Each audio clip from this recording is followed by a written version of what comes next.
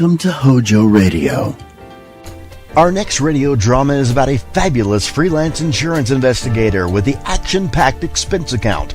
The show aired on CBS Radio from January 14th, 1949 to September 30th, 1962. There are 811 episodes in the 12-year run, and more than 720 still exist today. Each story started with a phone call from an insurance executive, and each story ended with an itemized expense account signed, Yours truly, Johnny Dollar, right here on Hojo Radio. Next. From Hollywood, it's time now for... Johnny Dollar. Hi, Johnny. Who dat? George Reed. Well, Merry Christmas, George. Is it? Oh, what's the matter? You ever hear of Jediah Gillis? Eccentric? Owns about half of Rhode Island? That's the boy. A couple of weeks ago, he wrote a special policy on an item he wanted insured. And it's up and disappeared, huh? How'd you know? Oh, just a wild guess. What did he lose? I hope you're sitting down, Johnny. Yeah? Why? Because the insured item is a mouse. House? Mouse. What?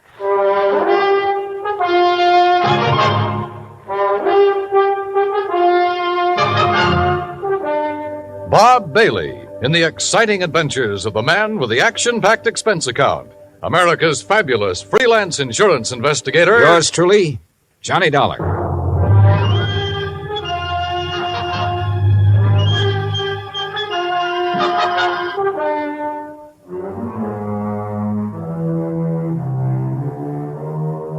Expense account submitted by Special Investigator Johnny Dollar to Floyd's of England, American Branch Office, 443 North 15th Street, Hartford, Connecticut. The following is an account of expenses incurred during my investigation of the missing mouse matter. Expense account item 1, 85 cents, taxi from my apartment to George Reed's office.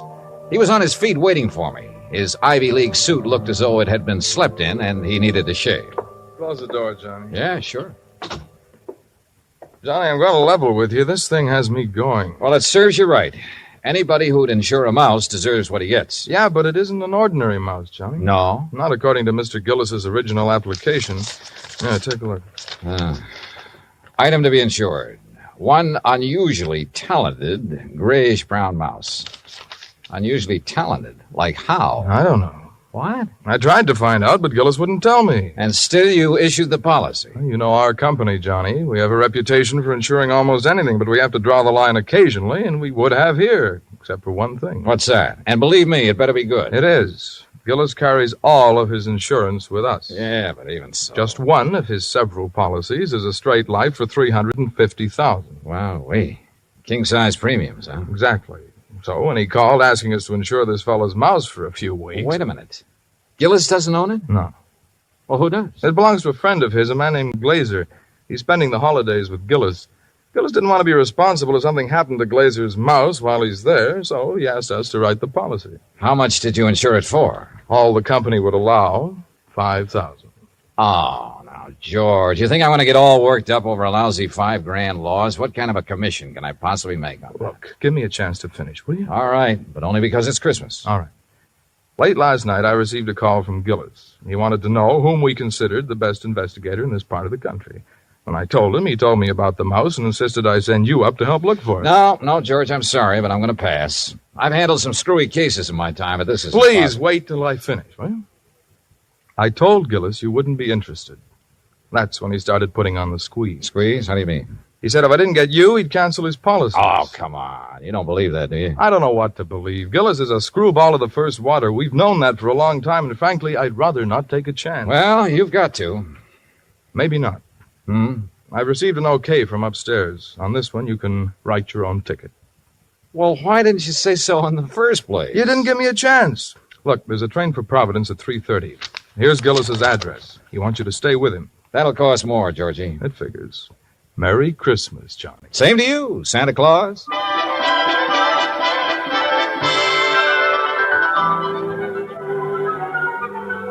Expense account item 2, 85 cents, cab fare back to my apartment. I was intrigued by what George had told me and by what his company was going to add to my bank account, so I didn't really mind changing my plans for the holidays.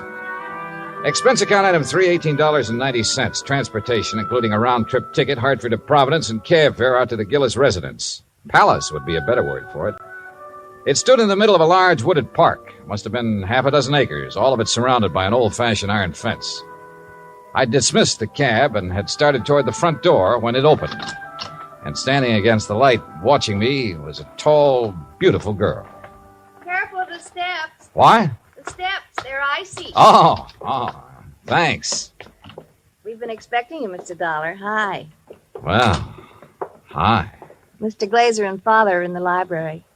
Would you like to meet them now or wait till after you're settled? I'm afraid I'd better see them right away, Miss Gillis. Marion, Johnny. Well, come along.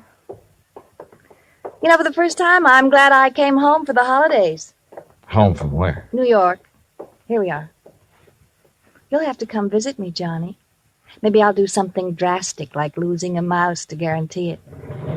Marion, I told you to keep that door closed. Oh, Mr. Dollar's here, Father. Oh, well, have him come in. Yes, by all means, have him come in. See you later, Johnny. Yeah. Well, Dollar, glad you finally got here. Yes, indeed. Thank you, sir. This is my friend and associate, Bert Glazer. Hiya, Mr. Glazer. Bertie and his pals, Mr. Dollar. Beg pardon? My dog act. You investigators are supposed to have good memories. I hoped you might have caught us at some time or other. No, afraid not. Oh, would you like to have a drink, Mr. Dollar? No, thanks. Now, suppose I got anything you want to drink. I got an eggnog, hot buttered rum. Well, maybe later. Right now, I'd like to hear the details of your loss. You mean that insurance agent didn't give you all the information? He didn't know it all, Mr. Gillis. All he did know was that a so-called talented mouse has disappeared. So-called. And he hasn't disappeared either, not at all. He's been kidnapped, that's what. Kidnapped, yes, sir, and we know who did it, too. And why. We know why, too. And it's your job to get him back, Dollar. Oh, now, wait a minute. And I'm not going to pay 1 red cent for ransom. Not 1 cent. Not 1 cent. Okay. But what makes you so sure the mouse was kidnapped? Well, I'm afraid I can't tell you that without Bert's permission. Well, Mr. Glazer? Well, if we tell you, we must have your solemn promise you won't repeat it to anybody until Christmas Day. Well, I'm not sure I can do that. If you can't, we don't open our mouths. Right. Well? Okay. Till Christmas Day. Good. Dollar, suppose I told you Gulliver was worth at least $50,000. Gulliver? The missing mouse. Oh. You'd be surprised if I said he was worth that much? Depends. You claim he's talented. Does that have something to do with this valuation you put on him? Something. Oh, it has everything to do with it. Yes, sir. Well, what does Gulliver do that other mice can't? Nothing. But it's how he does it that counts. How he does what? Sings. What? Can't you hear the man, Miss Della? Can't you hear him? Gulliver sings. He carries a tune. You know. With the clarity of a clarion, the fervor of a female opera star, and the tone of a tenor. That's how we plan to bill him. I see. But he doesn't believe us. Oh, no, wait. I didn't say that. There's no need to. We can tell by your face. Can't we, Bert? But a mouse. Mr. Dollar, it is a scientific fact that mice sing. Mice sing? Well-known magazines have published articles proving it. Unfortunately, most of them sing in a scale too high for human hearing. But not Gulliver. Well, not Gulliver. Yeah, that's right. He's a basso. A basso? By mousy standards, that is. Oh, no. No, Bert, he still doesn't believe us. Very well, Jediah, there is only one thing to do. There's only one thing to do. You follow us, Dollar. We'll erase the doubt in your mind forever. I took a good look at Bert Glazer, then reluctantly followed the two of them out of the library and down a long hall. At the moment, this thing had all the earmarks of a good old-fashioned con game. Or better still, a benefit on behalf of Bert Glazer with Josiah Gillis and Floyd's of England as the sole cash contributors. We wandered for what seemed like blocks through the old mansion and finally reached a large playroom. On top of one of the billiard tables was a small brass cage. In it were 2 small grayish-brown mice. Glazer opened the cage and let them out. Mr. Dollar, allow me to present Hecuba and Esmeralda. Oh, how do you do?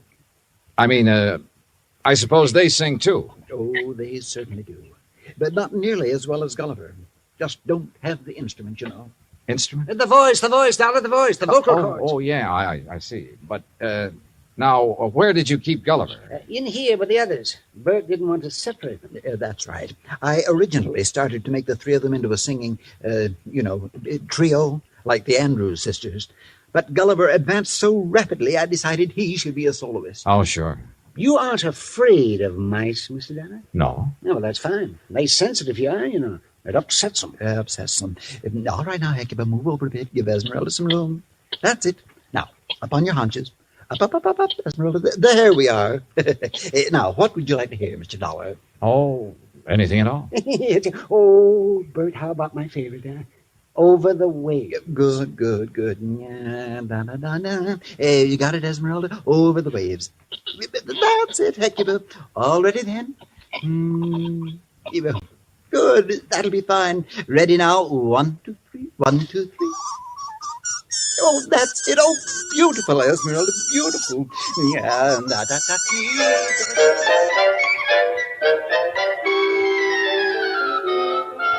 Well, I won't say I was convinced, but I won't say I wasn't. But I will say those mice were singing something, or giving a mighty good imitation of it. We returned to the library, and this time I sampled the eggnog liberally. Is that all right, Dollar? Oh, fine, thanks. Well, Dollar, you know now why we believe Gulliver was kidnapped? Well, I'm not sure. To exploit him. What else? Exactly. You have any idea who did it? Harry McQueen, that's who. McQueen. Who's McQueen? Used to be my agent. Theatrical agent? Uh-huh. He's been snooping around here lately, Johnny. We figure he's gotten wind of our mice. Well, what do you mean by snooping around, Mr. Gillis? Oh, you know, he's been out here twice this week wanting to see me. Had to kick him out of here yesterday morning. How'd he get in? Well, my daughter answered the door. Yes. She didn't know McQueen from Adam. So when he asked for me, she figured he belonged in here, rehearsing the show with the rest of us. Rehearsing what show, Mr. Gillis? What show? The show for the Children's Hospital. Josiah puts one on for the sick kids every Christmas Eve. Of course. You know, Dollar, variety act, a Santa Claus. This year, though, we got a radio hookup. Go all over the state. And Gulliver, well, he was going to headline. And that's why I sent for you, Dollar. I figured you can get him back by tomorrow afternoon if anybody can. How long was McQueen in here before you noticed him? Long enough to lift Gulliver. This was our dress rehearsal, Dollar. We'd asked some of the kids from around the neighborhood in to watch, so it was pretty crowded. Where were the mice during the rehearsal? Well, that's where I made my mistake. What do you mean? We were keeping them a secret till the real show. Well, where were they? In their cage, over there on the mantel. Now, we were using this part of the room for the stage, so McQueen could have just reached in and taken Gulliver without us seeing him. Now, what makes you so sure McQueen did it? We told you. Besides, who else would want him? Who else? And it was right after I kicked him out of here that I discovered Gulliver was missing. What'd you do then? Why, I called off the rehearsal and started searching for him. McQueen? Big Gulliver. And I put in a telephone call to the Providence house where McQueen was staying. Did you talk to him? Nope. They said he checked out. After questioning them for a while, I finally had a nightcap with Jediah, then went to the phone in the hall and made some calls, including one to George Reed. Well, how's it going, Johnny? It's not. That's why I'm calling. Look, they think a theatrical agent named Harry McQueen stole the mouse. He has offices in Boston and New York. I placed a person-to-person call to both offices, but with tomorrow Christmas Eve, he might not get the message. So, what do you want me to do? Find out his home number. Ask him to call me here. Okay. Anything else? Hello? Johnny? Johnny, you there? Yeah. And so is a cat. What? A big yellow cat. What's so unusual about that? Oh, nothing. Except he's got a grayish-brown mouse between his two front paws.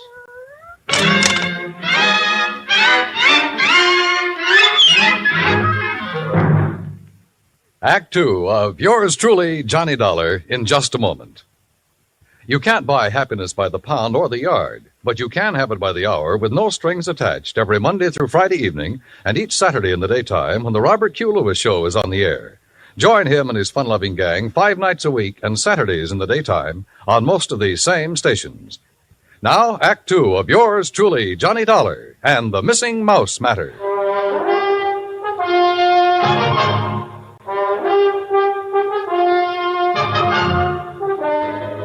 I was standing in the hall of Jediah Gillis's home looking at a big yellow cat that had a mouse between its two front paws. As far as I was concerned, a mouse is a mouse, and this one could be Gulliver. I cut short my phone conversation with Jordan Reed, then started toward the cat. Here, kitty.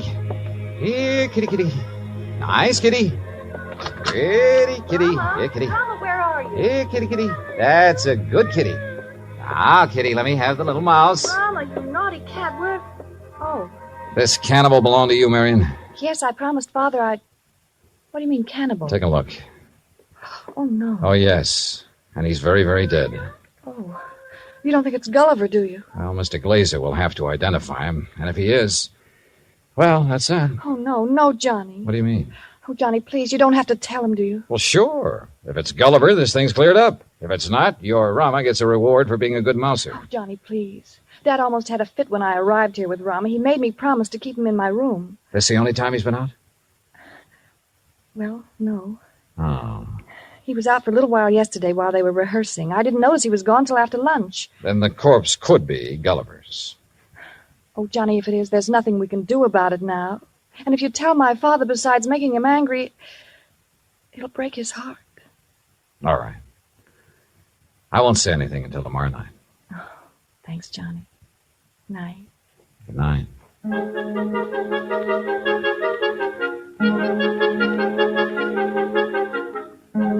Christmas Eve morning came cold, crisp, and clear. The Gillis grounds were covered with new fallen snow, and the trees were heavy with icicles, giving the whole place the look of a winter wonderland. I dressed and went down to join Gillis and Bert Glazer at breakfast. I was on my third strawberry when the phone started to ring. Yeah. You expecting a call, Dollar? Yeah, matter of fact, I am. Yeah, then you'd better answer it. If it's somebody at the broadcast station from me, tell them I'll be at the Children's Hospital at noon. They can call me there. Right. Hello? Johnny Dollar? Speaking. Look, I don't know what's going on down there or why you're going to pester me about it. Who is this? Harry McQueen, who did you think? Well, I wasn't sure. Well, your friend Reed got me out of bed this morning, Dollar. He told me you wanted to ask me some questions about a mouse that's missing from Jediah Gillis's place. Hey, that's right. What do you know about it? Well, I've done a lot of pilfering in my time. I've taken towels from hotels from Maine to Miami and Seattle to Bridgeport. But I never had to stoop so low as to steal a mouse from any hotel, garbage dump, trap, or field. Do I make myself clear? Perfectly. Except for one thing. Yeah? This particular mouse was a performer. Was a what? He was trained, did tricks. Still doesn't interest me. Well, then why were you trying to see Mr. Gillis? To get some of my people on his Christmas show. Anything wrong with that? No. There'll be a lot of publicity about it. Would have done him a lot of good. And you're sure you weren't interested in the mouse? Look, Dollar, when I went into this business 18 years ago, I swore then I'd never handled kids, belly dances, or animal acts. But you handled Bert Glazer's dog act. Is what? Dog act. Bertie and his Oh, pals. somebody's feeding you a line, Dollar. That act was billed Bertie and his pal, and the pal is a dummy. Glazer's a top-notch ventriloquist. He's a master. You hear me, Dollar? Yeah, Harry. I hear you fine. I had to do some thinking, so I put on my coat and went outside for a walk around that wooded park. What I had just learned about Glazer confirmed what my instinct, my common sense, had been telling me all along. Except for one thing. The performance given by Hecuba and Esmeralda the night before. If Glazer had been doing the singing for those two mice, he was a master ventriloquist. Which was exactly what Harry McQueen said he was. I'd started back toward the house, wondering if I should get Jediah aside now and tell him or wait until after the show, when something soft and cold hit me on the back of the head. Hey! Sorry, Johnny, I couldn't resist such a serious target. Anything new? Well, if you mean have I found Gulliver, the singing mouse, no. Dad told me to tell you if Gulliver does turn up before 1:15, rush him over to the hospital. Yeah, sure. But I think that's extremely unlikely. You think Rama got him, don't you? If he did, he got a very ordinary mouse. He didn't get one that sings. I'm afraid I lost you. Doesn't matter. Oh, now I wonder what he wants. Who? That boy on the porch. Oh, well, if this was Hartford, I'd say he was the paper boy coming around to collect. Well, it's not Hartford, and he's not a paper boy because Dad doesn't subscribe to anything but Fortune. Oh, well, then he's selling something. Well, if he is, he's not going to give us a chance to buy any. Johnny, looks like we scared him off. That's funny. Hey! Hey, come back! He sure tore out of here when he saw us. Wonder what he wanted. Do you suppose he was one of the kids they invited in to see the dress rehearsal? Well, if he was, what would he be doing back here today? I don't know. Let's take a look around. We found it in the playroom, near where Gulliver's cage had been. It was a roundish metal clamp, the kind a boy wraps around his trouser leg when he's riding a bike. I was about to call the hospital and ask Jediah for a list of all the kids they'd invited to the rehearsal when the front doorbell rang. Johnny, it's that boy again. Better let me get in.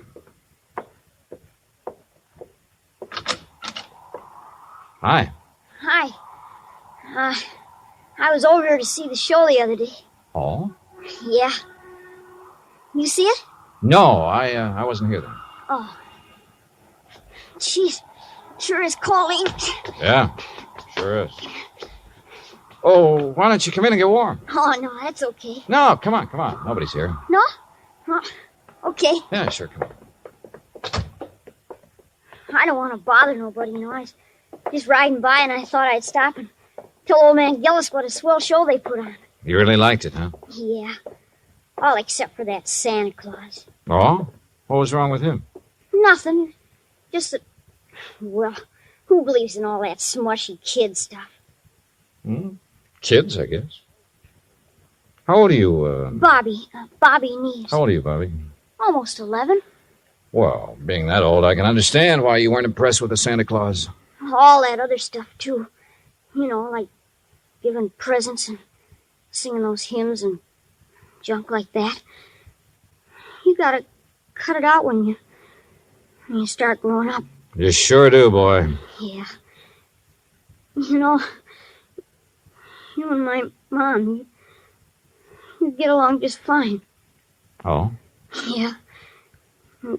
She feels about Christmas just like you and me do. All right. Yeah. Boy, this log fire sure makes your eyes smart, don't it?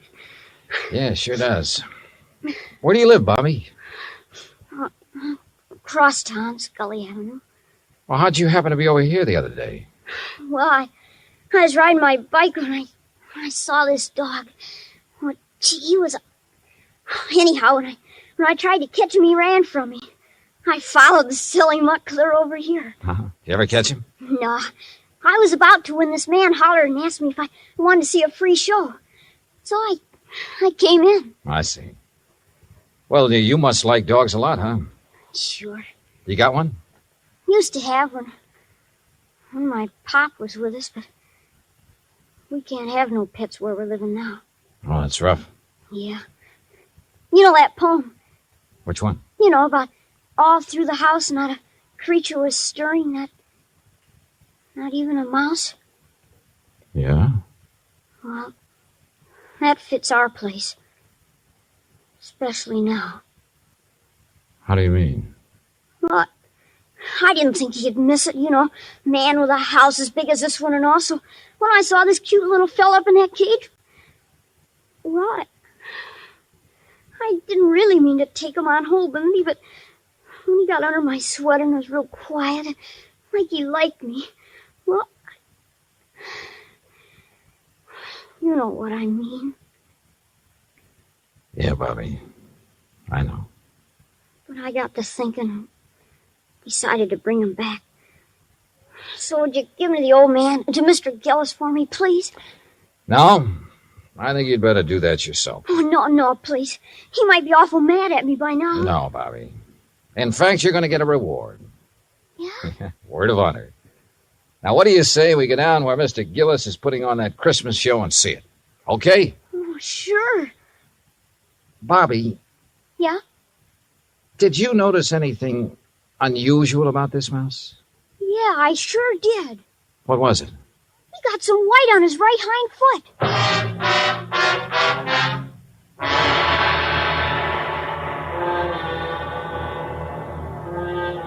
Expense account item 4, $1.60, cab fare from the Gillis residence to the Children's Hospital for Marion, Bobby, and myself. Inside, we followed the sound of children laughing and reached the auditorium. Marion found a seat among the nurses, and I took Bobby backstage. When Jediah saw Gulliver, his face lit up like... Well, like one of the trees he'd had delivered to the war. Gulliver! By golly. I knew if anybody could do it, you could, Dollar. I didn't do a thing, Mr. Gillis. All the credit goes to Bobby. Oh, to Bobby. Well, I'll speak to you after the show, young man. Yes, sir. Bert, look, he's back. So glad to go, my stout Gulliver. Oh, I do declare I have never been so glad to see a person before. You better hurry, Bert. He's scheduled to go on in just a minute. Oh, he will. Well, I'll go check on the microphone when everything be just so. Don't go away, Dollar. No, he won't. Bobby, why don't you sit over there where you can see the stage? Yes, sir. Bert, you think Gulliver will sing today? I know he will. Oh, get ready, Gulliver. But that boy had Gulliver all day and all night, and he didn't sing once. Did the boy ask him to? Ladies and gentlemen, boys and girls, for the first time in a while, one of the wonders of the world, Gulliver, the singing mouse. Hey, Mr. Dollar, can that mouse really sing? That is what we're going to find out, Bobby. Exciting, isn't it, Dollar? Sure is, Mr. Gillis. All right, thank you, folks. Thank you. And now for Gulliver's first number, he'd like to sing with... what's that, Gulliver? Oh, I see. He's going to sing Jingle Bells. But he wants me to get off stage so everybody will know it's really him doing it and not me. Thank you. Is he all right, Bert? Oh, fine. Just feeling his out. Well, why doesn't he start? He's going to. Listen.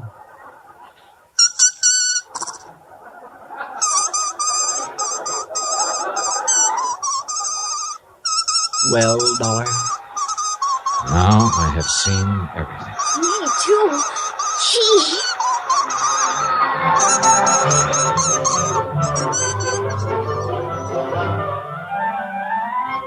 Bert Glazer had a logical answer for having lied about his old vaudeville act. He knew I wouldn't believe the mice could really sing if I'd known he was a ventriloquist. And you know, well, after all, yet sometimes...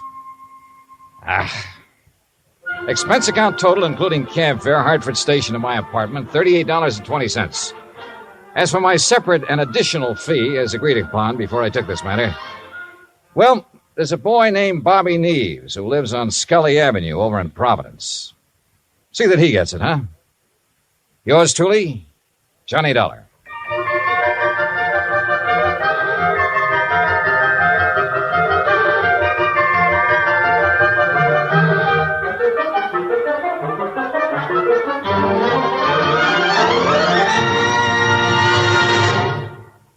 Our star will tell you about next week's story in just a moment.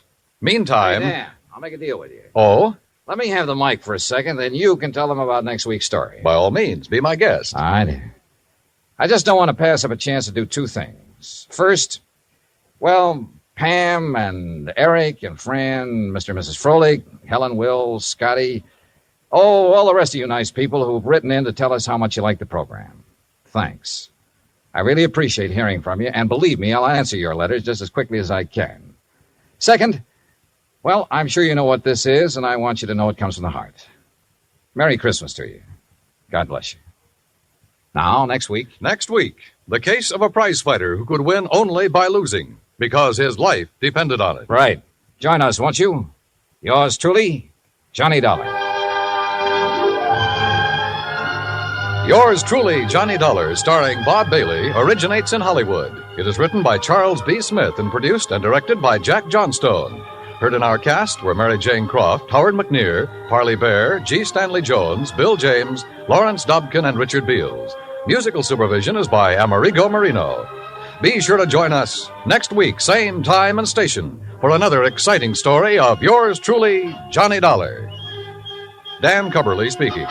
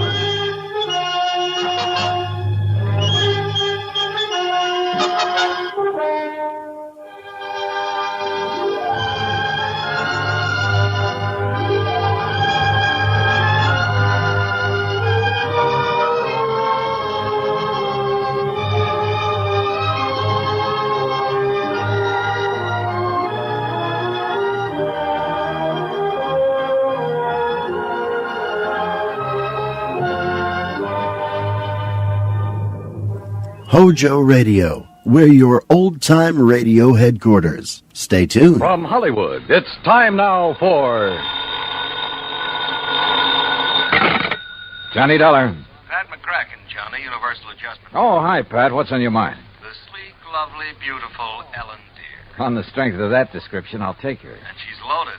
$325,000 worth of jewelry. Hey, that girl needs a bodyguard. Sleep. Yeah, Johnny, needs a guard of some kind, only she isn't a girl. She's a boat. I've just lost my enthusiasm.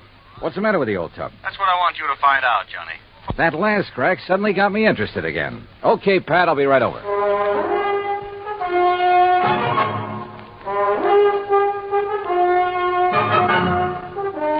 Bob Bailey in the exciting adventures of the man with the action-packed expense account. America's fabulous freelance insurance investigator. Yours truly, Johnny Dollar.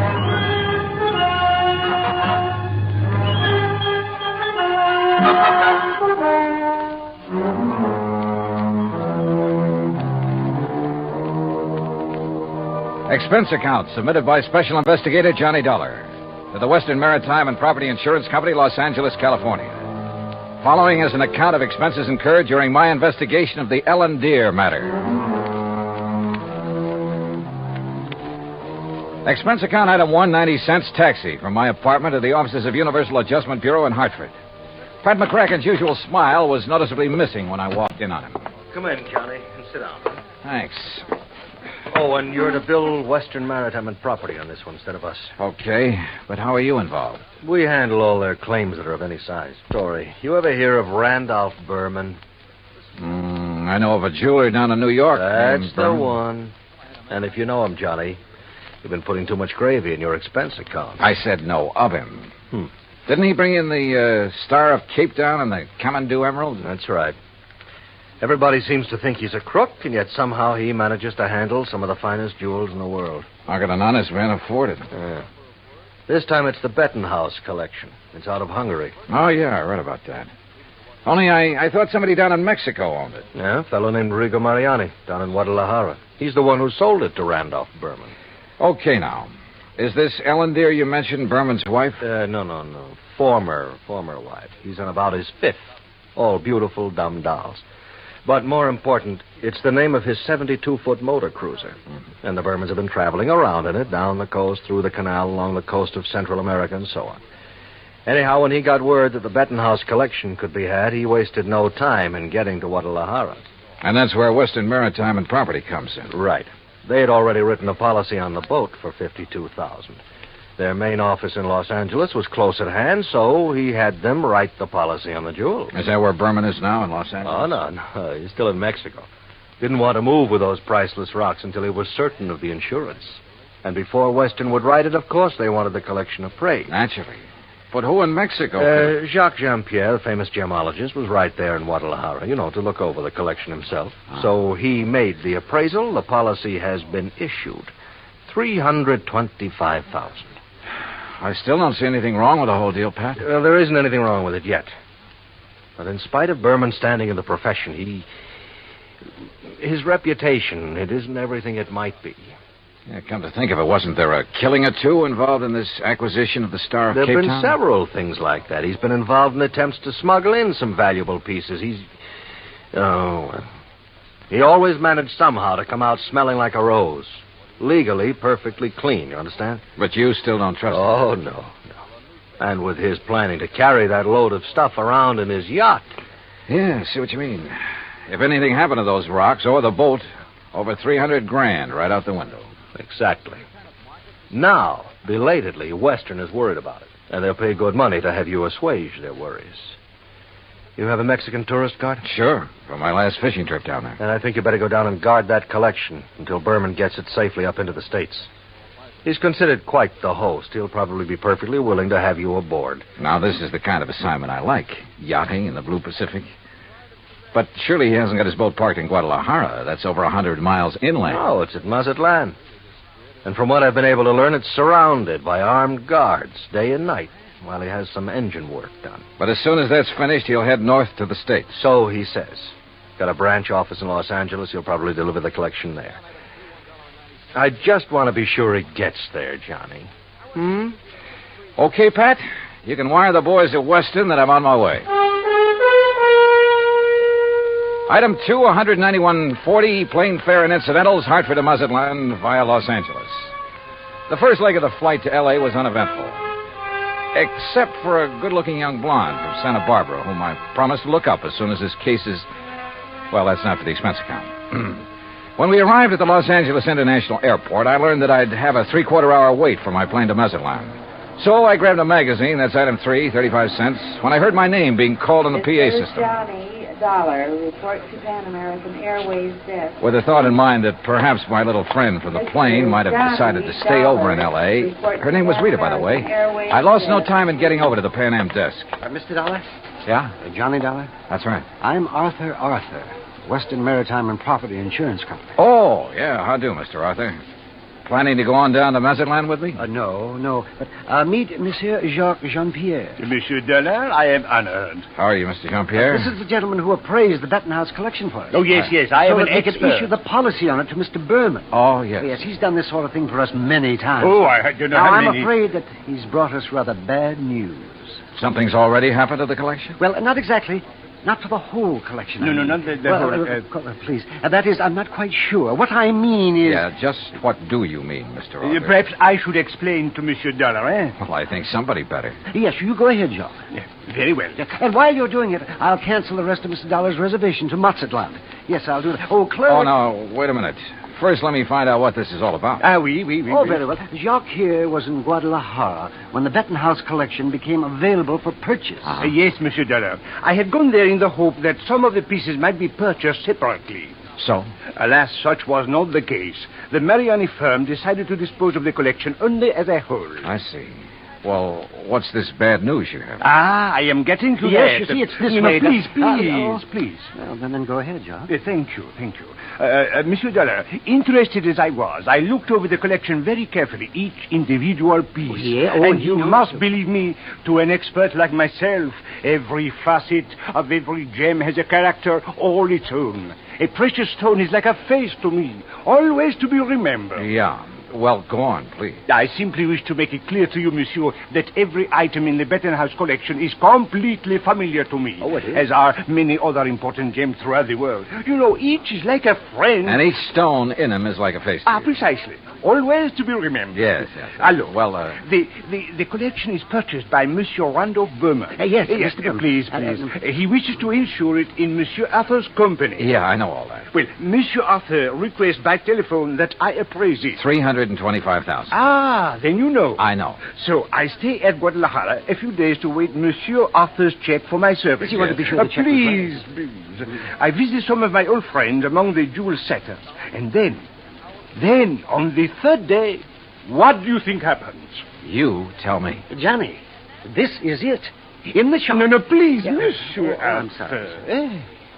In the shop of my friend Garcia Hernandez, I watch him work on the mount for a beautiful diamond. And suddenly, I see that the stone is an old friend.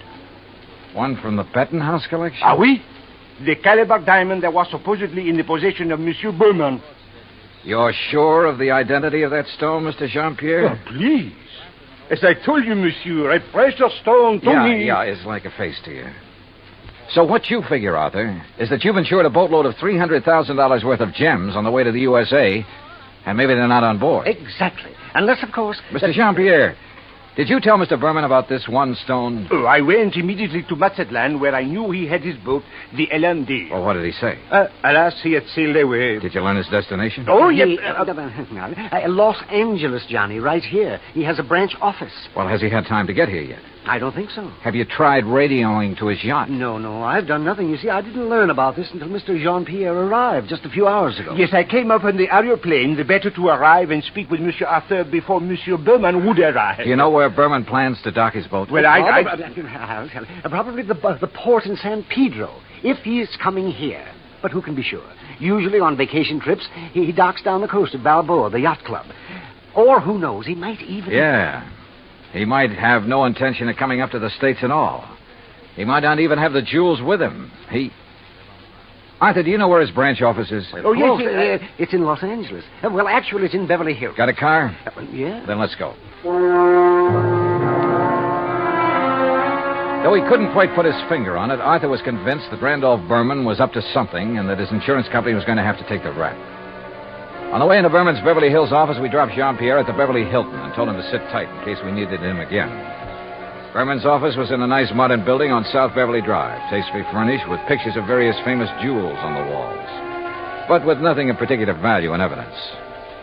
However, I did notice that one wall held a built-in vault big enough for a reasonably sized bank.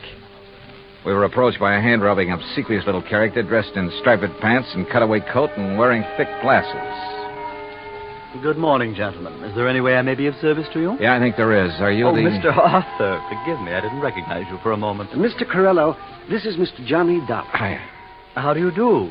Is there something I may show you, Mr. Dollar? Some little bauble, perhaps, for a charming lady? Well, not at the moment, Mr. Corello. Oh, Mr. Arthur, there's no reason to mail this to you. Let me see now. Oh, yes, here it is. Here is a request for slight revision of the policy on the Benton House collection. Oh? What's this? Well, the wire was sent by Mr. Berman just before he embarked for Mazatlan. I was going to put it into letter form to be more proper. What's it say? But Well, now here, I'll read this. Please request Arthur revise Benton House policy. Exclude Calabar diamonds. Value $4,000, which I have sold private party in Guadalajara. Oh, well, we kind of guessed wrong, didn't we, Johnny? Mr. Corello. Yes. Has Mr. Berman wired you whether he's coming here? Oh, of course he is, with that collection. When? When is he going to arrive? Now, his lovely yacht, the Ellen Deere, should reach San Pedro Harbor late tonight. But that's what he wired me, and I intend to meet him there. Then I'm sure you won't mind if I go with you. Oh? Mr. Dollar is a special investigator. Investigator? Well, actually, I'm here just to help Mr. Berman protect that collection. Oh, excellent. Then you can arrange for the police escort. Yes, and alert the harbor police to guard the Ellen Deere, as Mr. Berman requested. Did he request that? Oh, indeed. But apparently he hasn't been worried about anything happening to the collection while he's at sea. At sea? Oh, surely you don't mean pirates or anything like that in this modern day and age. You know something? At this point, I'm not quite sure what I mean, or even why I'm here. Well, of course... Well, of course what, Arthur? Oh, excuse me while I answer that. Well, I mean... Berman Jewel. That is... What? Well, at least I'll feel better when the stuff is here in the vault. Wait a minute. Oh, no. Corello at the phone paled visibly, then gasped and clutched the back of a chair for support as he listened on the phone. His jaw dropped, his eyes widened, and he shook his head once or twice in horrified disbelief. Finally, slowly, he hung up and came unsteadily toward us. Mr. Corello. Yeah, what is it, Mr. Corello? The Coast Guard. Yes? They said the Ellen Deere, the yacht. Yes? Sunk. What? In 600 feet of water. In the outer channel.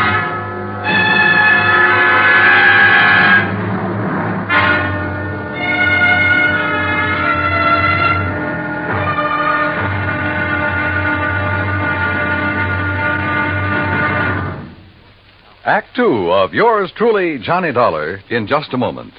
Democracy. What has it to do with money, the medium of exchange of mankind? A couple of thousand years ago, it was said that money alone sets the world in motion. That's one way of saying that money and economy are virtually one and the same thing. The economy of a nation depends on its commerce. Commerce depends on manufacturing and services. It has been proven that those nations which practice democracy have the greatest economics. That means money, more money for more people, and a greater freedom of opportunity to earn a higher standard of living. That's why democracy provides mankind with its richest legacy of freedom. Now, Act Two of yours truly, Johnny Dollar, and the Ellen Deere matter.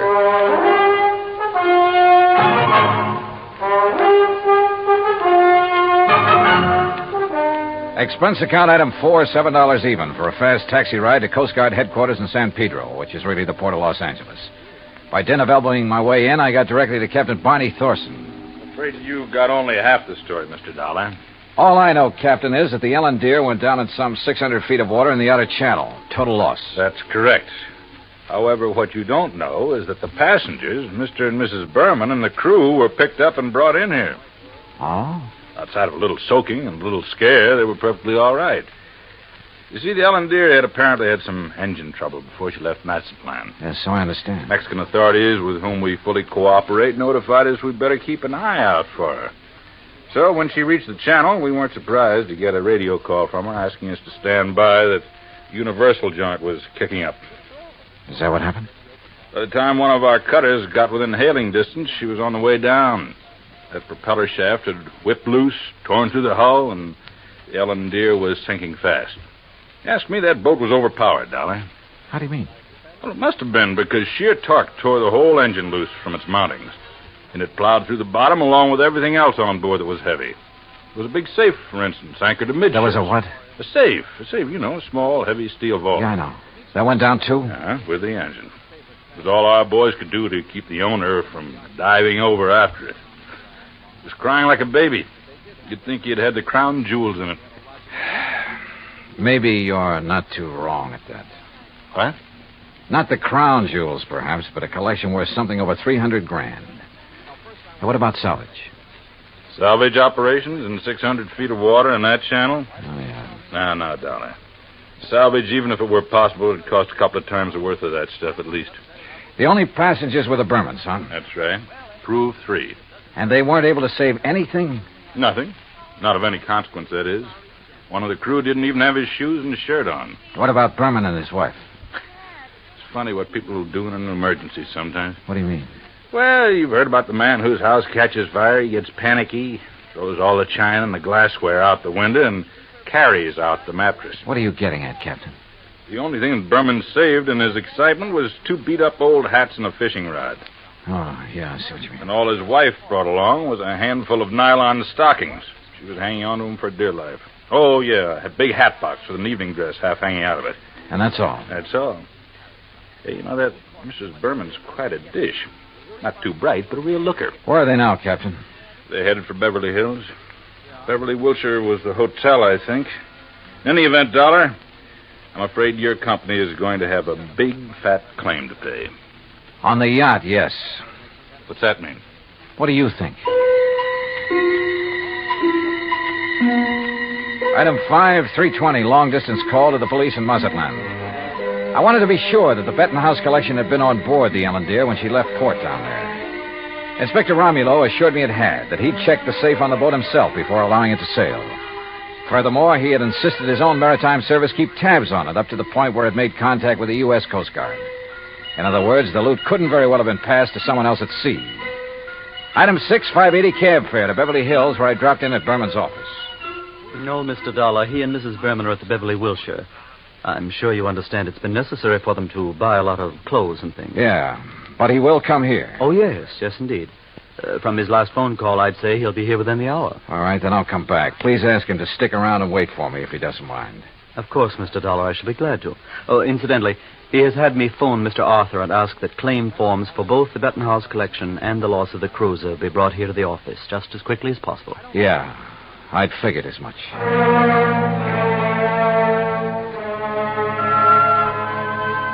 Berman wasn't wasting any time.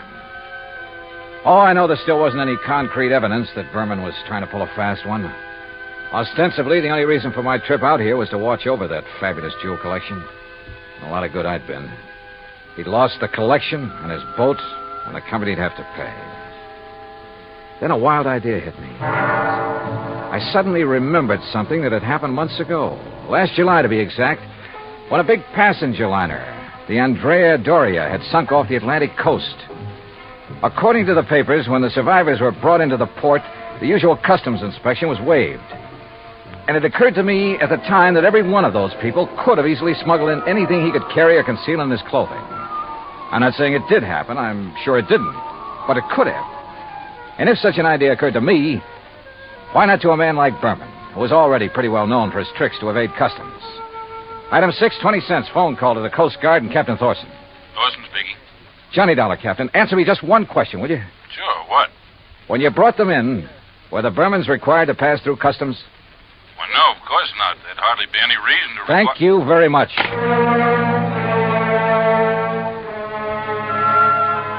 Item 7, 10 cents, another call. This time to Arthur at Western Maritime and Property Insurance. You caught me in the nick of time, Johnny. I was just walking out the door. On your way to Berman's office? Why, yes. With a handful of claims forms? Yes. Now listen, get there as fast as you can. Get there ahead of him. What? So that you can see if he brings anything into the office, like the Betton House collection. What? Though I doubt if he'd be that foolish. Foolish or not, how could he, Johnny? That collection, unfortunately, is at the bottom of the ocean. Listen to me. Keep him there. Maybe on the pretext of having to wait for me. Any reason you can think of. I'm afraid I don't understand. Just hold him until I get there, understand? Very well, Johnny. But what are you going to do? Arthur, I may have to break in and rob a hotel room. I went out and stationed myself across the street from the Beverly Wilshire. 5 minutes later, I saw Randolph Berman walk out the front door and head east on Wilshire Boulevard in the direction of his office on Beverly Drive. I waited a few minutes to make sure he didn't turn back, then entered the hotel. At the desk, I learned the number of Berman's suite on the 9th floor. Break in? It would have taken a battering ram. So I tried knocking.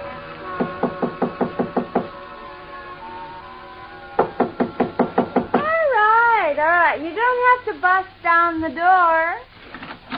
What's the matter? You forget your key and... No. Get out of here, buddy. Randy said not to let anybody in. He's out buying us clothes. Oh, he'd tell you to let me in, baby.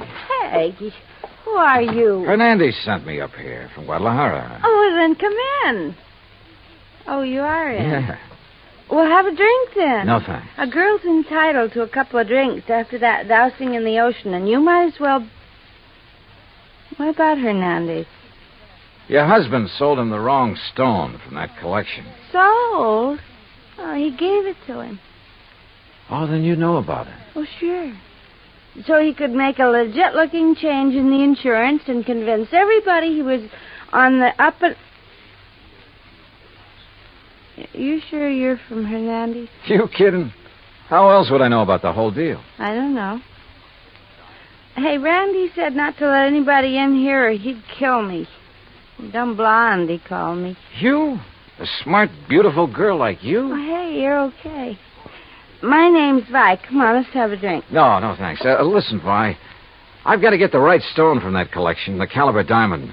Then I'll leave this one I've got in my pocket here. Which one you got? Let me see it. Oh, no, only Mr. Berman. And only when he gives me the caliber. Well, which one you got there, huh? Well, never mind. I'll show it to Mr. Berman. I just want to see it. Not until I get the caliber from the collection. So, if he isn't here, if he's taken it to the office, I'll just... You think he's crazy? Let everybody know he... Let me see the one you have, huh? Look, I just told you. Anyway, how do I know I can trust you? I didn't even see you in Guadalajara. Oh, now you sound like Randy. Dumb blonde, he said. Keep the door locked. But I let the bellboy in with the drinks, and I let you in, didn't I? Well, let me see the one you got. Will you, if I get you the other one? From the hat box that didn't have to go through customs? How did you know? Hey, you're a cutie. I'll bet you read about the Andrew Doyce, just like Randy did. Come on, now let's have Where a is the look. hat box, Vi? Now, wait a minute. Maybe I am dumb. Who did you say you are? Where's the hat box? No, I won't tell you. You get out of here. Now, without the collection, Vi. No, you can't. Randy would kill me. He'd kill me if he even knew I let you in here. Who are you? Johnny Dollar, insurance investigator. Oh, please, Johnny, get out of here. The stuff in the bedroom? You can't go in there. I mean it. He'd kill me. Sorry, but that's your worry. Oh, no. Stop it or I'll set your eyes out. Now Hey, you get... pull in those claws, baby. No, you... Well, I hate to do this, but... No, help! Oh, yeah, that's right. Get the manager up here. Get the police up here. Police? Oh, no. Oh, yes. Then you'd really be in trouble.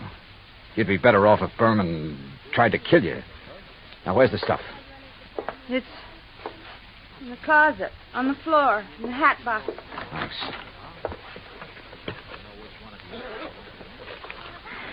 Well. Just a handful, but worth a fortune. Well. Oh, now, wait a minute, girl. Put down that bottle. I gotta stop you. He'd kill me, don't you understand? Just for letting you in here. You don't know him. Look, baby, you're in this thing deep enough as it is. Don't try to make it any worse for yourself. But when he finds out that I... He's come back. Stand by, open up. Get my hands full. What'll I do? Where'll I go? Right here, behind this closet door. Quick. Johnny, Just I... stay there. Hang on to that bottle and think over what I told you about getting in deeper. Hi, where'd you get these drinks? You let somebody in here. Bellboy? Why, you half-witted bird brain, I told you. Who are you? The name is Dollar, Mr. Berman. Insurance Dick? I just dropped by to pick up the Bettenhouse collection. Put it down, Dollar. I'm a good shot with this thing. Yeah. And it wouldn't be the first time you killed over a handful of jewelry, would it? That's right. Won't be the last. But you'll never know about it. Now, where's Vi? How should I know? She let you in here? I'll murder that dizzy blonde. That dizzy blonde is a lot smarter than you think. Where is she? What do you mean? By helping me, she has a chance of getting out of this mess you've involved her in, of getting out clean. That dirty two-timing... Dollar, I'm going to kill you. You'd even like to involve her in that, too, wouldn't you? Thanks for the idea. I'll make it look like she killed you. Oh, no, you...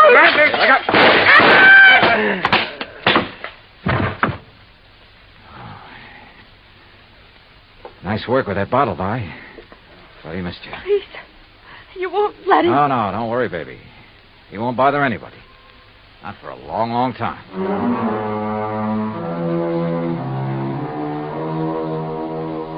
Item 8, $245 even. Incidentals during a couple of days of relaxation under the California sun and transportation back to Hartford. Expense account total, $453.95. Remarks? By way of getting off as easily as possible, Vi sang like a canary, and incidentally cleared up a couple of other of his shady deals. Result? By the time his prison term runs out, he'll be too long dead to collect the insurance on his yacht. End of remarks, end of report. Yours truly, Johnny Dollar.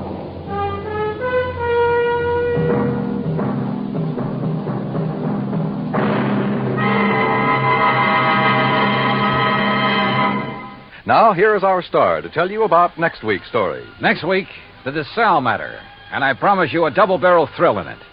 Join us, won't you? Yours truly, Johnny Dollar. Yours truly, Johnny Dollar, starring Bob Bailey, originates in Hollywood. It is produced and directed by Jack Johnstone, who also wrote tonight's story. Heard in our cast were Virginia Gregg, Lawrence Dobkin, Howard McNear, Jay Novello, Jack Edwards, Barney Phillips, and Raymond Burr. Musical supervision is by Amerigo Marino. Be sure to join us next week, same time and station, for another exciting story of yours truly, Johnny Dollar. Dan Coverly speaking.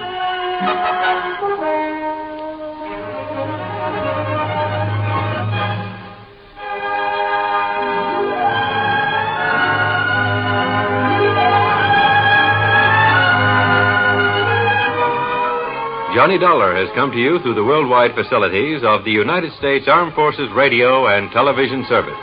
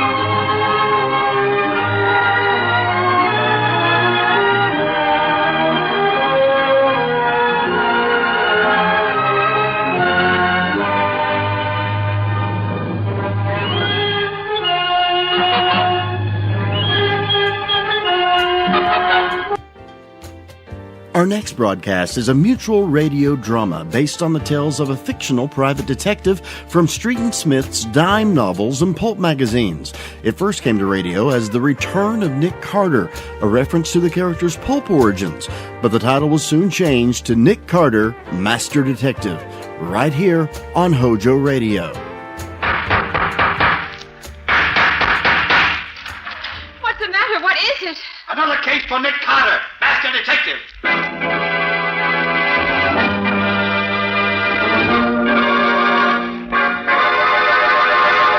Yes, it's another case for that most famous of all manhunters, the detective whose ability at solving crime is unequaled in the history of detective fiction. Nick Carter, Master Detective. Tonight's curious adventure... An angle on murder. Or Nick Carter and the mystery of the mutilated bullet.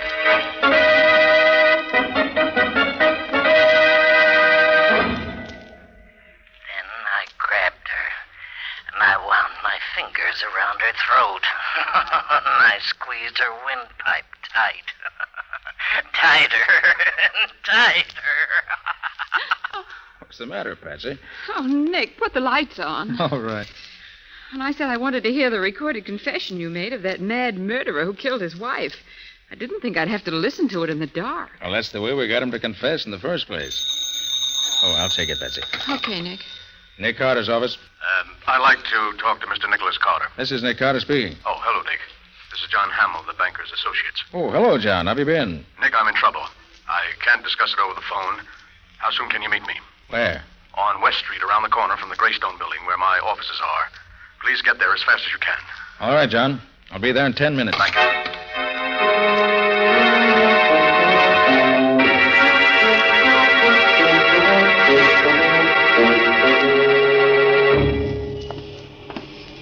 Now, Scubby, you understand exactly what you're to do? Yeah, Nick. Okay. I'll see you later.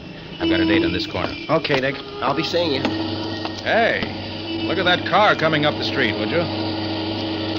Hey, Nick, watch out! That car is headed right at you! Jump, Nick! Oh, did he hit you, Nick? Are you all right? Yeah, I'm all right. Oh, gee, that was close. It almost seemed like whoever was driving that car did that on purpose. Wouldn't be at all surprised, Scubby. I think somebody is interested in preventing me from keeping my appointment. Hey, look, maybe I better stay with you, Nick. No, I've got something else for you to do, Scubby. I got the number in that car. Hop down to the license bureau and find out who it belongs to. Then wait for me at the office.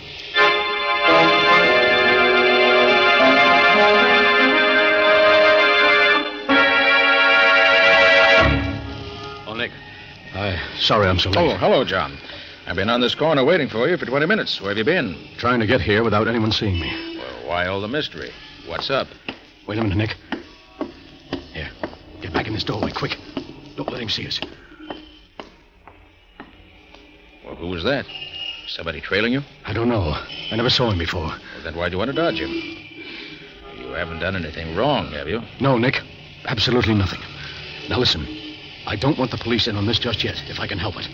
A banking firm like mine can't stand any unnecessary notoriety. Well, yes, I know, John, but what's this all about? Well, let me explain. I wanted to tell you out here where I can be sure no one will hear us. You see, Nick, several days ago I discovered there's a serious shortage on our books.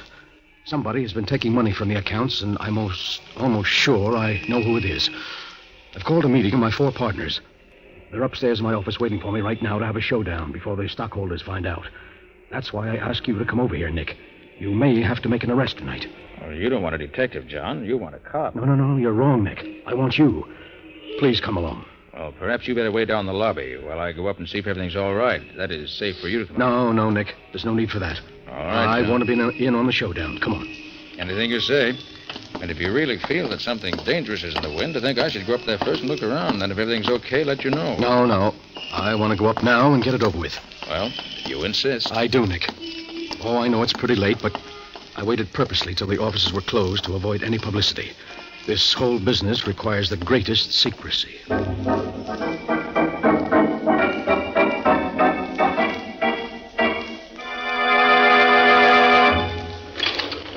24th floor. Oh, this is our floor, Nick. After you, John. Oh, thank you. Kind of dark in this hallway, isn't it? Yes, the lighting isn't any too good here, but John, are you hurt bad? Nick. What is it? What's happened? Why is it John? Quiet, please, quiet. Gentlemen, John Hamill is dead. John Hamill's dead, but that's terrible, terrible. How did it happen? That's what I want to know. You seem to know him. Who are you? Well, I could ask you the same question. Who are you? I'm Nick Carter. Nick Carter, the detective? Yes. Oh, well, my name's Tom Burdick. I'm one of Hamill's partners, and these are the others. Mr. Carter, I'm Emil Garrick, and this is Arthur Nelson and Alan Cornish. How do you do, Mr. Carter? You're Cornish, huh? Yes, Mr. Carter. What do you know about this? Nothing. I was in my office all the time. No, that's not true, Cornish. I saw you go out in the hall just a few seconds before Hamill was shot. That right, Cornish? Yes, I did go out for a moment. But when the shot was fired, I was back in my office. But why question me? Why don't you ask Burdick where he was, or Nelson or Garrick? Well, I can easily explain where Mr. Nelson and I were. We were both together in my office preparing some papers for tonight's meeting. That's right, Mr. Carter. I was with Mr. Garrick. Which of you men belong to which office? Well, you can see the layout yourself, Mr. Carter. They all open off this L-shaped corridor. First comes Nelson's office, then Burdick's. They're on the long leg of the L. Then on the corner at the end is Cornish's office, directly in line with the corridor to the elevator. And Garrick's office is around the corner on the short leg of the L. That's right.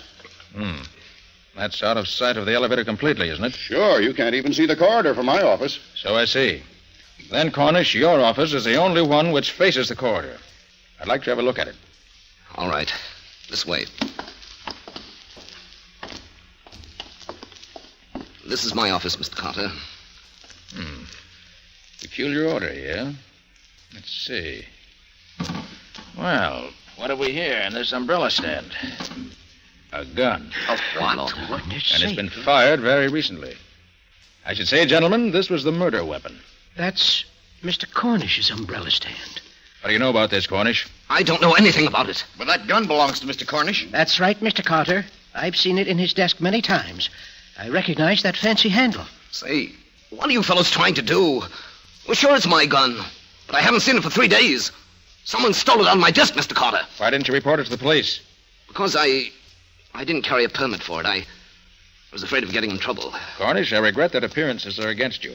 I'm afraid I'll have to turn you over to the police. You won't turn me over to the police? Well, what happened to the light? Cornish turned them out. Turn those lights on, somebody. Here they are, Mr. Carter. There he goes, Carter. It's Cornish. He's escaping down the hall. Stop, Cornish. Stop or I'll shoot.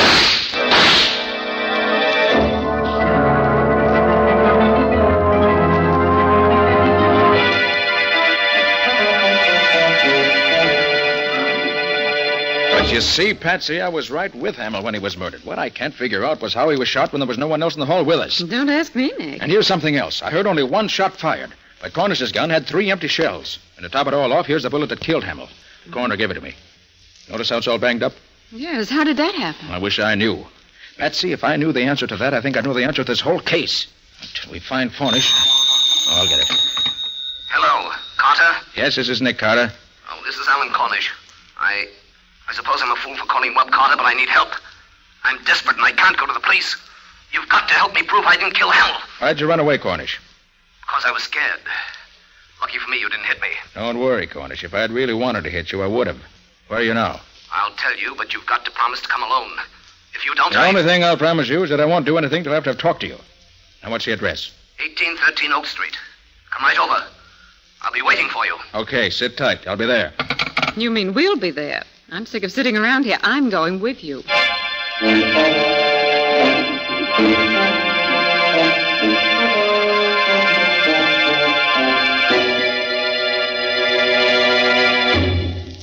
"1813 Oak Street.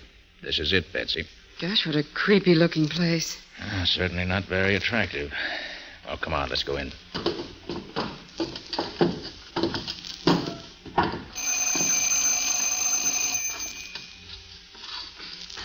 Maybe he's not here. Said he'd be here.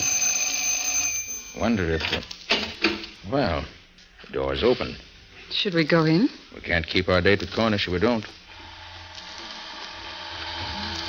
Gosh, it's dark in here. Nick, do you suppose it could be a trap? You never can be quite sure, Patsy. Here's the door. Stand behind me. You see anything in there, Nick? Wait till I get my flashlight. No. Looks deserted. Oh, come on. Let's try another room. Gee, this place gives me the jitters. It's practically deserted. Maybe he's in here. Stand back, Patsy. nothing in there. Maybe he got scared after he called you and slipped away. We'll soon find out. There's another door. Over there.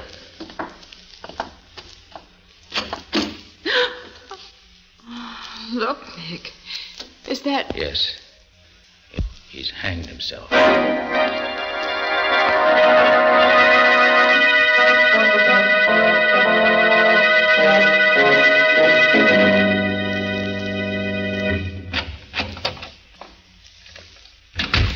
Well, Nick, I don't know why we came back to the office again tonight.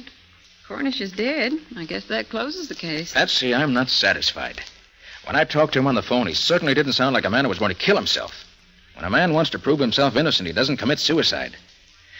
No, Patsy, there's something about that hanging that's bothering me, and I can't lay my finger on it. You probably figured that was the best way out. To kick over the chair and end it all. Patsy, remind me to give you a raise. And what did I do? I've got it. Look, Patsy, Cornish was a short man. Well, so what? Patsy, Cornish couldn't have hanged himself. Well, why not? Don't you remember, Patsy? The only furniture in that room was a bed. And Cornish was so short he never could reach that noose from the bed where it was. Of course, Nick. The bed was on the other side of the room. Patsy, Cornish was murdered, which eliminates him as a suspect. Probably he was killed by the same man who killed Hamill. Oh, but who, Nick? Who? Wish I knew. Hiya, Nick. Hiya, Patsy. Well, if it isn't the missing link. Scubby, did you find out anything about that car that nearly ran me down this afternoon? Oh, you bet, Nick. Good. But what a time I've been having. Wait till you hear what I have to tell you. Well? I had to get the license commissioner out of bed to get it, but, oh, boy, it was worth it. Hey, do you know who that car belongs to? Tom Burdick, Hamill's partner. Good boy, Scubby. Did you get his address, too? Yeah, some deserted neck of the woods out in Long Island. I've got the address here somewhere. Fine. Come on, Scubby. You and I are going to pay him a visit.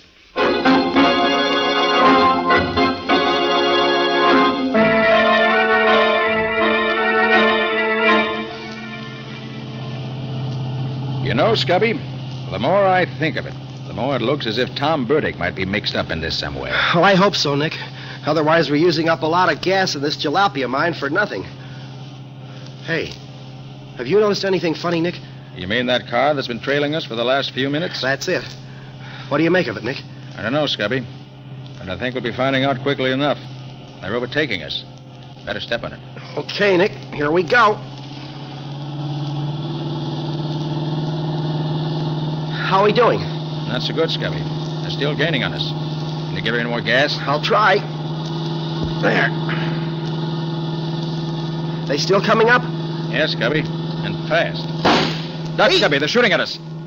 You're telling me? Watch it. Here they come. Well, I've done all I can, Nick. This old bus won't go any faster. Well, let's try an old trick, Scubby. When they get close to us, slam on your brakes and pull over to the side of the road. Yeah? They won't be expecting that. It may throw them completely off balance and spoil their aim. Okay, Nick. You say when. Now, pull over. Okay.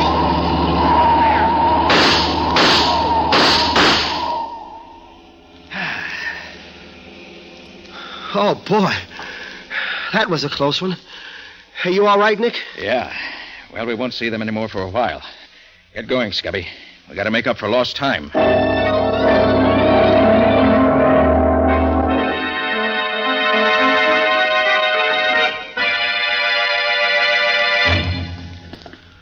Well, Nick, I've got to hand it to you. You have the darndest way of getting into a cellar. Well, we had to get into Burdick's house somehow. This cellar with its trick entrance from the garage looked like the safest way. Especially with those two vicious-looking dogs posted at both the front and back doors to the house. Well, they sure were big ones, too. I'd hate to meet one of them. Hey, where do you think this is going to lead us to, Nick? We should find a stairway going upstairs, unless I'm very much mistaken. Yeah? Yeah. Here's one. All right, let's go up. But careful. All right, Nick, you lead the way. I'm with you. Here's the door. Well, I hope it's open. No, darn it, it's locked. I'll soon fix that. There. All right, Scubby, come on. Oh, wait. Someone's coming into the room, Scubby. Get back. We can hear through the crack of the door. I'll leave it open a little. Well, Mrs. Burdick, I'm certainly glad you called me up. I'm only too happy to be here at a time like this. After all, we're practically neighbors, aren't we? Oh, I just had to talk to someone, Mr. Garrick. I'm so worried about Tom and those horrible things that have been happening at the office. What do you make of all this? Well, I wouldn't worry about it too much, Mrs. Burdick. Tom can take care of himself, if he has to. What do you mean, Mr. Garrick? Nothing. But he has been acting rather strangely lately. Well, that's just it. I'm so worried. I haven't seen or heard from him all day. He's never been so late coming home from the office. Why, it's after 11. Oh, there's really nothing to worry about, Mrs. Burdick, even in a case like this. Of course, it looks very peculiar for Tom to be missing this way, especially at this particular time. Mr. But, Garrett, you don't think Tom had anything to do with all this sort of... Well, Mrs. Burdick, I like Tom very much. I would hate to think that Tom had anything to do with this murder. Of course, Well, Scubby, we don't seem to be learning much this way. Might as well go in and let him know we're here. Sure, Nick. Good evening, Mr. Garrick. Why, Mr. Carter, what are you doing here? I just came along with one of my assistants, Scubby Wilson, to talk to Mr. Burdick. We came in this way because we didn't want to disturb the dogs. Oh, really? Who are you? Oh, Mrs. Burdick, this is Mr. Nick Carter. He's in charge of investigating Hamill's death. Mr. Carter, the detective? Nothing's happened to Tom, has it? I don't believe so, Mrs. Burdick. I just want to ask him a few questions when he arrives. Well, maybe that's why Tom hasn't come home. Maybe he's afraid of... Maybe that's he now. Wait, I'll go look out the window to see if that's his car. Carter, I must warn you to be careful. Burdick's a dangerous man. Tom, Nick Carter's here. Please, Mrs. Burdick, Nick come away from that Carter's window. here to see you. You won't do him any good that way, Mrs. Burdick. Stop it, you hear me? Please. Hey, that's his car, Mr. Carter. Look, he's getting away. Come on, Scubby, let's get after him. Okay, I'll go with you, Carter. Hurry up. I want to know why he runs away when he hears my name.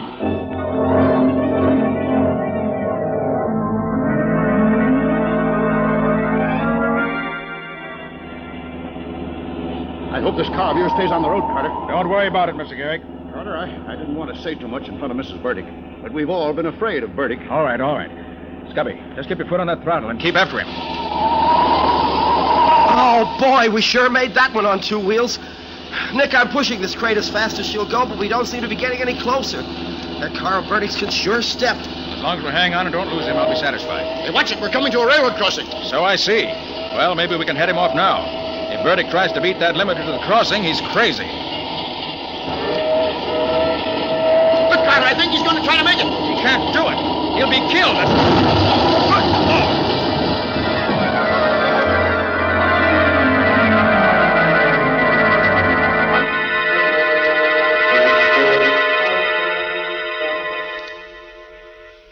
Oh, Nick, that nurse that just came out of the operating room is signaling you.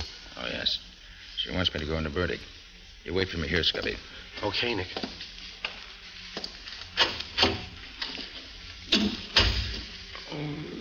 Burdick? Burdick, can you hear me? Yes, Carter. I can hear you. Carter, I'm a dying man. Yes, I know. I swear to you, I didn't kill Hamill or Cornish. Then why did you try to run me down with your car this afternoon? Carter, I didn't do that.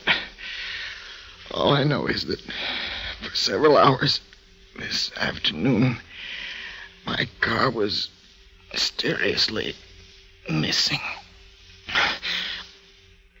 I didn't find it again until I started home this evening. Burdick, why did you run away from your home tonight when your wife told you we were there? And how about the securities we found on you after the wreck? It wasn't you. It was securities. I took them so that... Oh. Yes, Burdick? Why did you take them? I took them so I could keep him from stealing them. Who? Burdick, who? Burdick, who's he? Carter. Front office. Bottom drawer of desk.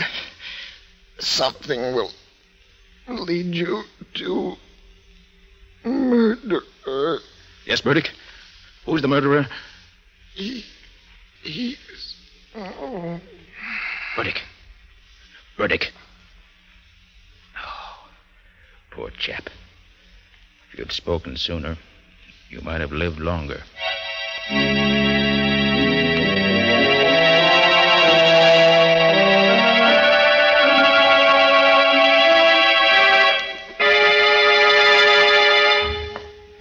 Nick. Oh, Nick, I got here as quick as I could. Have you found anything yet? I think so. Scubby Burdick wasn't lying to me. I found this in the bottom drawer of the desk in the front office here. A book. Well, is that what Burdick meant? Just look at that title. Studies of various angles of bullets in flight. Well, so what, Nick? Scubby, that's the way Hamill was killed. It all adds up perfectly. Now I know why I heard only one shot when I found 3 empty shells in the murder weapon. 3 shots were fired, but 2 of them were fired at a different time from the third. Well, do you know where the other 2 bullets are, Nick? I do. Follow me out in the hall and I'll show you. Yeah? You see, Scubby, as soon as I found that book in the flight of bullets, I did a bit of looking around, and I finally found them. Well, where are they? In the office here? No, Scubby, in the corridor. Right over there in that dark corner, embedded in the wall beside the elevator shaft, about a half a dozen feet from where Hamill was killed. Well, what are they doing over there? Scubby, this was a very ingenious crime. And if you watch carefully, I'll show you just how ingenious it really was. Now, you notice that Cornish's office is the only one facing the corridor leading from the elevator. Yeah. So what? Well, in order to shoot someone coming down the hall, the murderer, if he were in any office but Cornish's, would have to step from his office out into this corridor and be seen, right? Yeah, right. But our murderer was very clever. I got the answer when I located the book, and when I found these embedded in the wall beside the elevator shaft. The 2 missing bullets. Right. Well, hey, they're all banged up. Precisely, just like the murder bullet. And that's what gave me the answer. You see, Scubby, Yeah? the murderer never left his office. He stood inside the front office, the one around the corner, on the lower leg of the L-shaped corridor, and aimed at that steel pillar built into the wall over there. When the bullet hit the steel face of the pillar, it was deflected into Hamill's lungs. Look here. You see these marks in the face of the pillar here? Where? Oh, yeah. Those are the bullet marks. Oh, well, gosh, Nick, that's fantastic. Hey, are you sure you're right? Positive. Don't you see, Scubby? That explains the other 2 shots that were fired. They weren't fired at Hamill, and they weren't fired at the time the murder was committed. They were practice shots used by the murderer to be sure he had the correct angle from which to shoot Hamill. Gosh, Nick, I've certainly got to hand it to you. Yes, but we still have to get the murderer. But how? And who is it, Nick? I rather think that if we step back in the office and wait, we'll find out soon enough, Scubby. Well, what do you mean, Nick? I mean that whoever it is will be in this office within the next few minutes, because after my discoveries, I made a couple of phone calls, and I invited the 2 remaining partners to meet me here. Shh. Here comes someone now. Oh. Oh, how do you do, gentlemen? Oh, hello, Garrick. I got your phone call, Carter, and I got here as fast as I could.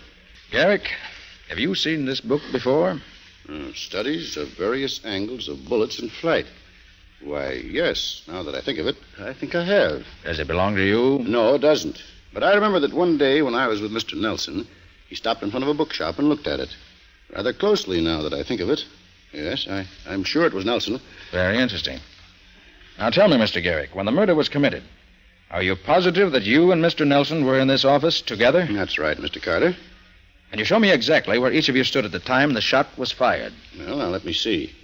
I was here, facing the window, and Nelson was, standing right about here by the door. Mm-hmm. I see. Did you notice in which direction he was facing at the time? Yes, I remember. This way, facing the corridor. In other words, the way he was standing, you could see him only in profile. That's right.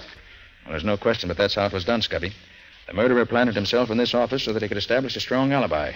He then took the gun from his pocket, unseen by the other person in the room, who could see him only in profile, and then fired it at that steel pillar. Then as he ran into the corridor with the rest, after Hamill was dead, he dropped the gun into the umbrella stand in front of Cornish's office. Well, Carter, do you mean that Nelson is the one How who... do you do, gentlemen? Did I hear my name mentioned? Yes, Nelson, you did. Why did you kill Hamill and Cornish? Please, Garrick, don't be ridiculous. Oh, Nelson, does this book look familiar to you? This book? No, I can't say that it does. You sure you've never seen this book before? Now that you mention it, I may have glanced at it in a bookshop at one time or another, but then I look over a lot of books. I like to browse. I see. Nelson, see how you approve of this story of Hamill's murder. Yes? The killer knew of Cornish's criminal record, and he figured he could embezzle some of the firm's money and pin it on an innocent man. Then when he found out that Hamill was becoming suspicious and was having the accounts checked, he became panicky and afraid that it might not work out the way he had planned. So he decided to kill Hamill. Then when he happened to overhear Hamill's conversation with me over the telephone, he hurriedly borrowed Burdick's car without Burdick's knowledge and tried to get rid of me. That's an interesting way out, Mr. Carter. Have you also a theory as to who the killer is? I have. By the process of elimination, it has to be either you or Mr. Garrick or an unknown. And I've already proved that I didn't do it. It must have been an unknown then, Mr. Carter. I certainly didn't kill Hamill. I had nothing to do with the murder. When the shot was fired, I was right here in this room with Mr. Garrick. He can testify to that. He has already, Mr. Nelson. In fact, Mr. Carter, I was standing right here facing the window when the shot was fired. Oh, no. That's where I was, Mr. Carter, standing there at the window. Now, please, Garrick. Please, now, gentlemen, please. I... You don't have to argue about it. I know who was at the window, and I know who fired the fatal shot. Scubby, take a look at the flyleaf of this book. Well, what are they, Nick? They look like the scribbles that some guys draw when they have nothing else to do. Oh, doodles, they call them. Exactly. While I was looking through the various offices, I found some papers with these same doodling marks on them in one of the desks. And these marks were made by the murderer. Garrick, I arrest you for the murder... He's got a gun! Well, Scubby, pick up the pieces. Oh, boy. There's the murderer, Garrick. He's also the man who tried to murder you and me last night on the road to Burdick's home. Well, I'll be... You see, Scubby, Burdick has his suspicions about Garrick. That's why we found those securities on him. He took them so that they wouldn't fall into Garrick's hands. He'd suddenly found out that Garrick was an unscrupulous crook. And that was the reason he ran when Mrs. Burdick called him. He saw Garrick at the window and was afraid of him. Well, Nick, I must say he had me fooled when he said that Nelson was standing at the door of the office here when he was really there himself. Yes, in telling us who was in this office, our clever murderer just reversed the positions in which he and Mr. Nelson were standing when the murder was committed. But once I saw the marks on that flyleaf, I knew who stood where. And that's why I had Nelson come up here, to force Garrick's hand. Well, Nick, one way's as good as another as long as you get results. And you always seem to do that.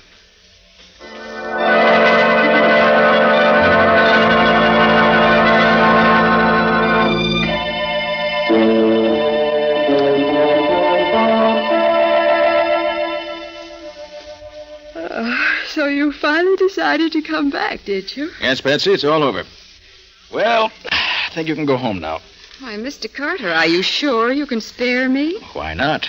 You've been so busy on this case all night, Mr. Carter, you may not have noticed that it is now a new day. And a good secretary is always on the job the first thing in the morning. Shall I take a letter, Mr. Carter?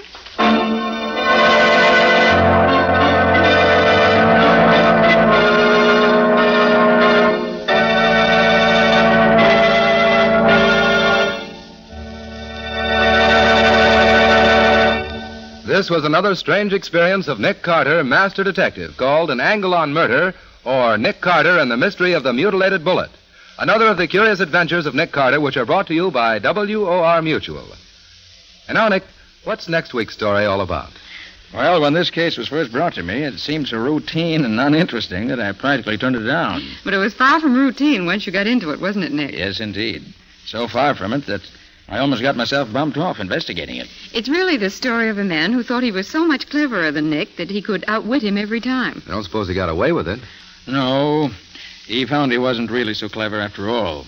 Like practically every criminal I ever met, he gave himself away by being too clever. Well, sounds like an interesting tale, Nick. Not only interesting, but downright exciting. But more of that next week. So long, folks. So long. And so long to you, Nick and Patsy. In the strange adventure you've just heard, Nick Carter was impersonated by Lon Clark, Patsy by Helen Choate, and Scubby by John Kane. The story was written for Nick Carter by George Gordon. Original music was played by Lew White. The entire production was under the direction of Jock McGregor.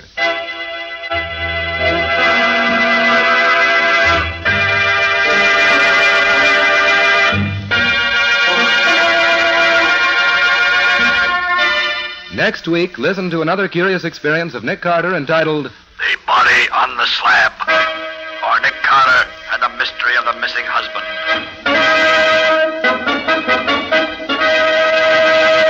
This story is a copyrighted feature of Street and Smith Publications, Incorporated. Beginning Wednesday, November 3rd, The Return of Nick Carter, which is produced in the studios of WOR, will be broadcast over most of these stations on Wednesday evenings at 8:30 Eastern Wartime. Remember the new time, Wednesdays at 8:30 Eastern Wartime, beginning Wednesday, November 3rd. Keep it tuned right here to Hojo Radio for more classic old-time radio.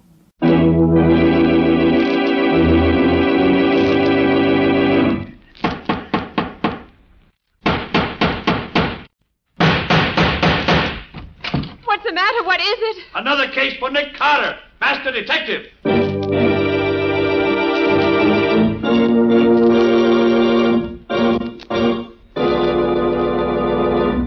Yes, it's another case for that most famous of all manhunters, the detective whose ability at solving crime is unequaled in the history of detective fiction, Nick Carter, Master Detective. Tonight's curious adventure, The Body on the Slab. For Nick Carter and the mystery of the missing husband.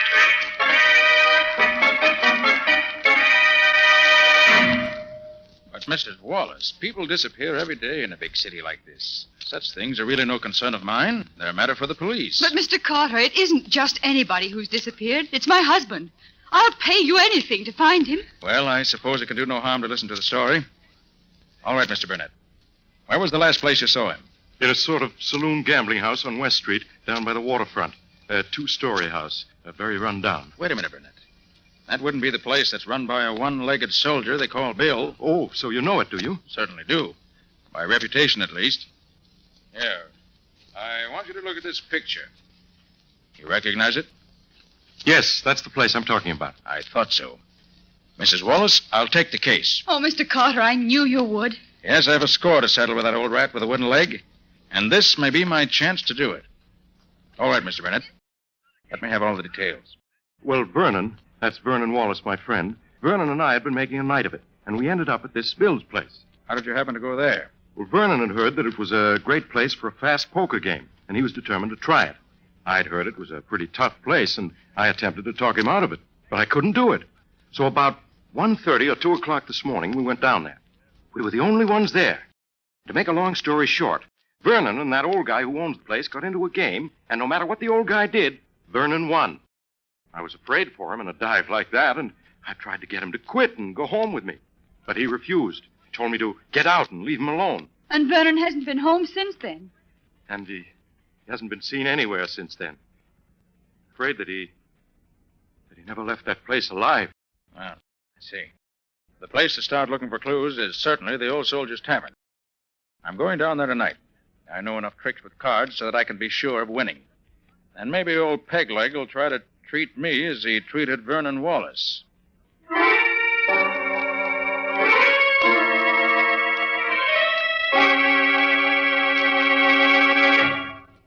Well, stranger, I gotta admit I'm licked.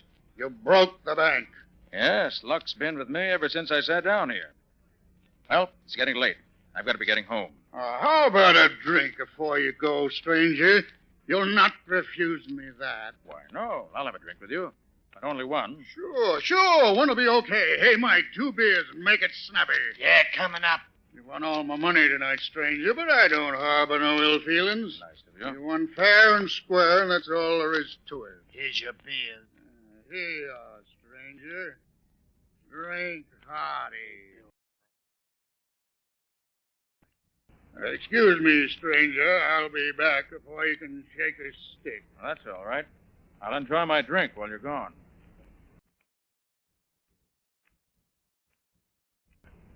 Stranger, Mike and I've taken a fancy to you. We don't want no harm to come to you. Look, why don't you stay here all night? Mike's got an extra bed upstairs he'd be glad to let you have. Then tomorrow you can go home and nobody'll bother you. Well, if you let me pay for the use of the room and bed, I believe I will. Good, you're a smart man, but we couldn't take no money for doing you a favor. Here, Mike, show the gentleman his room. Yeah, sure. Will you follow me, mister? Sure. Go ahead. I want to get to bed. I'm tired all of a sudden. Give me your arm, mister. No. I'm all right. I don't need any help. Well, I'll come along just to be sociable. I don't want to be sociable. I just want to go to sleep. Well, here's your room, mister. I'll leave a candle on the table for you. Okay. Thanks very much. Good night. There you are, stranger. Sleep tight. Yeah. We'll see you later. Yeah, we'll see you later. Yeah, I'll see you later. Good night. I gotta go to sleep. I'm awful tired.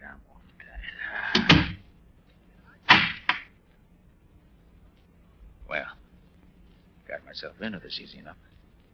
Hope I'll find it as easy to get out again when the time comes. No light, but a candle. One it'll do to give me a look around. Instead of this bed. It doesn't look too comfortable. But... Oh. Blood. Let's see.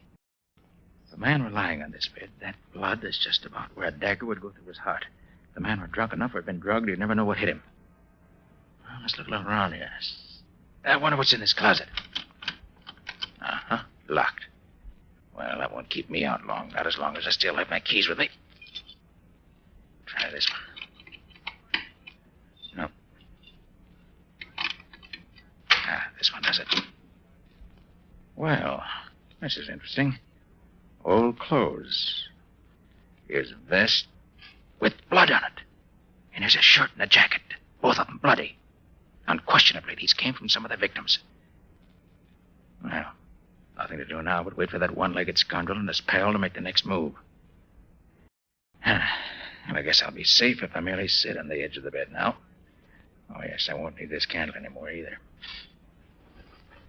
Now to wait for them. Oh, there they come.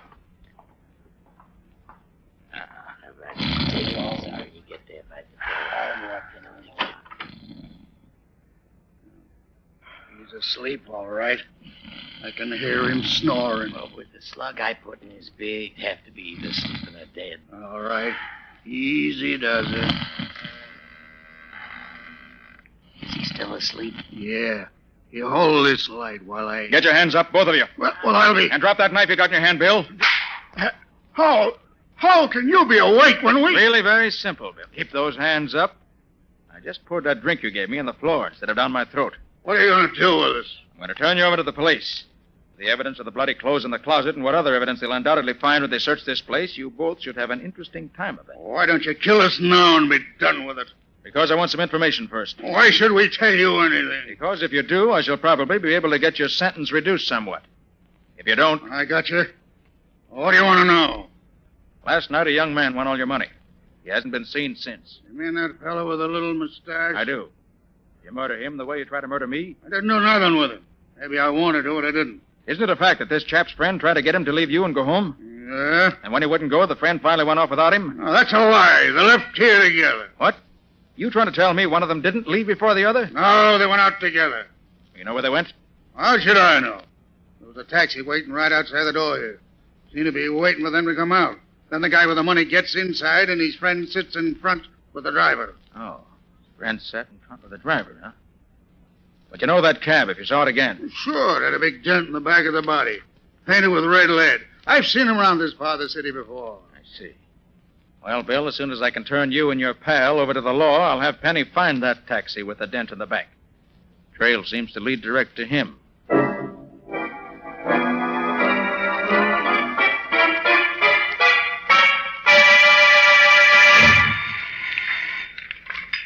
Nick Carter's office. Oh, hello, Patsy. Is Penny there yet? Penny? Who's Penny? Oh, I forgot, Patsy. You were away yesterday when all this happened.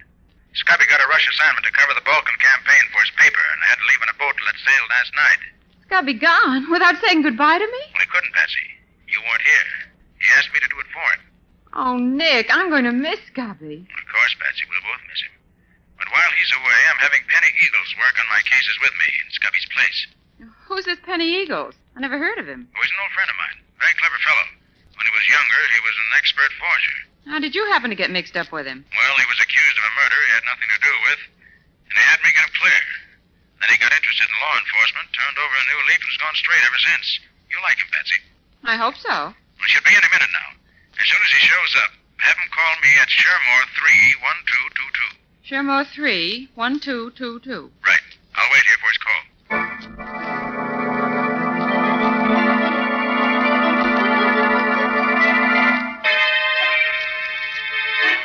You're right, Penny. That's the taxi we're looking for. And I know that driver. You do? Yes. John Hagen, ex-convict and confidence man. Friend of yours? Hardly. Seen him in court several times, but he's never seen me. What's he been doing since you've been watching him? Well, all afternoon and the early part of this evening, he's acted like any other cabbie. Taking whatever fares he could get. But the latter part of the evening, he's been fussy about who rides in his cab. How do you mean? Well, I've seen several parties try to take his cab. But all he's picked up in the last 2 hours were 2 drunks, and oh, were they pie-eyed. I see. I think I know what he's looking for, Penny. And I'm going to give him just the kind of a passenger I think he wants. Wish me luck. But, Nick, what are you going to do? Well, so long, old fella. I gotta be getting home now. I'll see you tomorrow, maybe, huh? Okay. So long, but don't take any wooden nickels. Okay, pal, that's fine. Don't take a wooden nickel. I had too much. Hey, taxi, eyeballs mister? right there. Taxi? Hey, Taxi, hey, mister? what do I want a taxi for? I got a Well, car a of my friend own. of yours and told me to come for you and take you home. Oh, a friend of mine. Yeah. Oh, and I saw it. It's okay. Where's the door? I can't find Hey, what's out. the address, mister? The address? It's the corner of 2nd and 5th. And don't bother me anymore, bud. I gotta get me some sleep. Okay, drive on, McDuff.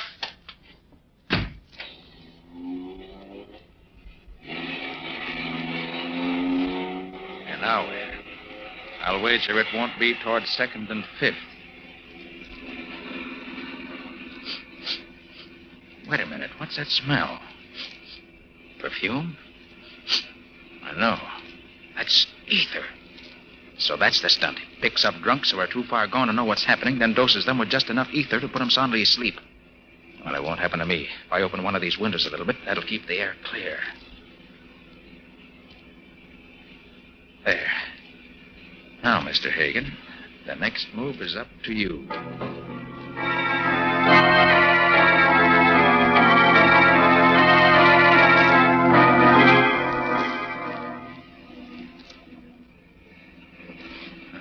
Certainly plenty deserted, way out here. Wonder how much further we're going. I better get this window shut again so he won't suspect anything.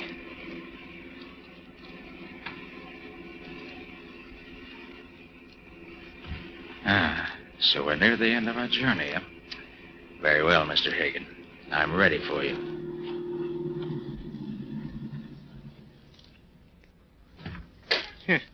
Sleeping like a babe, ain't you? Well, let's see what you got in your pockets. Then I'll dump Make you out. a move, Hagen, and I'll blow your brains out. Who the deuce are you? I'm a detective. See this? Oh. Well, what you want with me? I wanted to find out what your scheme was, and I found out. Now I want you to tell me about the man you picked up at Peg Leg Bill's Tavern down on West Street last night about 3 o'clock. Well, I don't know nothing about it. Oh, no? Look, you waited for him outside of Bill's place. He rode in back, and his companion rode up front with you. During the ride, you gave him ether through that devilish device you've rigged up in this taxi of yours and made him unconscious. Yeah, if you know all that, why do you ask me, huh? Because there are two things I don't know. And if you want to avoid further trouble, my friend, you'll tell me. Now, first, who was the man who rode up front with you? I don't know. No? No. Well, I've done a few odd jobs for him in the past, but I don't know his name. They call him the captain. He made a deal with me early last night to be outside of Bill's place about 2:30 this morning. Can you describe him? He's sort of an ordinary guy. About my size, maybe. Well, he's kind of good looking if he didn't have a hunk out of one ear. Burnett. Now, what did you do with the man who was in the back? After I quieted him, we took him to a friend of the captain's, other side of town. What was the address to which you took the body? Hey, there wasn't no body. He was just as alive as you or me. Now, he took him to 14 Wanton Place. Left him. All right. Get back in your cab and drive me to 2nd and 5th. Then I'm through with you, unless you've lied to me. If you have, keep out of my way, or you'll go to jail for life.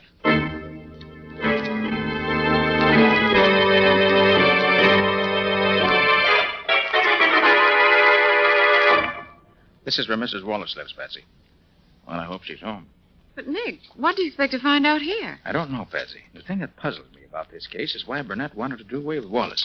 The bell, will you? Mm-hmm. It wasn't the money that Wallace won that tempted Burnett, as he could have taken that while Wallace was unconscious. No, there's a stronger reason. And you hope Mrs. Wallace can throw some light on it. I hope so, Patsy. If she can only help me in that way. Oh, hello, Mr. Carter. Won't you come in? Thank you, Mrs. Wallace. May I present my assistant, Patsy Bowen? How do you do, Miss Hello, Bowen? Mrs. Wallace. Please sit down. Thank you. Thank you. Tell me, Mr. Carter, have you found out anything about my husband? Well, nothing definite, I'm sorry to say. We have learned, though, that he fell into bad hands, but we don't know what happened to him after that. Arthur assured me you'd find out the truth if anyone could. Arthur? Oh, you mean Mr. Burnett? Yes. Yes, he's been so kind to me. He's done so much to cheer me up. Oh, except for his kindness, I'd have gone crazy. You've known him long, Mrs. Wallace? All my life. We were brought up together. And then, too, he and my husband have been business partners for, the best of friends for years. You think a great deal of him, then? Yes, indeed. Mr. Carter, at one time, before I met Vernon, I would have married him if he'd asked me. Then I met Vernon and really fell in love with him. But even after I married Vernon, Arthur continued to be my best friend. I think very highly of him. You're lucky to have such a friend, Mrs. Wallace. But he could never take my husband's place. You must find Vernon, Mr. Carter. If it's possible to find him, Nick will do it. Yes, Mrs. Wallace. You may rely on me for that. Well, shall we be running along now, Patsy?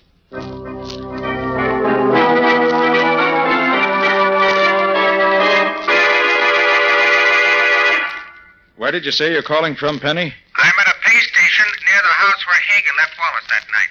It's owned by a queer old character they call the Weasel. He works in a crematory about a mile down the road. I see. Well, Hagen's story seems to be straight enough. A couple of guys in a saloon near here says they saw the Weasel and another guy carrying a man-sized bundle into the Weasel's place about daybreak a couple of mornings ago. And it hasn't come out again, as far as I can find out. Well, did you learn anything about the firm of Wallace and Burnett? Yeah, I picked up a lot of rumors, Nick, but not many facts. Here's how it goes. Burnett ruins the firm and throws the blame on Wallace. And those who know don't think that Burnett lost much money when the firm failed, but Wallace did. So I was right.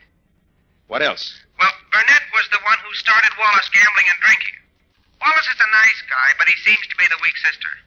But nobody seems to know what Burnett's got against him. Well, by putting together what Mrs. Wallace told us and what you've learned, Penny, I think I begin to see the answer. I think that... Hold it, Nick. The guy who looks like Burnett is going into the Weasel's place. Good. Don't let him get away from you, Penny. I'll meet you there as soon as I can.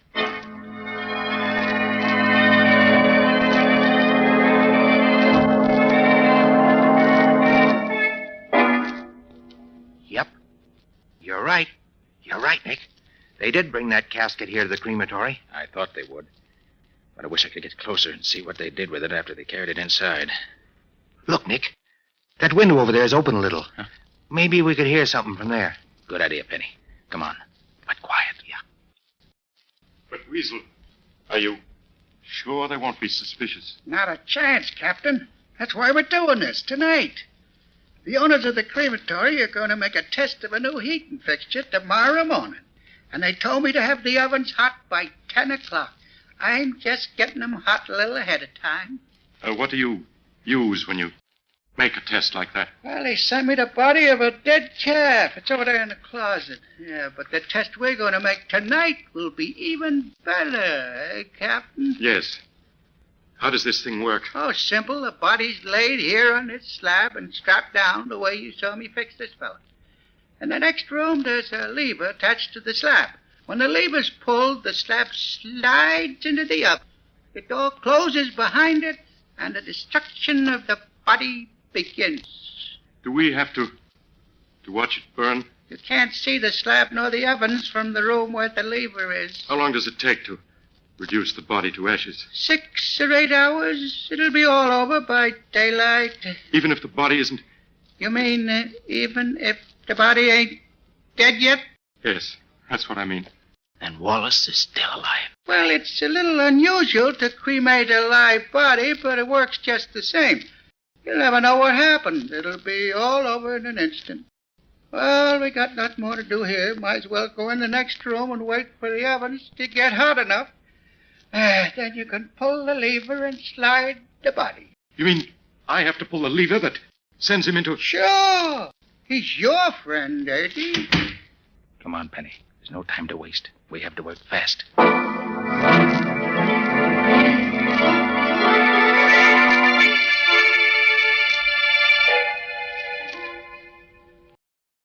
Mr. Burnett to see you, Nick. Oh, yes. Come in, Mr. Burnett. I just want to take enough of your time to tell you that Vernon Wallace's body was found last night. Really? Where was it? Floating in the river. Mrs. Wallace has identified it by a ring and certain other articles found on the body. Oh, must have been a terrible blow to her. She's badly broken up, naturally. But I hope to be able to console her, in part at least, for her great loss. I'm sure you will. Will this repay you for your trouble? Oh, amply, Mr. Burnett. And thank you. Good. Good day, Mr. Carter. Good day, Mr. Burnett. But if you think I'm going to drop this case now, Mr. Burnett, you're crazy.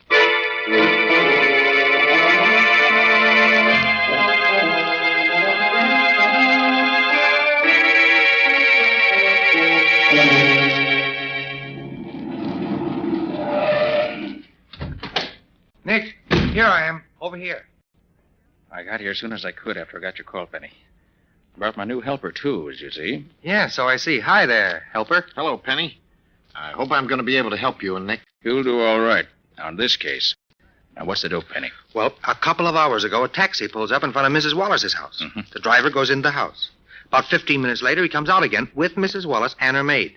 They get in the cab, drive away. With you after him, of course. That's right.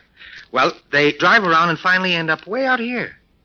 There must have been a couple of guys in the cab when the women got in, because when they got out there, they were both gagged and their hands were tied behind them. Well, they took them in the old house. I found a phone to call you. Did they hurt them? Well, not so far as I could tell. Gee, I wish I could see what they're doing now. I hope they're all right. Oh, Millie, this is terrible.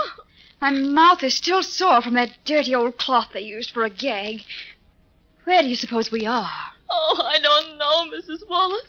I've never been this far from town before. Could you see anything out of the window?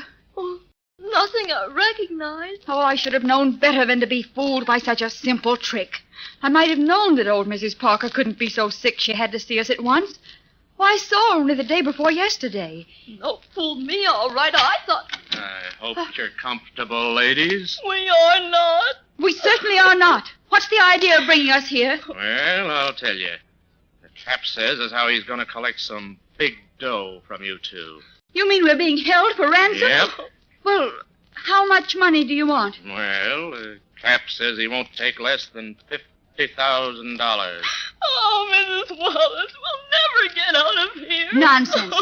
He must be insane to expect me to pay him that amount of money. Well, he says he won't take a cent less. Well, he won't get it. Never. And he's a dangerous man. You better not get him mad at you.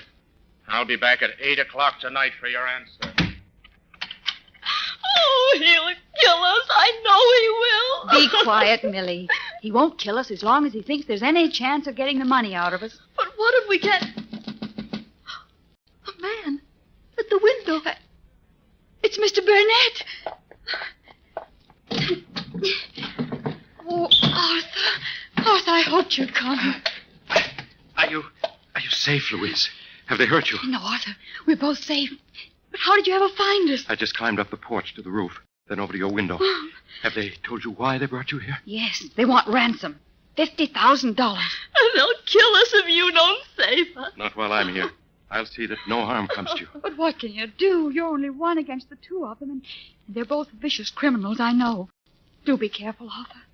Louise, if I save you from these rats, do you think that you... Ask me later, Arthur. Not now, please. Very well, if you say so. Now tell me, what time are the men coming back again? Do you know? The man we talked to said they'd be here at 8 o'clock. That gives us just over an hour. Now, here's my plan. When they come, I'll be here...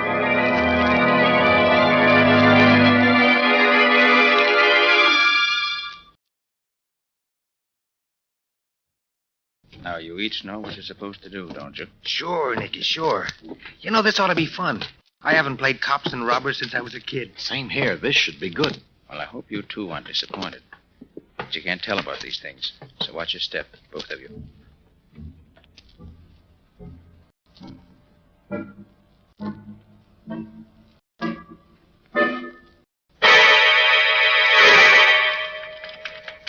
Here they are. Leave everything to me.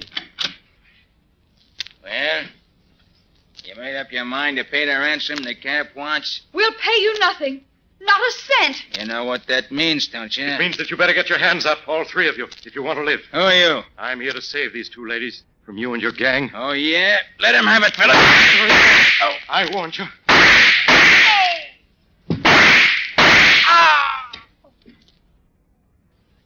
Arthur, you've killed them all. It's their own fault. I warned them. Oh, you are wonderful, Arthur. Arthur, are you hurt? No, Louise, dear. Fortune was with me. I'm not even scratched. Oh, Mr. Burnett, I never in my whole life saw anyone so brave as you. Any man would be brave when defending the woman he loves. Please, Arthur, you promised. I'm sorry. I'll take you home now. Just let me drag these bodies out of the way, and I'll... Not yet, you won't. You can't. What's the matter with you men? What's the idea? Shut up, you. Arthur, are you hurt? Mrs. Wallace, the time has come to explain a great many things. First, let me remove this beard. There. You recognize me now, don't you? Mr. Carter. Nick Carter. But, Mr. Carter, what are you doing to Arthur? Mr. Burnett. I'll answer that later. First, I want you to meet my assistant, Penny Eagles. Your assistant? Sure. How are you? The other man is an old friend of yours, Mrs. Wallace. An old friend of mine? Mm-hmm. Well, I'm sure I don't Perhaps know. if you took off his makeup, you might recognize There. Do you know me now? Vernon! Oh, Vernon! Louise, my darling. But Vernon, Arthur told me that you... That I was dead? Oh, yes. Arthur Burnett told you a great many things that were not true. But Vernon, he showed me your ring, your lodge pin. He said he took them off of your dead body that the police found in the river. Burnett took those articles from your husband's body, right enough, Mrs. Wallace. But it was while your husband was still alive. And it's no fault of his that I'm not dead now. You don't mean that Arthur... That's exactly what I do mean. He's been lying to you for years, Mrs. Wallace. It was he who ruined your husband's business and caused him to lose so much of his money. It was he who first induced your husband to drink and gamble. And it was he who was responsible for your husband's disappearance a few days ago. But that's a lie. Oh, no, it isn't. As a matter of fact, Louise, dear, if Mr. Carter hadn't fooled him by putting a dead calf in my place on that crematory slab, Arthur Burnett would have been my murderer. Oh, no. No, that can't be true.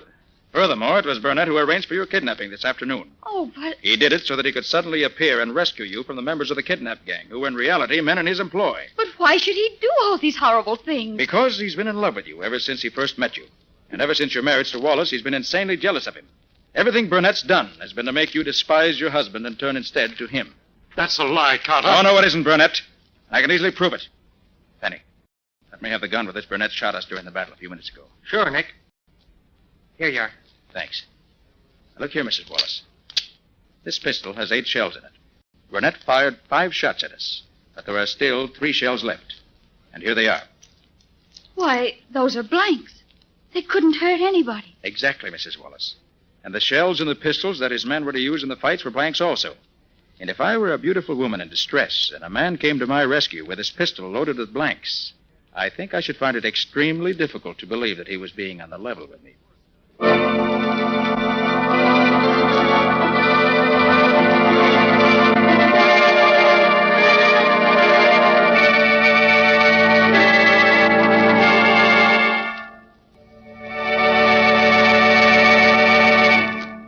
That was another strange experience of Nick Carter, Master Detective, called The Body on the Slab, or Nick Carter and the Mystery of the Missing Husband.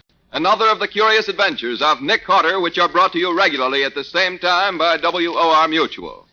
And now, Nick, how about a few hints on next week's story? It's a story of a body which was washed up on the beach, tied up in a sack. And the only identifying mark on the body was one of Nick's cards. I had to solve that murder to prove I didn't do it myself.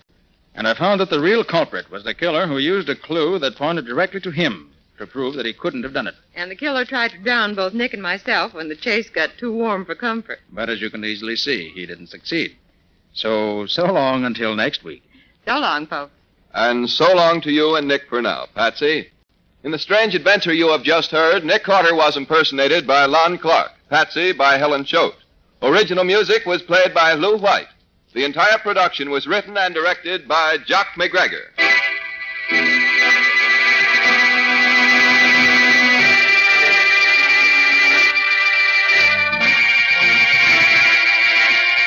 Next week at the same time, listen to another curious adventure of Nick Carter entitled The Drug Ring Murder, or Nick Carter and the Mystery of the Left-Handed Killer.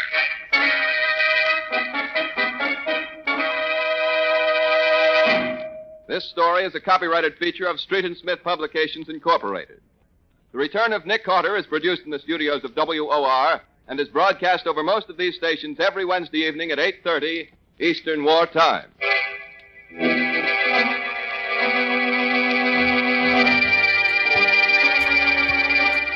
This is Mutual.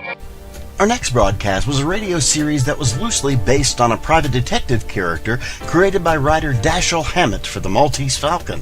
The show ran for 13 episodes on ABC in 1946, for 157 episodes on CBS from 1946 to 1947, and finally for 51 more episodes on NBC from 1949 to 1951.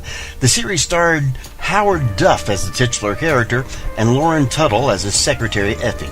We proudly present to you The Adventures of Sam Spade on Hojo Radio. The Adventures of Sam Spade, Detective, brought to you by Wild Root Cream Oil Hair Tonic, the non-alcoholic hair tonic that contains lanolin.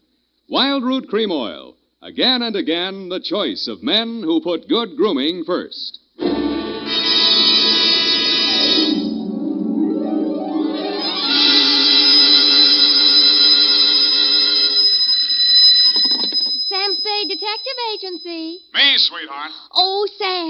I got it. Got what, my pet? A bank book, Sam. Well, you must advertise in the Lost and Found right away, Effie, and find the owner. There might be sickness in the family. Oh, but it's your bank book, Sam. What? Uh-huh, it has your name on it. Samuel Spade, account number 4. It's a forgery. Somebody's trying to pin something on me. Lock it up and don't touch it until I get there. Oh, all right. Did you make a lot of money on this one, too? Got the check right in my pocket, $500. Oh, Sam, we're making more money than a movie star. Well, almost. And all honestly, too. 600 last week and 500 this week. Yeah, how about that? And Life gives a 3-page spread to I Spy Moulton. But we mustn't let it turn our heads, Effie. No. We gotta stay in there pitching. I'll be right down to pitch my report on the Adam Fig Caper.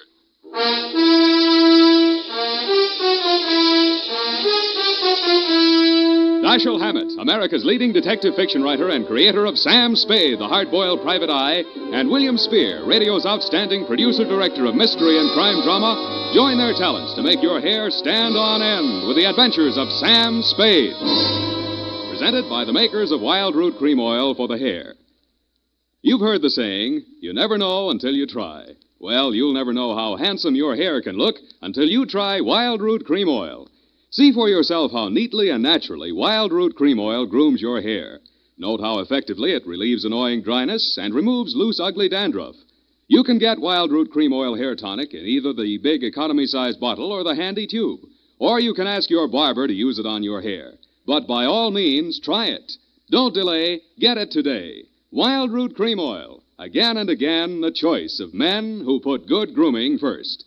And now, with Howard Duff starring as Spade, Wild Root brings to the air the greatest private detective of them all in The Adventures of Sam Spade.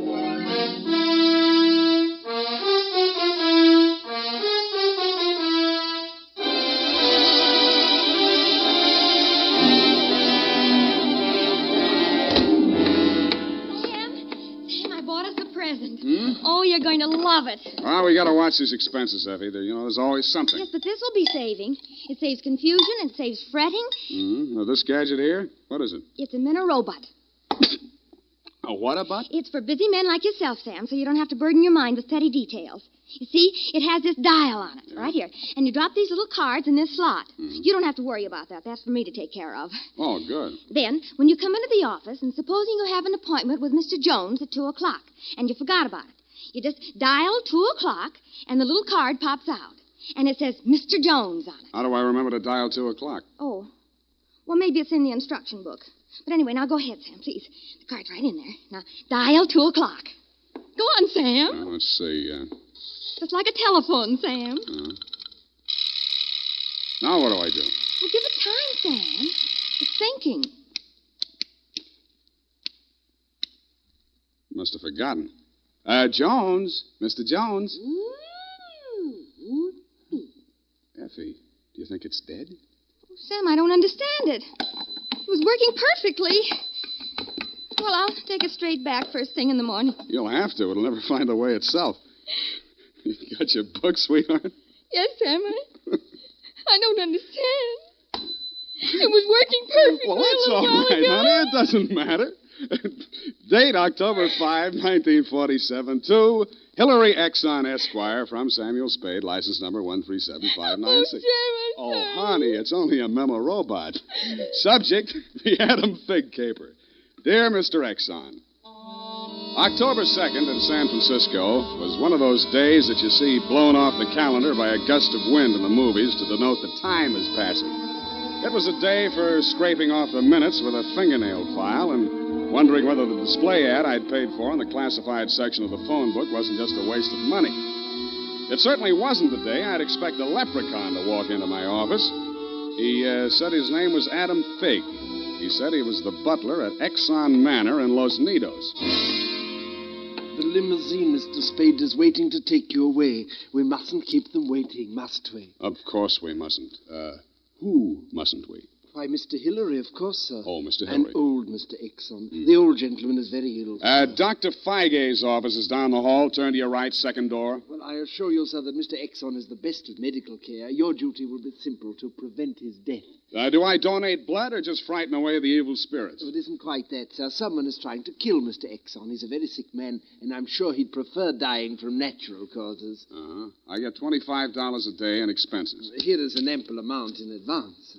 But you should know, sir, that the old man is a nasty, cantankerous, villainous, crooked, intimidating... $500? Please, Fig, you're talking about the man I love.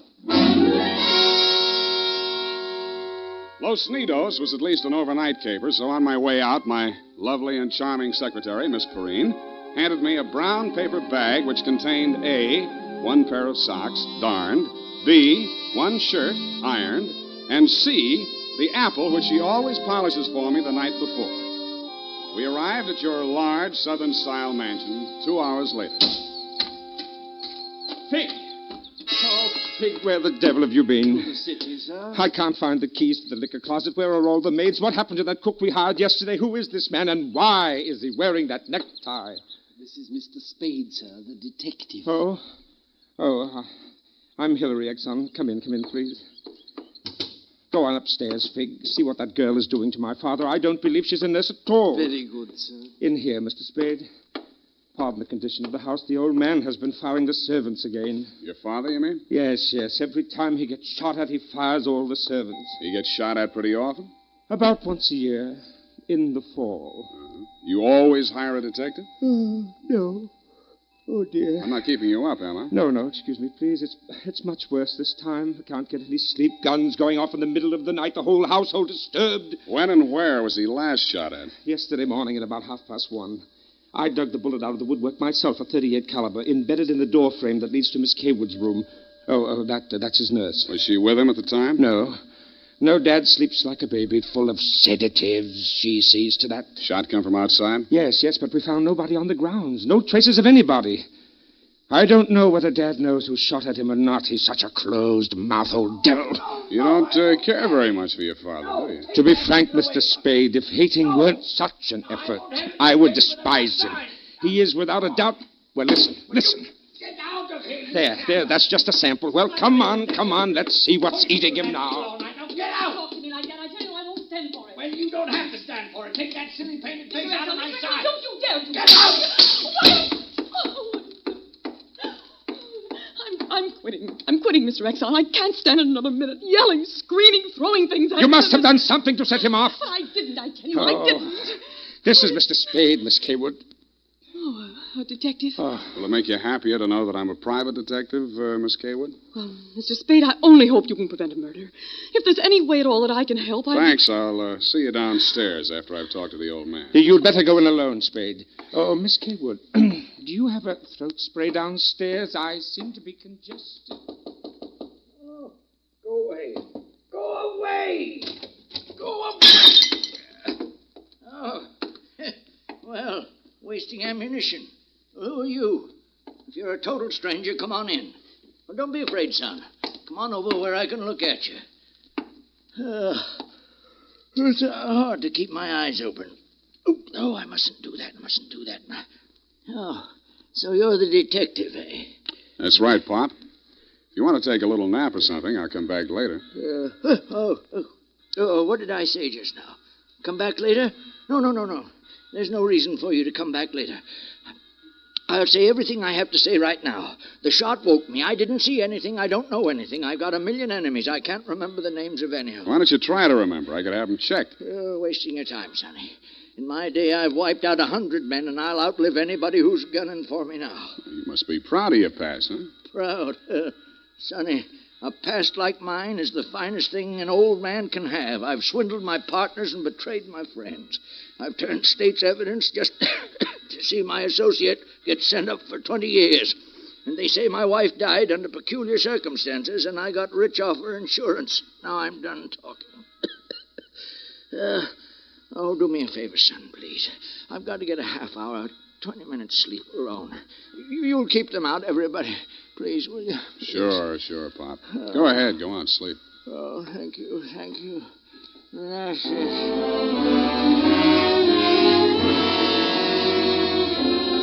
He closed his eyes, rolled over, and fell into a heavy sleep. I stood there a moment, looking down at the frail, wasted old body. Then I cased the room. In taking the bullet out of the door, Hillary had done a good job of ruining any chance there might have been of proving the direction it had come from. I strolled out on the balcony. It was a pretty night. I lit a cigarette and took it in. Then I heard a door open and close softly behind me. Nurse Kaywood was at your father's bedside. She was filling a hypodermic from a small vial of bluish liquid. He didn't awaken when she jabbed it into his arm. Then she saw me standing in the doorway. She hastily dropped the medicine vial into her uniform pocket and came around the bed to meet me. Oh, Mr. Spade, oh, thank heaven. Why, when I saw you standing there in the half night, I thought you might be... Thought I was who? Why, the man who fired the shot. There was a man? Well, I don't know. I didn't see it happened. I just assumed that... You shouldn't have done it. I warned you. Eleanor. Oh, we're disturbing him. Let's talk outside. Okay. Oh, it's good to breathe something besides sick room air. I thought you got used to things like that in your profession. Why are you so unfriendly, Mr. Spade? Nurses are human, aren't detectives? Try me, sweetheart. Oh, I know what you're thinking of me. But after a week in this horrible house, that poor old man, he's frightened. He's really frightened. What of? Why, the shots. 38 caliber or hypodermic? Surely you don't think that He's supposed to be under sedatives. The doctor's orders. Sorry, sweetheart. It's my job to suspect everybody. Can't you forget your job, even for a moment? Sure. If you don't mind the fact that I know you're a liar, that I'd make book you didn't come here primarily as a nurse, and what's worse, your act's not even convincing. Oh. Is it that bad, Sam? Yeah. Almost bad enough to be good. Come here. Oh, I hate you.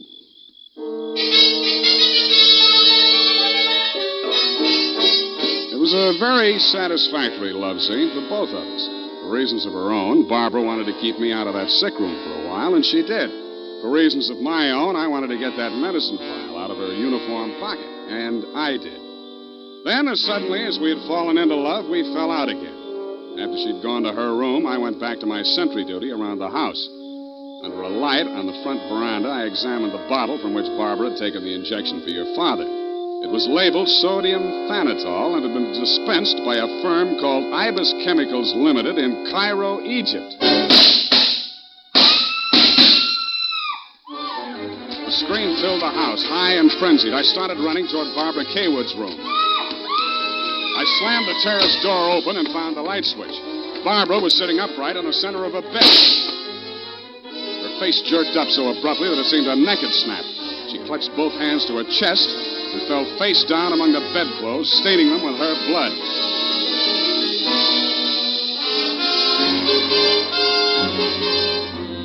I don't know whether I went through, over, or around the screen that stood between her room and the old man's. I circled Exon's bed.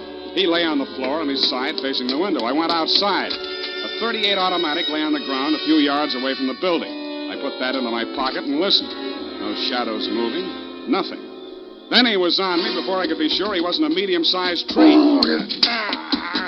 Break your back with the light. The warm stuff on my cheek might have been the thing's blood or mine. It gathered me up and bent me back and tore at my throat. Then I remembered that hands are stronger than fingers. I started with his thumbs.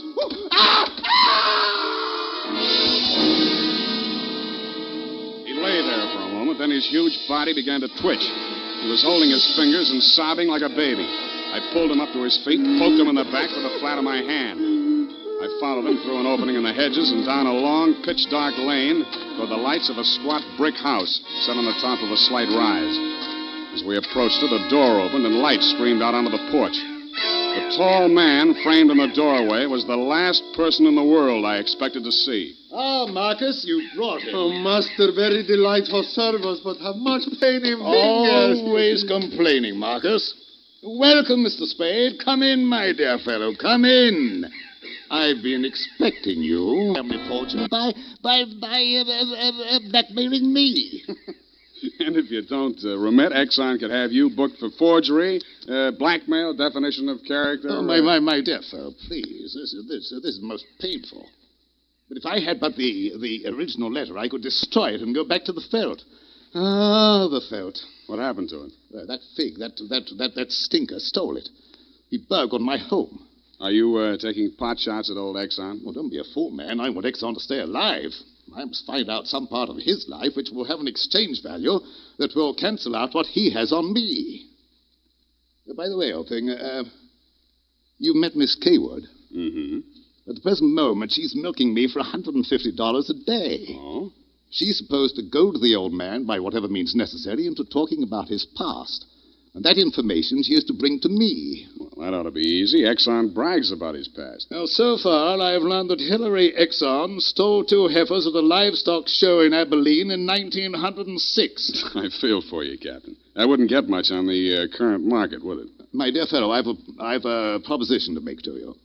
Should you ferret out anything that would be of value to me, I'll reward you handsomely. Well, maybe something can be arranged, Captain. Good, excellent. May I have your word on that? Well, there isn't much time, Captain. I'd better trot on back. I'll show you to the door, sir. And let me warn you, Mr. Spade, for your own good, should you ever hear the thrum of Ibis wings, run, flee. I assured him that I would heed his warning, bade him good night, and started back down the lane in the direction of Axon Manor. Business was going on as usual.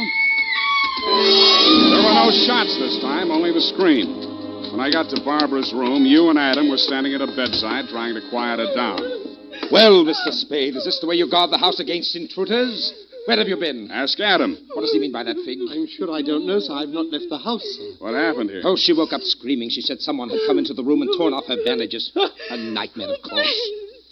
Please, I want to talk to Mr. Spade alone. Oh, please go. Adam, you go too. Please, Hillary, you go too. Good. Some questions I want to ask you, sweetheart, alone. But look here, Spade, look here. She just had a terrific shock. She shouldn't be questioned. Well, the code of detective transcends that of the medical, Mr. Hillary. Perhaps he should have a few minutes alone with Miss Kaywood. Oh, very well, Fig. I suppose you know best. Remember what the doctor said, Miss Barbara. Not too much exertion. What happened, Barbara? Well, it could have been a dream. Somebody was standing over me in the darkness and peering down at me. And then he started to rip off my bandages, and I screamed. And when Fig came into the room and he turned on the lights, he was gone. It could have been a dream, Sam, and I could have been clawing at the bandages myself in my sleep. But you weren't. It wasn't a dream. I've been talking to Captain Sherry. And then I thought... well, how much do you know? That you've been feeding the old man truth serum to get him to talk in his sleep. Oh, How much talking has he done? well, plenty. How much you told Sherry? Well, just as little as possible. Why? Because, Sam, if we can keep that old man alive and out of jail long enough to sell what we know to Sherry for what it's really worth, we'd be fools not to do it. What makes you so sure you'll stay alive long enough to collect, sweetheart? Well, because you're going to help me, aren't you, Sam?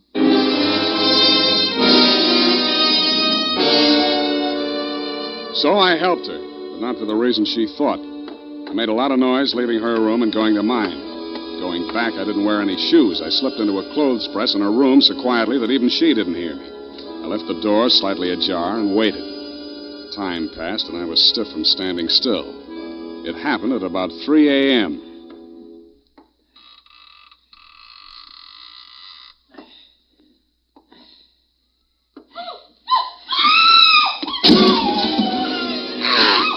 The crazy, feverish glare of his eyes told me that the threat of the gun in my hands meant nothing to him. I jumped to his side, twisted the knife away from him, picked him up in my arms, and carried him, kicking, clawing, and swearing, back to his bed. He lay there, breathing hard. Then he smiled. You're a smart one, Sonny. You had me figured out the first time you came in here, didn't you? Not quite, Mr. Exon. The gun under your window was the clincher. That gun? Sure. I had it under my pillow all the time. I got tired of shooting into door frames. Look, you're dying, Mr. Exon. There's no use trying to make up stories now. You're right, Sonny.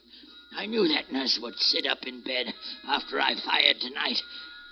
And then I let her have it right through the screen. Why? You know why well enough. She was doping me up and sneaking in here at night, listening to what I was babbling about. Maybe you weren't saying anything important, Mr. Exon. I might have, Sonny. I might have. 14 years ago, I killed my wife. I wanted to carry the secret to my grave.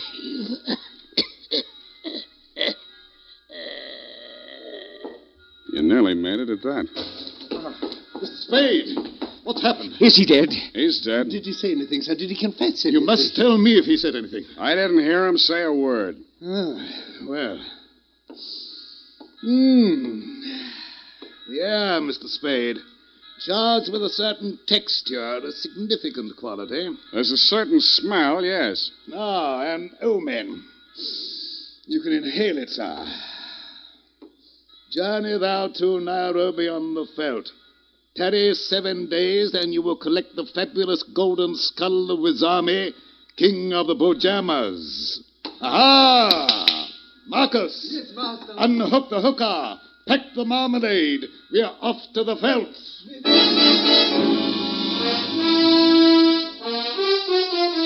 Just then, a flock of birds broke across the horizon, screaming. There must have been thousands of them, but not ibis, Mr. Exon. Vultures. I suppose if you're going to pay any attention to omens, it's a good thing to know your birds. Period. End of report.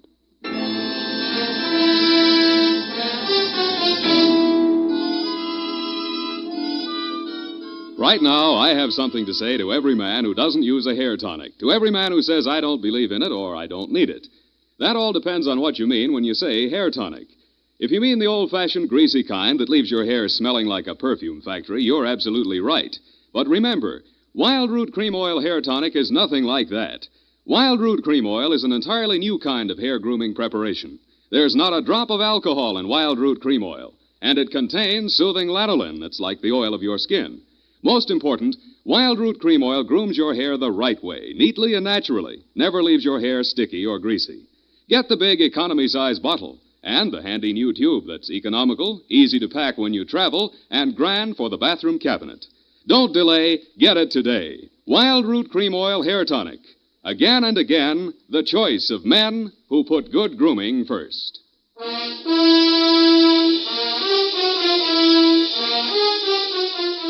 Well, Effie, Sam, the memo robot works after all. I told you it would. Yeah, it just takes a little time, sweetheart. Oh, read the card, Sam. Now, you see? You'd know you were supposed to see Mr. Jones at 2 o'clock. Isn't it wonderful? Well, this card doesn't even mention Jones. Huh? What does it say, Sam? Well, it says, journey thou to Friskin's drugstore, wager $5 on Ira W. in the 3rd at Belmont Park. Oh, Sam, it's psychic. Tarry but a moment. Yes? Thou wilt lose $5. Oh, good night, Sam. Good night, sweetheart.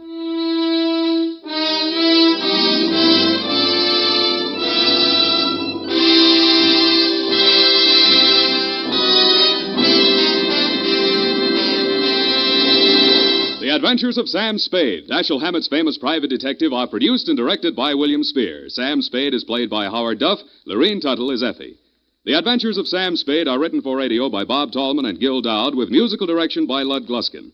This is Dick Joy, reminding you that next Sunday, author Dashiell Hammett and producer William Spear join forces for another adventure with Sam Spade, brought to you by Wild Root Cream Oil. Again and again, the choice of men who put... Radio, where the classics come alive. The Adventures of Sam Spade, Detective. Brought to you by Wild Root Cream Oil Hair Tonic, the non-alcoholic hair tonic that contains lanolin. Wild Root Cream Oil. Again and again, the choice of men who put good grooming first.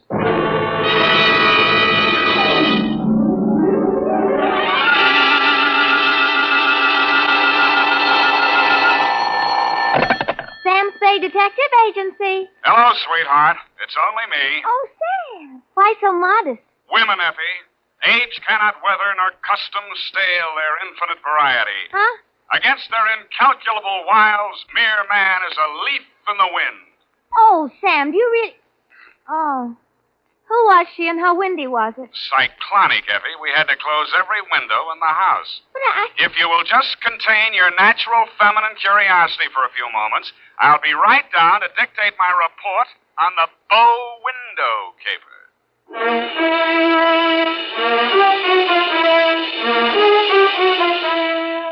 Dashiell Hammett, America's leading detective fiction writer and creator of Sam Spade, the hard-boiled private eye, and William Spear, radio's outstanding producer-director of mystery and crime drama, join their talents to make your hair stand on end with the Adventures of Sam Spade.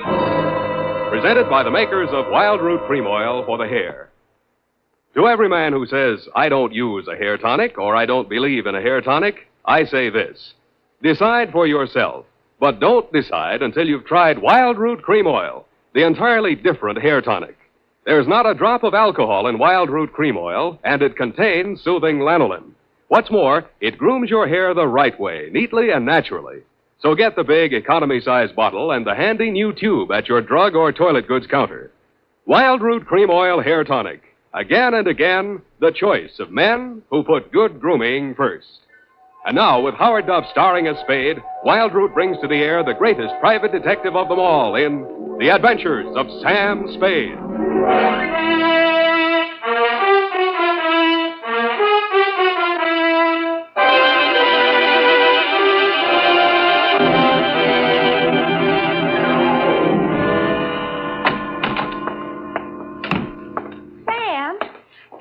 Bow window. A bow window. Bow window is a bay window that you look into instead of out of. Look into instead of out. Oh. Oh, Sam. Get your book, Panther Girl, and slink on in. What was she trying to see through the bow window? I mean, whose house was it? Her own. But if it was her own house, then why was she It just goes to show you, darling, what some women will stoop to. It does? There was a low window. Oh. Well, whenever you're ready, Sam. Date November 10. 9th. 9th. Correct. 1947. To Dr. Helmut Reese. I was right for once. Yeah. From Samuel Spade, license number 137596. Subject, the bow window caper. Dear Dr. Reese, I know that this report will not make pleasant reading for you, but you paid for it, so here it is. As far as I was concerned, it all started on Thursday morning when you called at my office. From your story, I gathered it had been going on for some time. You will say these are merely the actions of a jealous woman, Mr. Spade. But I assure you there's more to it than that. It must be a carefully thought-out plan to ruin my career, my whole life. In what way, Dr. Reese? She spies on my private consultations. Insults my women patients. I can no longer even keep a nurse for more than a week at a time. Scenes, hysterics, outbursts of violence. I cannot continue my work under such conditions. Well, why don't you give her a divorce? Why, no. This is not her desire. If it were, it would be simple. No, she wants to bring me to ruin. She wants to see me on my knees in front of the populace. Why? That is what I want to find out. Why? Doctor, I think you ought to take this case to a head doctor. I have consulted a psychiatrist. He examined her. She's perfectly competent mentally. So you see there is here already some mystery, for which one comes to a detective. How long has this been going on, Dr. Reese? Since 3 months only. But in this time, she has reduced me to utter desolation. Dr. Reese was a very good divorce lawyer right down the hall from my office. No. I discussed the matter of a divorce with her a few days back. This was her answer. You see, a receipt for the purchase of a gun. And this note in her handwriting. I hope you will not force me to use this. Esther. Yes. What do you think she has in mind? Murder or suicide? She refused to discuss it. But one thing I have noticed. Since she has bought this gun, a new development. A strange man watches my house. Several times I have caught him following me. Well, she might have hired a detective to check on whether you visit a lawyer. Perhaps it is very simple, but it is all too strange to be harmless. I half-heartedly agreed that it might be, Dr. Reese, and when your check for $100 didn't bounce, I went to work wholeheartedly. I reached your house on Pacific Avenue just as the streetlights were going on. It's a quiet neighborhood, so I could hear it before I got close enough to read the number on the door. This is nasty. Get out. Get out of this house. Get out. You have no right. Get out. They seemed to be slugging their way toward the back of the house, so I decided to risk an entrance. I found the doorbell, and I was about to punch it when I caught sight of your mystery man. He was crouched in a clump of shrubbery that grew under the bow window at the corner of the house. He was still there with his eyes glued to the window when I walked up behind him. Hey, let go of me. Let go. Come on. You're going inside. Listen, I'm not just a snooper. I didn't say you were. I'm just inviting you inside for a better look. Now, I'm warning you, if you don't let go of me, Stop squirming, will you? Ow! The kick he landed on me wasn't according to the Wrestling Association's rules, but I let him get away with it mainly because I couldn't move for 3 or 4 minutes, and by that time he disappeared down the street. When I recovered my faculties and staggered back to the door, I didn't bother ringing the bell. I just walked in. The hen fight was still going on somewhere in the upper reaches of the house. Then a door burst open on the upper landing, and a girl in a nurse's uniform ran down the stairs toward me, pursued by a pale little woman with a pinched face who was brandishing a pair of brass fire tongs. You brushed past me, Dr. Reese, and headed off the pursuer. Esther, stop this! Stop this at once! Have you gone crazy? Give me those fire tongs. Give them to me. What's the matter, Helmut? Afraid I'll mar your light of love's beauty? What started this? I caught her creeping about the kitchen. She was going to poison my food. Explain to you, Mrs. Reese. The doctor... Oh, don't bother explaining, Miss Roberts. These morbid fancies of hers. Don't think I don't know what goes on in that office. That office where I'm not allowed anymore. That's only because you make the patient so nervous, Esther. I know what goes on. You and those women. That will do, Esther. Go to your room. Very well. But I won't have that woman in this house another day, Helmut. Is that understood? Go to your room, Esther. I'm going. But remember what I said. I've warned you both.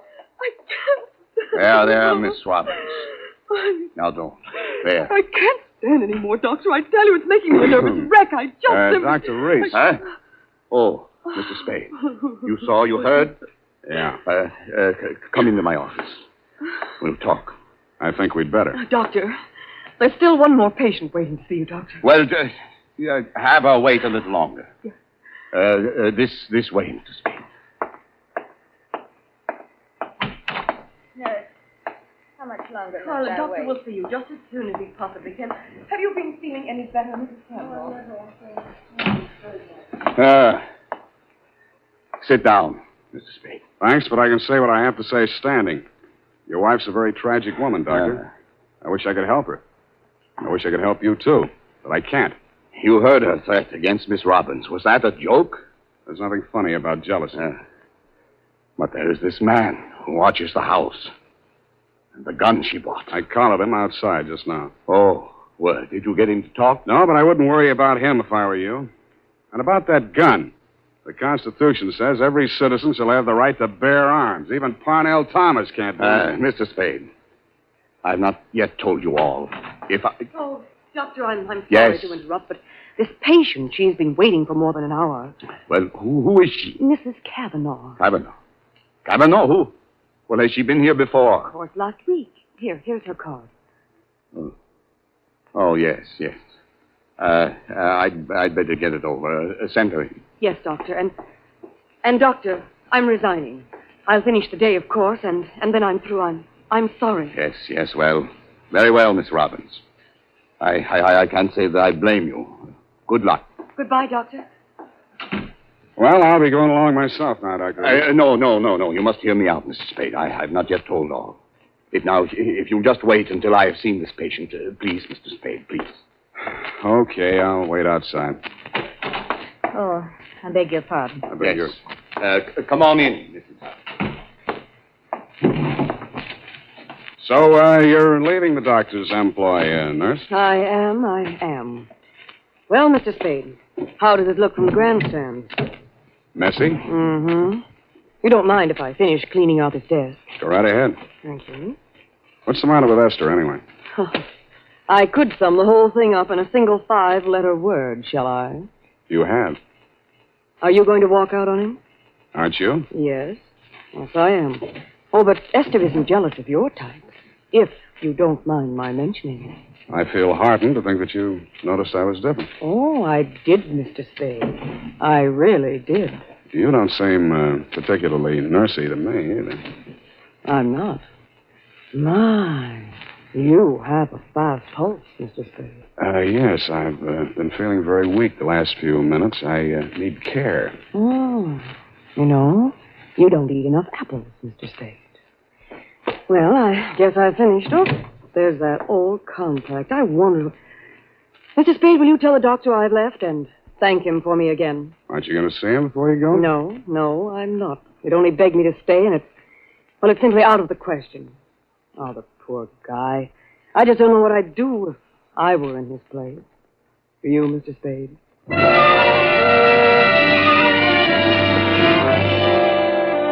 I did, and I told her. She told me I was a victim of hypertension and left me with my mouth open and no thermometer in it. 5 minutes after she'd gone out through the front entrance, your wife came down the stairs, looking knowingly at me and the door to the doctor's office, and left by the same route. 10 minutes after that, I was halfway through a 1937 National Geographic that was the latest edition on the waiting room table, and had reached the third paragraph on the natural beauties of Winona County, Minnesota. But I never finished it. I will be back in a minute.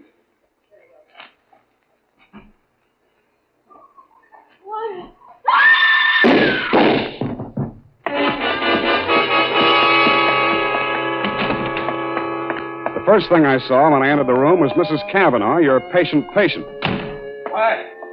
Why did he do it? You, Doctor, were standing over her, nervously twitching off the rubber glove from your right hand. You tested her throat for pulse, then listened through a stethoscope. It was purely a formality. One of the .38 caliber slugs had entered the right temple. The other had torn through the base of the skull. How did it happen? I don't know. I had completed the examination and walked over there to put my instruments away. When I turned back, she had a gun in her hand. Before I could stop her, she pulled the trigger. Suicide, of course. Why? Well, I just told her the truth, that there was nothing I or any other doctor could do for her. That she had perhaps a month, perhaps less. She had suffered great pain, of course, for some time. Uh-huh. You saw her shoot herself, you say? Yes. The gun, she took it out of my desk drawer. I'd removed it from my wife's room earlier today. I see. Well, Doctor, this is the neatest suicide I ever saw. No powder burns, and from the way she's lying, she must have shot herself from the direction of that window, at least 10 feet away. She screamed before the shots were fired and had time to fire a second bullet into her head and throw the gun across the room before she fell. Well, Helmut, at last it's happened, hasn't it? Esther, leave this room. I told Helmut one of the husbands would catch up with him. Pretty, wasn't she?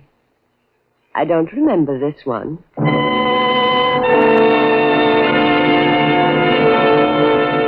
The expression on your face might have been horror or fear or both, Dr. Reese. But your wife was smiling.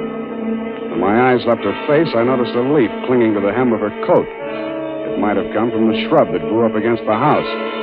And her shoes were splotched with mud that could have and probably did come from the cultivated flower bed just outside the bow window.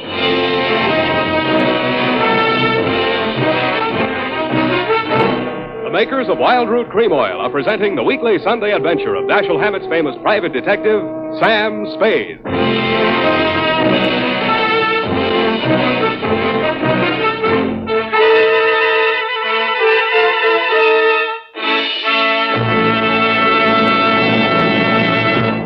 Now, here's important news on good grooming.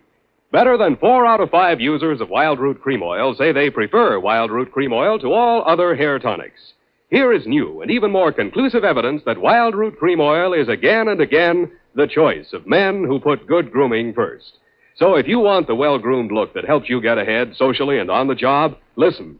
Recently, thousands of people from coast to coast who bought Wild Root Cream Oil for the first time were asked, how does Wild Root Cream Oil compare with the hair tonic you previously used? The results were amazing. Better than 4 out of 5 who replied said they preferred Wild Root Cream Oil. And no wonder. It gives you the advantages that men consider most important. Wild Root Cream Oil grooms your hair neatly and naturally, relieves annoying dryness, and removes loose dandruff. What's more, non-alcoholic Wild Root Cream Oil is the only leading hair tonic that contains soothing lanolin. That's like the oil of your skin. So ask for Wild Root Cream Oil. Again and again, the choice of men who put good grooming first.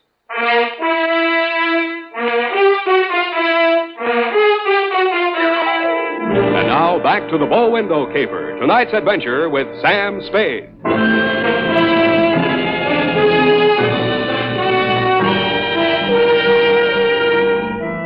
Obviously, there were 2 equally good suspects in the Kavanaugh murder. Either your wife had killed her in a jealous rage, or you'd killed her with your wife's gun to frame her for the murder. I decided to let the police worry it out and went home to bed. The morning headlines were a bit of a surprise. Nurse sought in shooting of mystery woman. Item. The cops had found Celeste Robbins' fingerprints all over the murder gun. And item. Mrs. Kavanaugh, the murdered woman, had given a vacant lot as her address, and her body was lying unclaimed at the morgue. I decided to pay her a visit.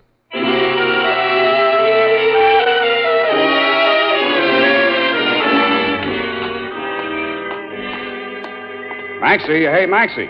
What? Oh, Sam. Sammy, my boy. Hey, it's good to look on you. How are you, Maxwell? Oh, fine, fine. What brings you here, Sam? The Kavanaugh woman. The Kavanaugh, huh? Let's see who's with us today. Stiftel, Milton, Schwartz, Kelly. I knew him. Nice guy. Feige. Aha. Kavanaugh.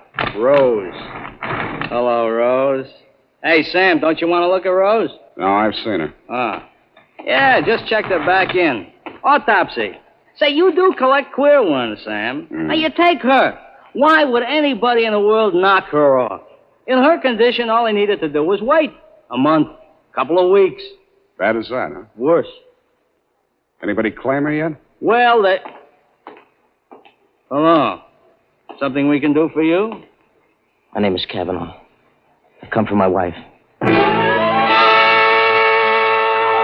was standing with his back to me, and I didn't get a good look at his face until he walked over to the desk with Maxie. The voice tipped me even before I saw the face. It was the man I'd caught outside your office window less than half an hour before the murder. If he recognized me, he didn't let it show. I waited while he went in with Maxie. When he came out, there were tears streaming down his face. I'd been waiting for two reasons. I had some questions to ask him, and I had wanted to pay back that jolt he'd given me the night before. I left without doing either. Oh, hello, Sam. Oh, sweetheart, any calls? Lieutenant Dundee of Homicide, Yeah. Dr. Reese, Mm-hmm. and there's a girl waiting inside. Wouldn't give any name. So you let her wait in my private office. Well, I don't think you'll mind when you've seen her. She's by way of being a knockout. Well, thank you, Effie. That was very thoughtful of you, dear. You're welcome, Sam.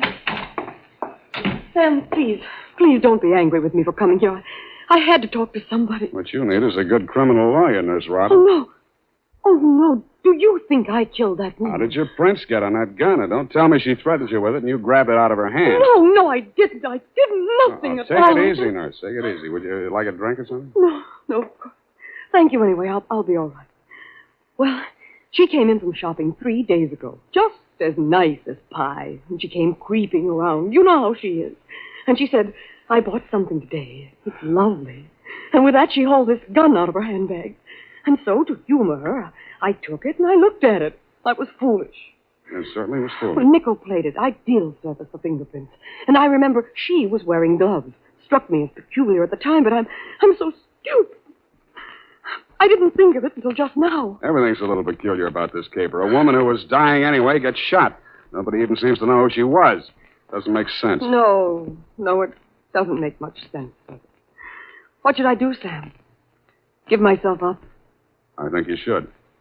Yes, I thought you'd say that.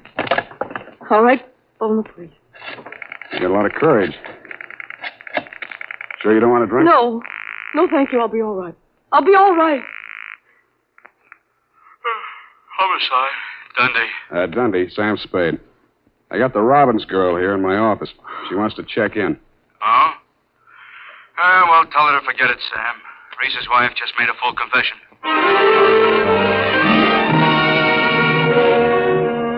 That tore it.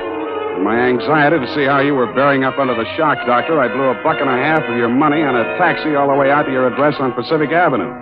To my astonishment, you were wearing a look of real distress. I don't understand it, Mr. Spade. This confessing, it's not like her.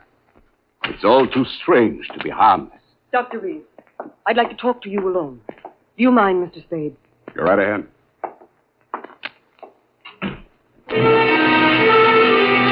I strained my ears outside your consulting room, but all I could hear was a few vague murmurs. Then, for no good reason, I decided to have a look at your wife's bedroom upstairs. The cops had been there before me, so I didn't expect to find much, and I didn't. I was tapping the woodwork for secret panels or something when I heard a heavy tread on the stairway. I wheeled around, my hands inside my coat. A jolly-looking character in coveralls was standing in the doorway. Home Electronics. I beg your pardon? Hagen, Home Electronics. I come to take the equipment. What equipment? The dictograph. She don't need it no more. Ask me, she heard too much. Mrs. Reese had a dictograph installed? Yeah, a rental type installation. This here's a speaker. My own design. Looks like a portable radio, don't it? Yeah, where's the other end? Where's the microphone? It's in the doc's private office. You interested, eh? Yeah, turn it on, will you? Oh, sure. We'll get it tuned in a minute there. Oh, feedback. Wait a minute, I'll fix it. Let her talk. What can she tell? I don't know. But it's uncanny the way she knew Nice, huh? things. Every word we spoke together. That's because of the dictograph. Neat rig, huh? Shut up. We cannot allow this terrible tragedy to come between us. We love each other. Nothing can change that. Oh, boy. That's as nice, ain't it? Quiet. I just know, please don't. Now stop it, Helmut. I don't want you. Please don't. What is it, Celeste? What has happened to Jane? What has happened? You asked that. When I've been attacked by a madwoman and accused of murder all in the space of 12 hours. But it's all over now. Just so, Helmut. Yes, it's all over. Well, can't you turn it up a little more? Oh, sure.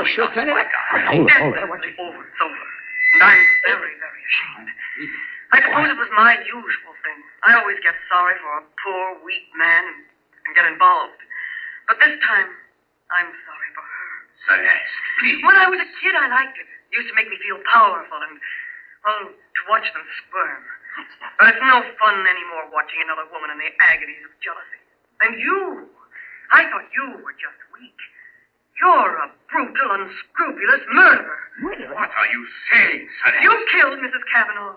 Why, that's impossible. You stood deliberately in that window and you fired 2 shots right at Hey, what gives you? Why weren't my fingerprints on that gun? Because you were wearing your rubber gloves, Doctor. Celeste, don't say any more. No.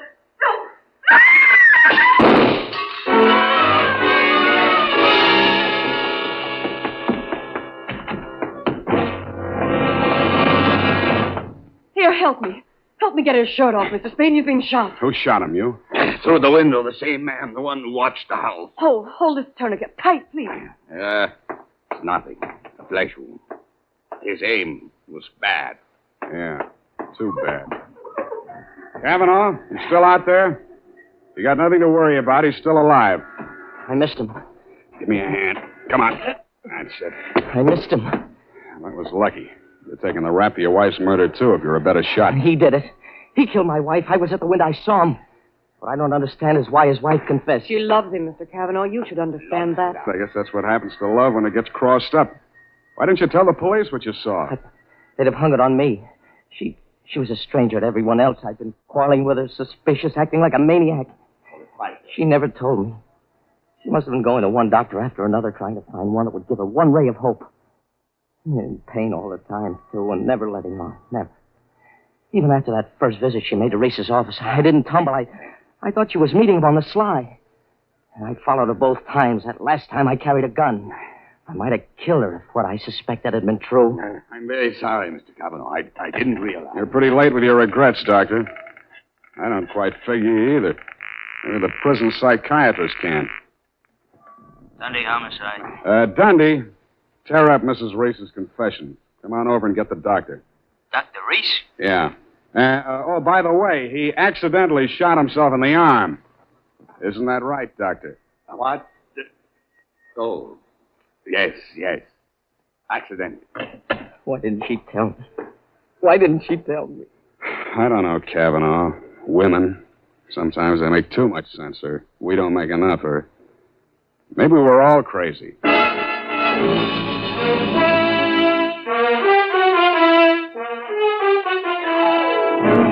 And that, Dr. Reese, is the crop. At the risk of laboring a point, there's also the mystery of why a nice girl like Celeste Robbins ever fell for a guy like you.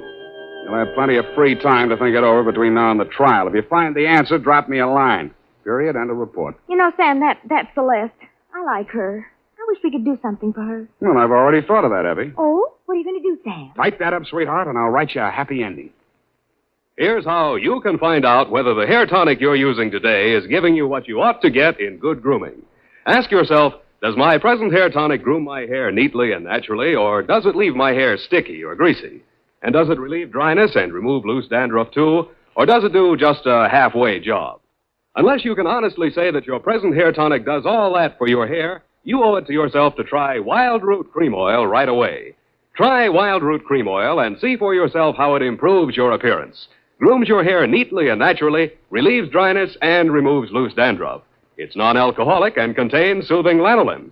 Get the big economy-size bottle and the handy new tube that's easy to pack when you travel and grand for the bathroom cabinet. Don't delay. Get it today. Wild Root Cream Oil Hair Tonic. Again and again, the choice of men who put good grooming first. Oh, here's the report, Sam. You want to read it over? I do not. File it under F for forget. About that poor Celeste, Sam. Oh, yeah. Well, I made a date with Celeste to take her dancing tomorrow night. She needs cheering up, you know. Oh, what for? Well, you said she needed help. Well, that isn't exactly the kind of help I had in mind. Oh. I don't see why it's necessary Effie, to take... we must each of us give a particular kind of help each of us is particularly equipped to give. Very well. She wished to... She used to make over men just to get the other women jealous. That she did. Aren't other women silly to allow themselves to get jealous when they know just what she's up to? Idiotic. Just idiotic. Sure thing. And go home, Effie. I'm a lousy dancer. Oh, very well. Have fun, Sam. Good night, Sam. Good night, sweetheart.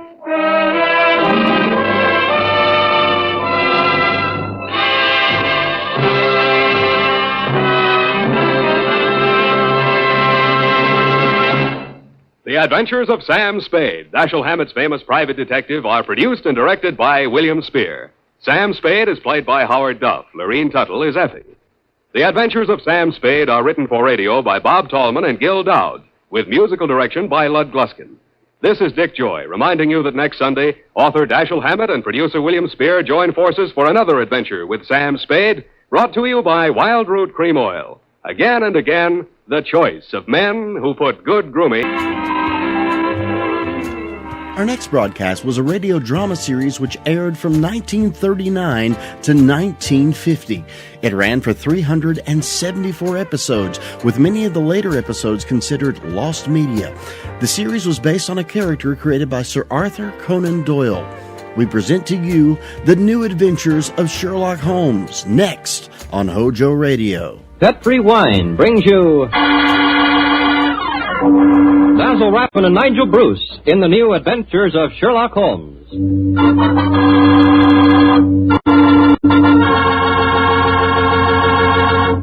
The Petrie family, the family that took time to bring you good wine. I invite you to listen to Dr. Watson tell about another exciting adventure he shared with his old friend, that master detective, Sherlock Holmes. Of course, I can't be as entertaining as Dr. Watson, but I can tell you something that's really worth knowing. Simply this. The best beginning a good meal ever had is a glass of Petrie California Sherry. Petrie Sherry is the perfect before-dinner wine. While you're waiting for dinner to be put on the table, pour yourself a glass of that clear, amber-colored Petrie Sherry. Now, just sit back and sip it slowly. Take your time so you can thoroughly enjoy every single drop of that wonderful Petrie flavor. And what a flavor that sherry has. It comes right from the sun-ripened heart of wonderful California grapes. Now, you may be a real wine expert and know all about sherry wine, but believe me, until you've tried Petrie Sherry, you're really missing something, and no kidding. Serve Petrie Sherry alone, or serve it with canopies or appetizers. And by all means, serve it proudly. You can, because the letters P-E-T-R-I spell the proudest name in the history of American wines. Petrie.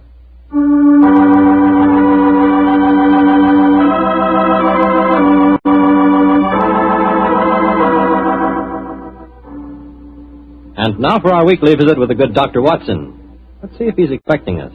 Come in. Ah, good evening, Doctor. Good evening, Mr. Campbell. It's about time you got here. Draw up a chair and make yourself comfortable. Oh, thanks. Well, you have the old black dispatch box out again, I see. I suppose you've been going over your notes on tonight's adventure. That's right, my boy. And this may interest you. Mrs. Watson figured prominently in the story. She did? Yes, in fact, if it hadn't been for some remarkably quick thinking on her part, Holmes and I might have... well, there I go again, telling you the end of the story before I forget it. Well, how did it begin, Doctor? On a winter evening in 1887, I've been married some months, and in consequence I haven't seen much of my old friend Sherlock Holmes. Well, you're still living at Baker Street, I suppose. Yes, my boy, but we couldn't persuade him to come round and see us. From time to time I'd heard some vague accounts of his doings, of his summons to Odessa, in the case of the Trepoff murder, and of his clearing up the singular tragedy of the Atkinson brothers. But to get back to tonight's story, my wife and I had just finished an excellent dinner. I remember had settled ourselves down for an evening of pleasant domesticity. She was stitching away on a piece of extra petit pois, and I was at my desk balancing figures in the family account book. After a few moments, my wife looked up to me and said, John, dear, don't look so troubled. "Oh, was I looking troubled?" Well, you've been scowling at that account book for 10 minutes now. What's the matter, dear? Don't the figures add up correctly? Oh, yes, they add up correctly. In fact, they tell a very pretty story. After buying my practice and setting up all my outstanding accounts, I find that we have nearly £150 left of the dowry that Mr. Shorto settled upon you. 160, isn't it, dear? I was doing the same sum this morning. Oh, well, but it is 160. In any case, Mary dear, the point I was going to make is that we don't need the money just now. My practice is picking up splendidly, and I was thinking that we might invest it in something really sound, of course. Who's been talking to you, John? Dr. Wilson again. Well, as it happens, I did bump into him at the hospital today. He can put us onto something very good in Peruvian silver. What do you think of the idea? Well, John, the fact is, I'd almost decided to make a business investment with it myself. I thought I'd surprise you. Well, now let me tell you about it, John. Oh. Yesterday, when you were out on your rounds, yes? a most charming man called here. Oh, a Mr. Ted Barber. He introduced himself as a friend of Mrs. Stephen Forrester's. He said he was certain we'd be interested in his new company. And he talked so convincingly that, well, I'm afraid I almost promised him I'd buy some stock in the company. Did you really? What sort of company is it? Well, I didn't quite understand that part of it. But it sounds wonderful. He left a prospectus. It's in the right-hand drawer of the desk. It's something to do with a wonderful new metal that's been discovered by an American chemist called Paradol or Paradise or something. Oh, let's have a look, see what it says. A company formed to exploit the amazing new metal discovered by Dr. Paradise. Paradol preferred stock. The potentialities of this new alloy are immeasurable. The fourth dimension has been conquered. What? Vital dislocation is an accomplished fact. Oh, gracious me, my dear child. This prospectus is absolute poppycock. Now, John, you mustn't be stubborn. I think at least we should investigate it. The man said that if we went to the laboratories, Dr. Paradise would give us a demonstration himself. But Mary dear, the fourth dimension. I mean to say, it's obviously fraud. That's what everyone says when a new invention comes out. But this might be an opportunity for us to make a lot of money, John. Mary, I do wish to please me, dear. I can't argue with you very long, Mary. All right. I'll take you to the laboratory in the morning, but I warn you, I'll show this Dr. Paradise up for the charlatan that he is.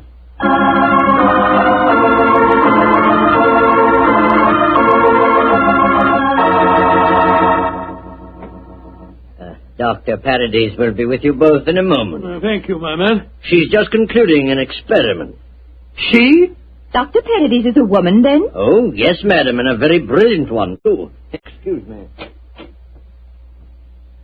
Oh, it's the last straw. The whole thing sounded like an obvious fraud, and now we get here and there are woman doctors at the back of the door. Just because she's a woman, it doesn't mean to say that... How do you do? I'm Dr. Paradise. Oh, how do you do, madam? I am Dr. Watson, and this is my wife, Mrs. Watson. Oh, yes. Come into the laboratory, won't you? Oh, thank you so much, Dr. Paradise.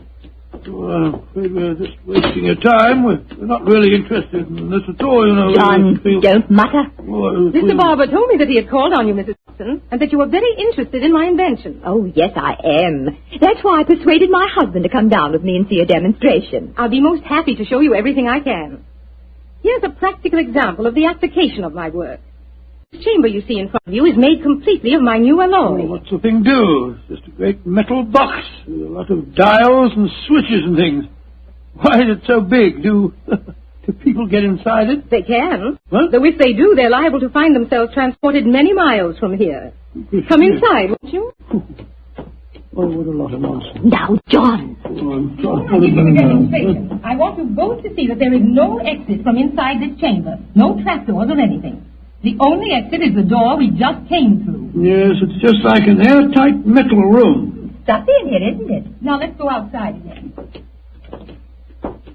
I'll show you how the machine operates. Albert!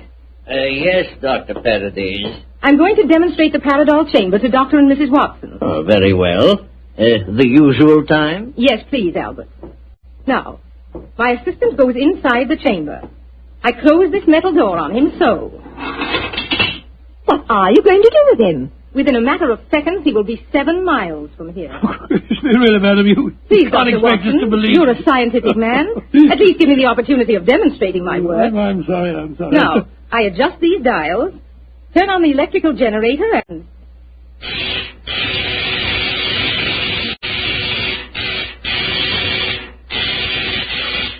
Good Lord, what an amazing business. Now open the door, Dr. Watson, and look inside, please. Great Scott, he's gone. I don't believe it. Dr. Paradise, will you explain this to me? Gladly. My metal Paradol is an unnatural alloy. What? It causes a dislocation in the warp of space and enables us to enter the 4th dimension. You see, time is a dimension. Any object in the past, present, or future can be described precisely in 3 dimensions of space and 1 of time. Yes, but this machine of yours... The alloy of Paradol, combined with the great forces of electricity, has created a new force. This element is controlled by these dials, and it is possible to move in 4 dimensions at once. Thus, bodies or other objects can be transported great distances away, all in the twinkling of an eye. I coined the word to describe the process. Teleportation, I call it. Teleportation? Well, I'm completely confused. All my scientific training tells me this is impossible, and yet... I wonder if you'd give us another demonstration. Certainly. Perhaps you yourself would like to be teleported somewhere. Certainly not. Gracious me, no. No, I think John would be very unhappy in the 4th dimension. He wouldn't belong. Yes, you said that any objects could be moved. How about that brown paper parcel on the table over there? Certainly. It only contains some company circulars. I suggest you write your initials on it so that you can identify it later. Oh, very well. J.H.W. There you are. Where do you want it dispatched to? Send it to my house. I'll give you the address. That won't be necessary. No, this is an amazing business. Isn't it, John? Exciting, too. There we are. Now I adjust the dials once more, and...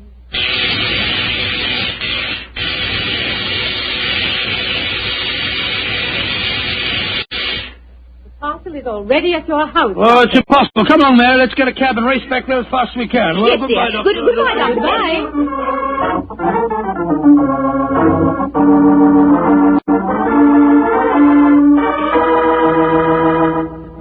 Now, dear, John, you must admit you're just as excited as I am. Well, I confess that I'm enormously intrigued. Let me just get my latch front door key up. Here we are. Dr. Paradise is a devilishly clever woman. Even so, my intelligence tells me it's impossible for the package to have reached here before us. Here we are. Here you are, Master. Mum, just in time for lunch. Tell me, Annie, did the package arrive for us? Oh, yes, it did, Mum. I put it on our table. Great Scott. How was it delivered, Annie? Well, now, that's the funny thing about it, sir. I don't know. I went out to polish the block on the door knocker a few minutes ago, and there was the parcel, lying on the doorstep. No one had rung the bell or anything. I didn't know how it got there. Thank you, Annie. You can go now. Yes, Mum. Well, John, what do you say now? That a miracle's been performed. I don't believe my eyes. Look, there are my initials on the package. Mary, I think that if you don't mind, after lunch You'll go around to Baker Street and tell Sherlock Holmes about this. Oh, you mind, dear? Of course not, dear. Good. It'll be nice to see Holmes again anyway.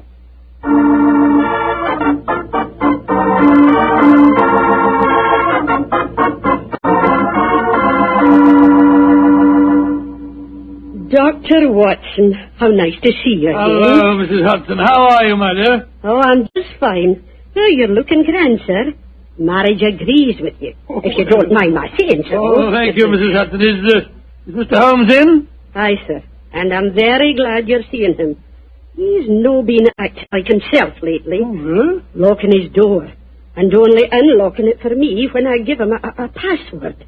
And he's hardly touched his food for the last 3 days. Tell you the truth, Dr. Watson, I'm awful worried about him. Really? Well, I'll go up to him. He'll be glad to see you, I'm sure.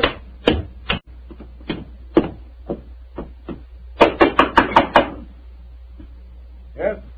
Who is it? It's me, Watson. Watson?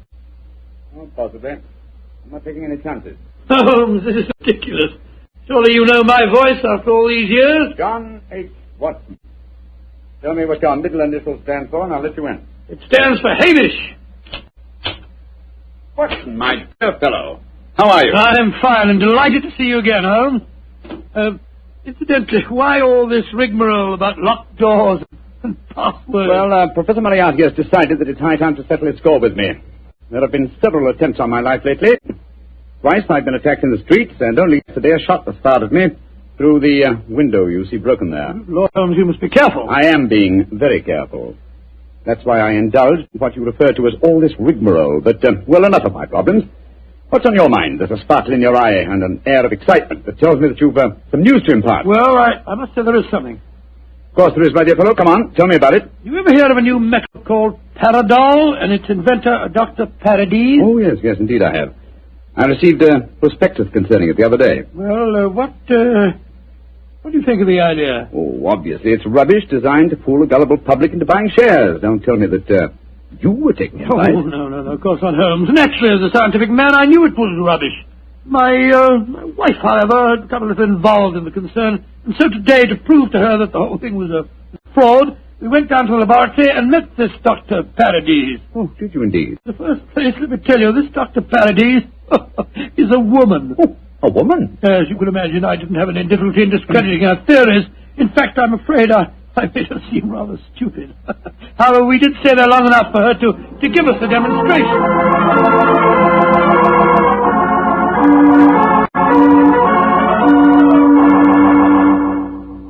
And that's the way that it was, Holmes. When we got back to our house, the initial package was there, waiting for us. Oh, childish trick. Obviously, the Paradol chamber contains an ingeniously hidden trapdoor, through which the assistant disappeared and later the package. A fast cab then took it to your home before you could get there. Oh, yes, well, really? Well, yes, of course, that's exactly how I explained the thing to Mary. Was she impressed with the thing? Yes, she was. But you know how women are. I tried to tell her the whole thing was a fraud. She's very obstinate. I was hoping perhaps that you will help me expose the concern. Oh, hardly seemed necessary, old fellow. Such an obvious fraud. However, for your sake, I'll be glad to do anything I can. Well, I thought we might go down to the laboratory late tonight when nobody's there and take a look at that Paradol chamber a little more closely. Yes, that's a good idea. After being cooped up here for 3 days, it'll be a pleasure to get some night air and indulge in a little simple burglarizing. Well, shall I call for you here? No, wait a minute, dear fellow. It's much too dangerous.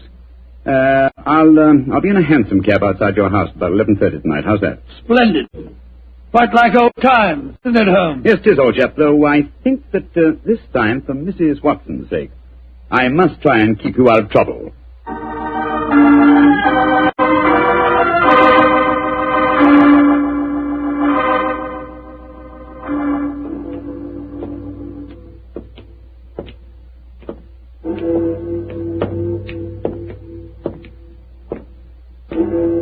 Midnight, Holmes? Yes, Watson. I've only confirmed old bachelors like myself should be wandering the streets of London. Oh, rubbish, Holmes. You talk as if Mary was a tyrant. Now, don't get angry, old chap. I was only being suspicious. Is this, Dr. Paradis' laboratory? Yes. I'd like to be seen. I don't imagine it'll be very hard to break in, though. Strike a match, will you? Took the precaution of bringing this lantern. There you are. Thanks, old fellow. Is the door locked? Yes, but I think a skeleton key will do the trick. Hold this lantern for a second, will you? Yeah. Oh, this is child's play so far. Come on. Yeah. There's the Paradol chamber over there. Uh-huh. Give me the lantern again, old chap, will you? Thanks. Quite an elaborate construction. The door's been left open. Let's go in and take a look at the inside of it. Not both of us, Watson. If this is the only entrance, and the two of us walked in, it'd be too easy to slam the door shut on us. I suppose so. You go in and I'll keep watch out here. All right. Oh, I trust that in a few minutes I won't find myself lying on your doorstep. Holmes, there are times when your sense of humor is a little strained.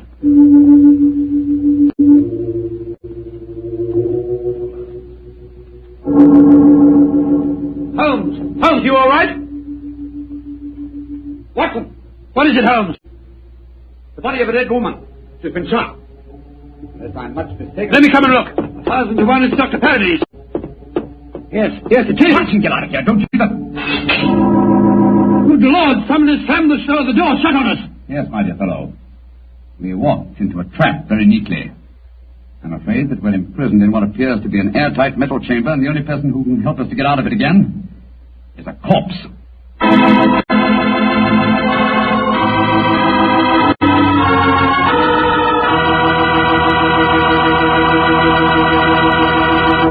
Dr. Watson's story will continue in just a few seconds. It's time for me to remind you that good food always tastes better when served together with good wine. Did you know that Petri makes 2 wonderful mealtime wines? Wines especially made to go with food?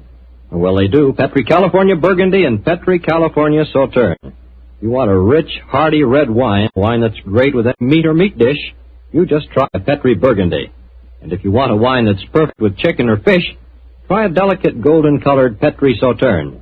Petri Burgundy if you want a red wine, Petri Sauterne if you want white. But always a Petri wine if you want a good wine.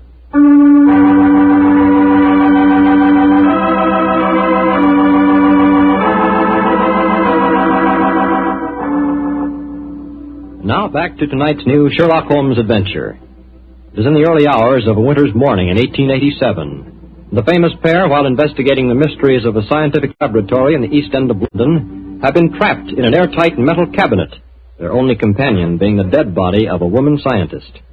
As we rejoin our story, Sherlock Holmes and his old friend Dr. Watson are listening intently as footsteps approach what appears to be their metal coffin. There's someone outside. They're sliding back the mental panel. Good evening, gentlemen. That voice. It's Dr. Paradis' assistant. Send us out of here. Or should I be more precise, Mr. Holmes, and say good morning? Hello, Moriarty. Moriarty, you scoundrel. I can just get my hands on him. Dr. Watson, I wish you could get over your dislike for me. For my own part, I'm genuinely sorry that my trap had to catch you, too. I've often felt unhappy that you're not on my side. Such slavish admiration of you given your friend Sherlock Holmes must be highly gratifying. There's none of mine about all that. What are you up to? It's obvious, my dear Watson. The whole scheme was a plan to lure me out of my safe hiding by presenting an intriguing problem, and one that victimized the wife of my old friend. You knew it would get back to my ears, didn't you, Moriarty? Yes, exactly. But why did you murder this Paradis woman? It's equally obvious, my dear Watson. It served her purpose in presenting a most convincing scientific front. As soon as the trap was baited, it was a liability. She might tell tales, and so she was killed. Like so many other of your accomplices, my dear Professor. Precisely. Now, my dear fellows, I'm afraid that I must close this panel and say goodbye. Quite sorry to have to kill you, but you're becoming dreadfully in my way. And how do you plan to kill us, Moriarty? By doing nothing more than closing this panel. I could be frightfully dramatic and release deadly gases into the chamber, or poisonous snakes, or something equally colorful. But quite frankly, it seems so much simpler just to shut you in. Our oxygen supply won't last very long, you know. And for your benefit, Dr. Watson, I may tell you that Paradol, whatever its other shortcomings as a metal, is bulletproof. Goodbye, you meddling fool! Well, there seems nothing for us to do but look around and ascertain our chances of escape. Holmes, I don't like this. We're in a very nasty situation. My dear Watson, sometimes you're a master of understatement. Just as I thought. What have you found, Holmes? Sliding panel, just behind the dead woman. It leads to a passageway. A passageway that has been bricked up only within the last few hours. But long enough, I'm afraid, to make it impossible. No, there's no escape here. Hold the lantern a little higher, will you, Walter? Yeah. That's it. Well, what are we going to do now? I was just estimating the cubic capacity of this chamber. The air supply should last comfortably for at least another 8 hours. I recommend a brief sleep to refresh us and also to conserve our oxygen supply. Sleep? Who could sleep at a time like this? I can and you can, old chap, if you discipline yourself. Well, I'll try, Holmes, but I know perfectly well I shan't close my eyes.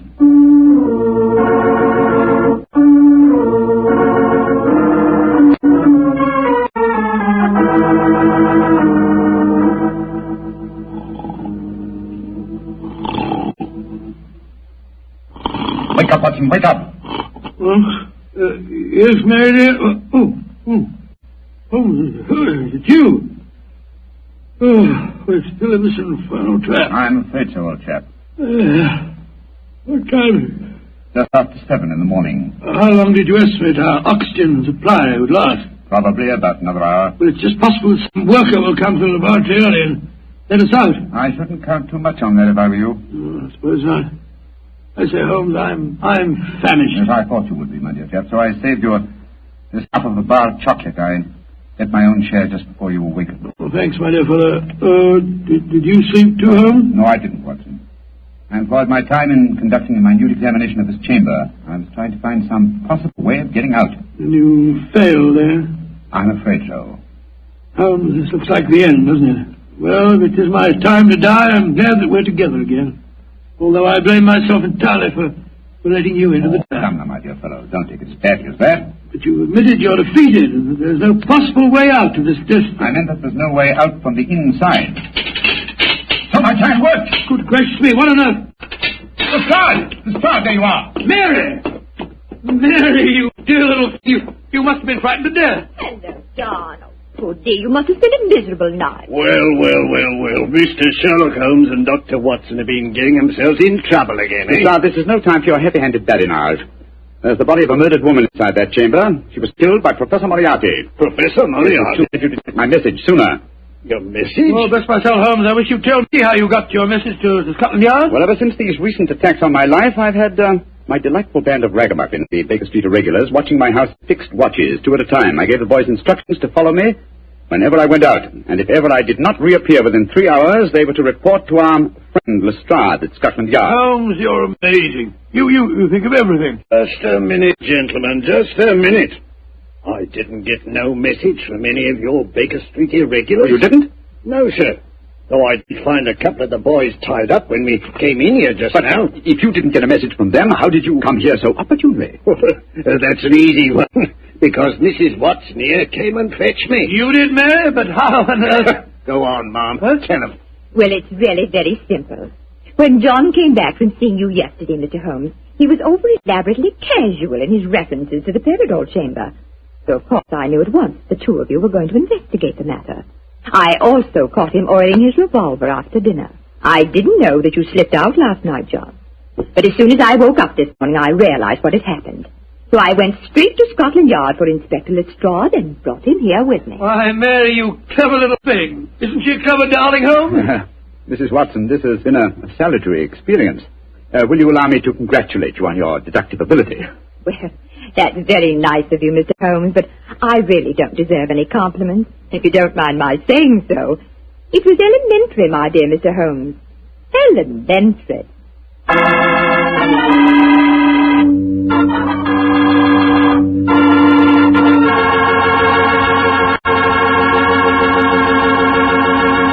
This is Bob Campbell saying good night for the Petrie family. This program comes to you from our Hollywood studios. This is the Mutual Broadcasting System.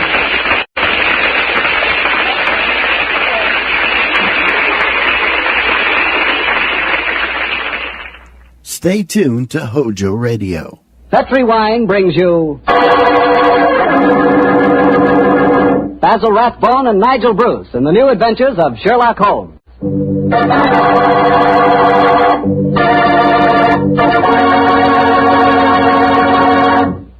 The Petrie family, the family that took time to bring you good wine, invite you to listen to Dr. Watson tell us another of his fascinating stories about his old friend, that master detective, Sherlock Holmes. You know, we're really happy to be back with you once again, and we're looking forward to getting together at this time every week from here on out. And I hope you won't mind if every once in a while I sort of get a word in edgewise about Petrie wines. You know, and I really mean this, Petrie wines are wonderful wines. For instance, right now, I wish I could give you a glass of Petrie California port. You could hold that Petrie port up to the light and look at its clear, deep red color. You could smell that luscious grape aroma. And best of all, you could taste that Petrie port. What a flavor. That Petrie port just sort of rolls around on your tongue, and oh boy, is that ever good. Try Petrie port after dinner some evening, or try it when some friends drop in. You can serve it proudly because, after all, the name Petrie is the proudest name in the history of American wines.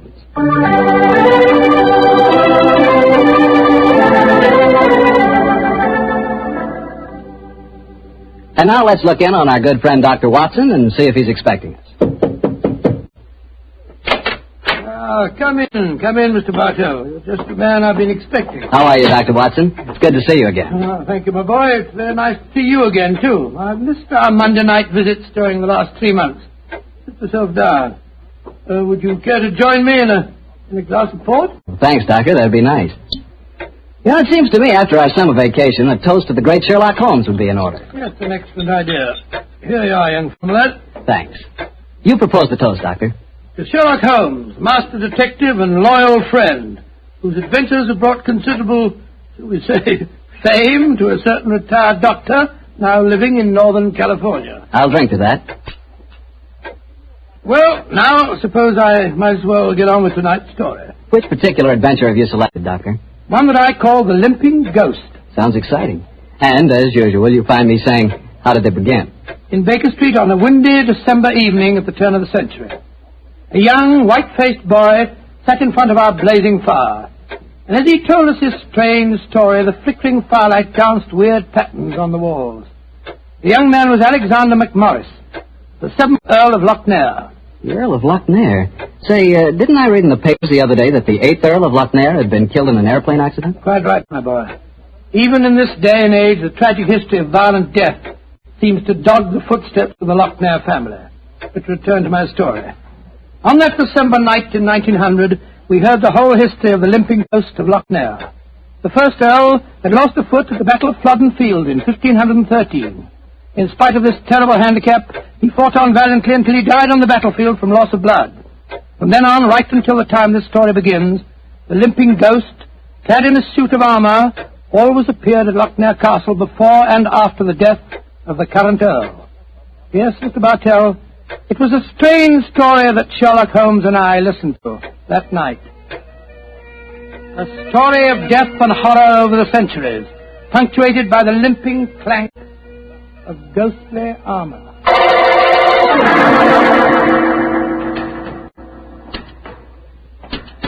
Milady, I have terrible news for you. Your husband, the Earl, was killed in the explosion that destroyed Lord Darnley.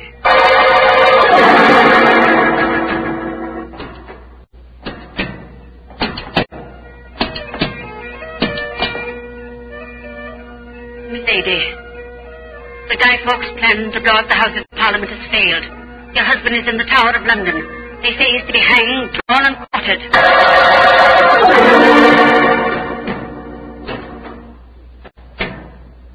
Madam, I regret to inform you that your husband, on my instructions, has been arrested for murder. I have no doubt that he will be hanged. And that's the story of the Lochnairs, Mr. Holmes. You were instrumental in sending my great-uncle to the gallows, a fate which he richly deserved, I'm told. So it seemed only natural to come here to Baker Street and consult you now that I'm in trouble. I shall be most happy to do anything I can to help you, sir. I don't remember anything about your sending the Earl of Lochnair to the scaffold, Holmes. Well, he did, Dr. Watson. Mm-hmm. And the servants have always sworn the ghost really did walk at midnight on the day that he was hanged. Indeed. Now, sir, I suggest that you tell us what problem brought you here. The ghost is walking again, Mr. Holmes. You know what that means. According to the legend, that the present Earl will die. Exactly. And as I'm the present Earl, you can see why I'm rather worried. Am I to understand that you've actually seen this ghost yourself? Yes, Mr. Holmes. The night before last, Betty, or that is Miss Noel, and I were sitting in the dining hall in front of the fire when we heard a strange sound up in the musicians' gallery. We looked up and in the moonlight saw a ghostly figure in armor limping towards the staircase. Oh, gracious me. My dear sir, you're certain that you really saw it? Moonlight can play strange tricks, you know. There wasn't any doubt about it, Doctor. We both saw and heard it. What did you do? I started to go towards the stairs, but as I did so, Betty screamed and then tumbled to the floor in a heap. Fainted, I suppose. Yes. While I was reviving her, the ghost disappeared. Who's staying with you at Lochnair Castle at the moment? Well, there's Betty Nolan. She's the sister of James Nolan. He looks after my estate.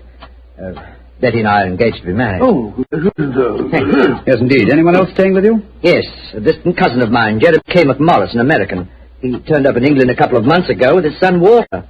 They're both with me at the present. A distant cousin? That's right, Mr. Holmes. Actually, they're descendants of a more than usually black sheep branch of the family. I don't know how long the old man's going to be with us, though. If you ask me, he's a dying man. How do you say that, sir? As far as I can gather, he's been wasting away for years.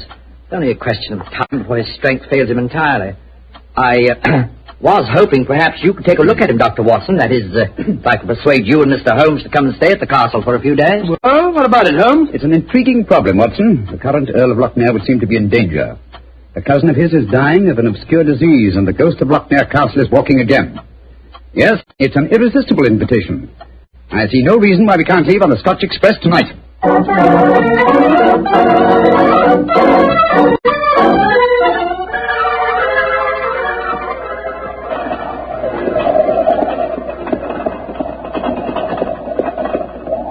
Been quite a heavy fall of snow here in your absence, young man. Quite so. Judging from the colour of the sky, there's more to come. Very angry looking.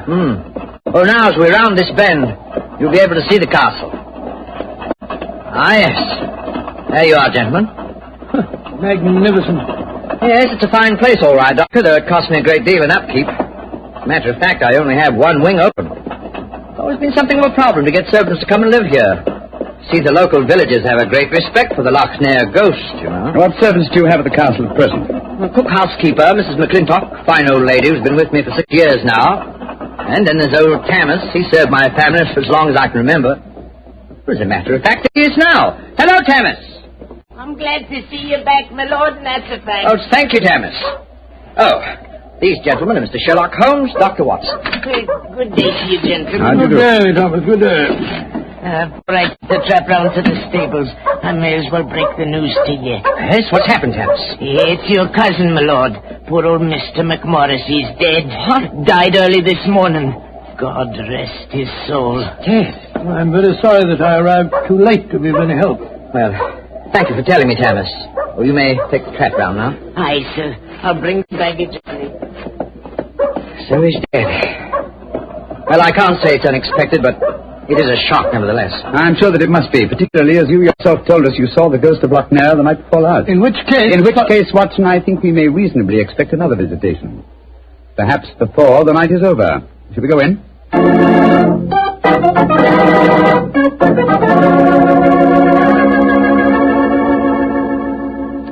This is Miss Nolan, my fiancée, Mr. Sherlock Holmes, and Dr. Watson. I'm very glad to meet you. How are you, sir? And this is her brother, James Nolan, the manager of my estate. How do you do, sir? How are you, Mr. Nolan? Much better for seeing you both up here. I'm sure it won't take you long to lay this ghost business by the heel. Oh, well, I trust you don't overestimate our abilities, Mr. Nolan. Alec, you've heard about your cousin, of course. Oh, yes, my dear. Tammas told us as we drove up. Where's Walter? He went into the village with the doctor and the body of his father. Oh. He should be back soon. How's he taking it? Very quietly. Too quietly, if you ask me. Those Americans are pretty demonstrative people, you know, and Walter's been no exception. But he behaved very strangely this morning.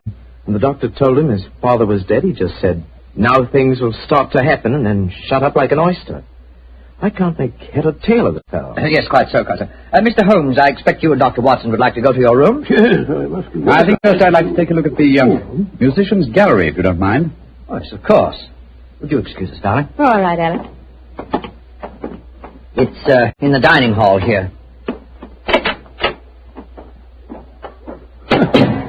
They must have been very hospitable people in those days. 50 or 60 people could eat at that table. Yes, Doctor. Needless to remark, we hardly ever use the room nowadays. There's the musicians' gallery, Mr. Holmes. Oh, yes, I see. How do we get up there? I'll show you. See, there's a stone staircase behind this tapestry here. Follow me. Watch your step. It's quite narrow, rather dark. Watch your head, Watson, old chap. Oh, don't worry about me, Holmes. I'm perfect. Oh, I say. Must have built these stairs for pygmies. Oh, yes. Here we are, gentlemen. This is the musicians' gallery. By Jove. It must have made a pretty picture in the days gone by. A little string orchestra fiddling away up here and tumble up the Scottish nobility, bobbing and floating round in the intricacies of a Highland schottische, or a stately gavotte or something. Where does that door lead to? To the bedroom wing. And that's where the ghost appeared from the other night, I suppose. Yes, Mr. Holmes. The door's ajar. You generally keep this door unlocked, sir? Why, no. But the key mysteriously disappeared about a week ago. James is having a new one made, so I must remind him about that. Alec, where are you? Oh, we're up here, Walter. We're coming down. That's Walter McMorris. My dead cousin's son. Well, fellow, this must be a dreadful day for him. Yes, I'm afraid this is going to be a rather painful interview. Oh, hello, Walter. This is Mr. Sherlock Holmes and Dr. Watson. How do you do, sir? How do you do? Sherlock Holmes, sir. I've heard about you and your friend, Dr. Watson. Walter, old man, I'm dreadfully sorry about your father. Are you now? Isn't that nice of you? Well, you'll be sorry enough when you hear that I'm going to take you to court and prove that I'm the real Earl of Lochnair. Walter, you're out of your mind. Am I? No. Father was out of his because he kept quiet all these years. But I'm going to have my rights. I've looked up the records. I've had genealogists working for months. And I've got all the facts that prove you're an imposter. Oh, man, what are you talking about? You know well enough. When Sherlock Holmes here sent your great-uncle to the gallows 20 years ago, the title and estate should have come to my father. When I leave here tomorrow, I'm going straight to the finest lawyer in London. Man, if you believe this, why have you said nothing about it till now? Because I'm smart. I found out a thing or two since I've been staying here. And one of the things I found out is that your precious fiancée and her brother wouldn't look twice at you if it weren't for your money and the title. Shut up. You'll find out. She's a smart little filly, and she knows what kind of a track she's running. Why, you got... My compliments, sir. A very professional uppercut. Yes, and a very well-deserved one. Offensive scoundrel. Sorry about this. Please don't say anything in front of Betty. You're going to upset her. I quite understand. Come along, Watson. Let's go and find our rooms.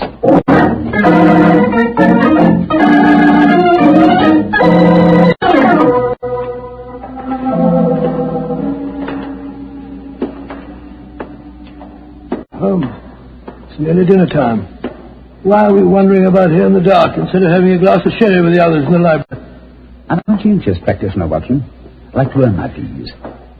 It occurred to me that a further examination of his dining hall might prove profitable. Well, personally, Holmes, I think you're wasting your time on this case. What makes you think that, old chap? It's perfectly obvious that young American fellow was impersonating the ghost a few nights ago.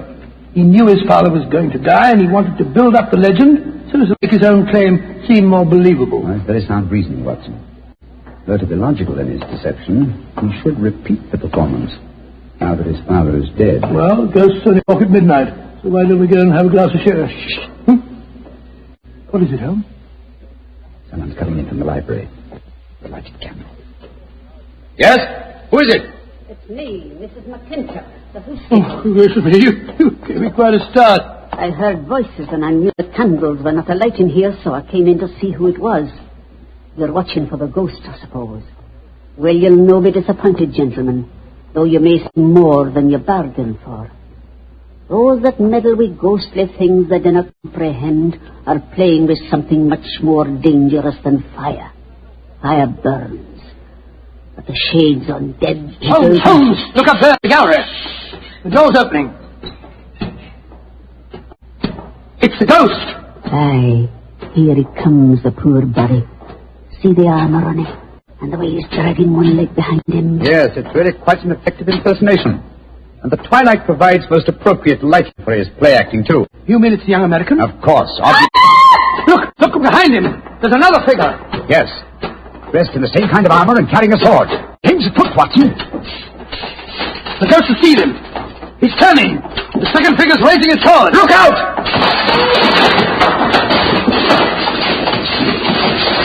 Great heavens! He's knocked him through the railings. That must be a 20-foot fall. Come on, old fellow.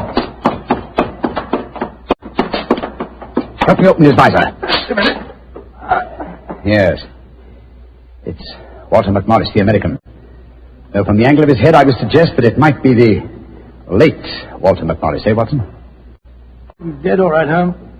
Neck broken. Meanwhile, the second figure has been able to slip back through that door and escape us. Come on, he was dressed in armor. He can't go very fast. Perhaps we can overtake him.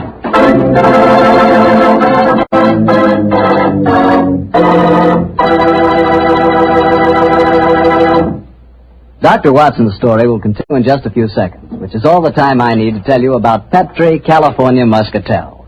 Ever try Petri Muscatel? It's a wine that looks like sheer gold, and it's made from big, plump, juicy muscat grapes. Boy, pop one of those muscat grapes into your mouth, and you know you've got something delicious. You know that. And you get the same flavor in Petri Muscatel. It's a perfect wine to serve a lady. Women love it. And that best time to serve it is after dinner or on a Sunday afternoon, you know, times like that. But just make sure it's Petri Muscatel, because that's the way to make sure it's going to be good. Remember, Petri.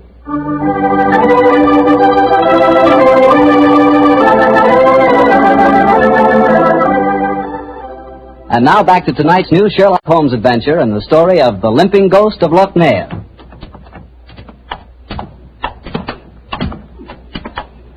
found it, Holmes. There's no trace of the ghost in the musician's gallery. We gave him too much of a start, I'm afraid. Of course you didn't find him. You'll never find him because he's not mortal. Mrs. McClintock, is the original suit of armor, the one worn by the first Earl of Lochnair, still in the castle? Aye, sir. It's in the library through that door there. I'll take you to it. No bother, thank you. We'll find it. Come on, Watson. Bring that candle with you. Right, Holmes. If you know what's good for you, you'll stop dabbling in that as your dinner really can. Holmes, what do you make of the second girl? An imposter, obviously. But who could it have been? That's what we have to find out, old chap. Undoubtedly someone knew that the American Walter McMorris was impersonating the ghost and used this macabre method to kill him. But why kill him? Possibly his claims to the title and estate were valid. Or perhaps some fanatic was so devoted to the Lochnair legend that he assumed the role of ghost and killed him for his sacrilege. Hold the candle a little higher, will you, old chap? Yeah. Hello. Here's a suit of armor, Holmes. Lying in a heap on the floor. On the floor, eh? Whereas it obviously belongs on that stand over there. It's perfectly clear what's happened. The second figure used this armor and slipped it back in here while we were examining the dead man. Possibly, Watson, possibly. At least this armor gives us a definite clue. But it limits the field of possible suspects. How do you mean, Holmes? Well, it's an interesting fact that the human race has grown definitely larger in the past 400 years. Very few modern men can wear authentic ancient armor like this. For example, take the first item on the top of the heap lying on the floor here. These gauntlets of chain mail. Try them on. Much too small for Exactly. me. Neither you nor I could have worn this suit. No, could young Hamill, the estate agent. Whereas his sister could have done. Yes, so could Thomas, the butler. He's a small fellow. And if it comes to that, Watson, our distinguished client, the young Earl of Lochnair, is himself a small man. Right, so he is. And he might easily have had a motive. Young McMorris had disputed his right to the title earlier in the day. But we mustn't jump to conclusions. Nevertheless, you see what valuable evidence this armor has become. Hello. It sounds as if the rest of the party are on the scene. Yes, I suggest that we join them without making any reference to this suit of armor. Remember, old chap, one of them in there is a murderer, and we may have to set a trap to catch him.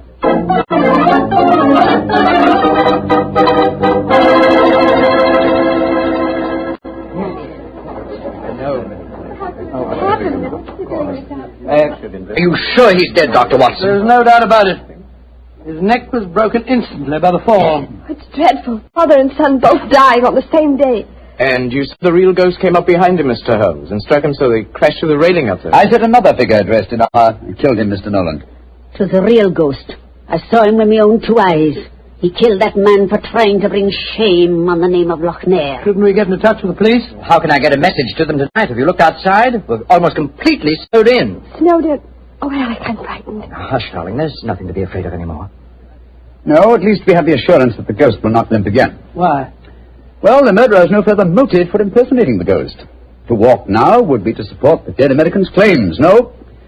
We shall spend a quiet night, and tomorrow I shall communicate with the proper authorities as to my quite definite notions regarding the murderer's identity. But if the ghost should walk again, Mr. Holmes? Well, then, sir, I shall know that at last I have encountered a truly supernatural crime and shall retire from the practice of detection.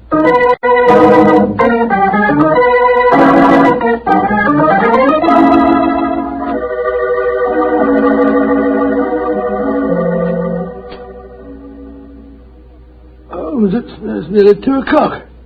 You still over there by the window, puffing away that pipe of yours? You know, I can't help feeling that young McMorris knows a great deal more than he told us. A great deal more. The shifty look about him I don't like. Never did trust a fellow who couldn't look you squarely in the eye.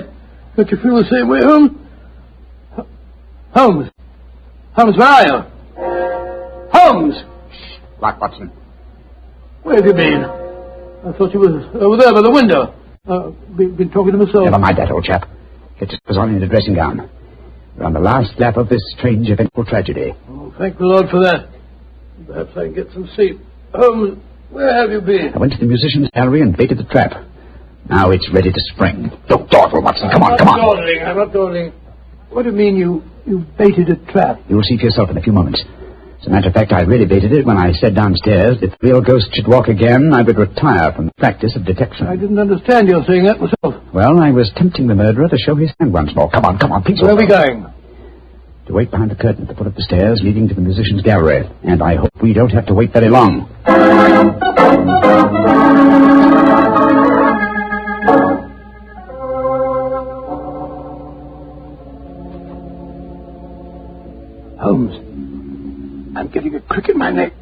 peer through this wretched curtain. How much longer do we have to wait? Till our murderer arrives. You certain he'll come? Not certain, but hopeful. Extremely hopeful. You know who it is, don't you? Yes. But my proof is too thin for a court of law. I must catch him in the act. Here he comes. Splendid. Let's go up and get him. No. Did he walk into my trap? He's coming towards the head of the stairs. Oh! Great Scott! Exactly. A simple piece of wire stretched across the gallery is remarkably effective, even with ghosts. Come on, Watson. Help me off with his visor. There we are. Good Lord, it's James Nolan. Exactly. What's happened? You walked into a simple trap, my friend. I'm afraid the next trap will be more lethal, for it will undoubtedly prove to be the one beneath the gallows.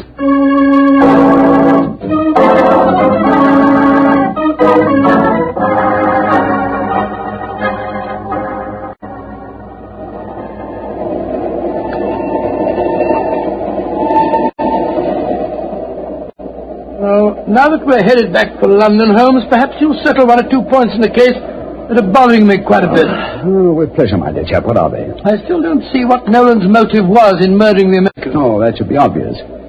He wanted to ensure that his sister's fiancé would enjoy undisputed title to the name of the States. Well, how did you know it was Nolan? When I examined the authentic suit of armor, you see, it was obvious it had never been worn. But I still don't quite understand. Oh, come now, old chap. The suit of armor was in a heap on the floor. Yeah? And if it had been hastily discarded, and yet, the gauntlets were on top of the pile, you remember? That's right, they were. If the suit had really been worn, the gauntlets would have been the first things to have been taken off, and so would have been underneath the pile.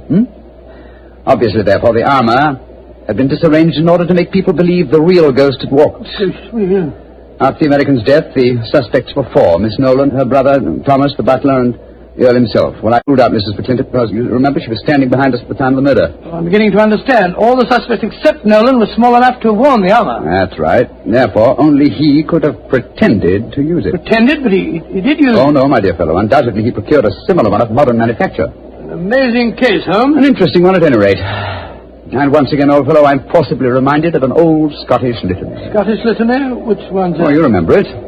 From ghoulies and ghosties and long-legged beasties and things that go bump in the night. Good Lord deliver us.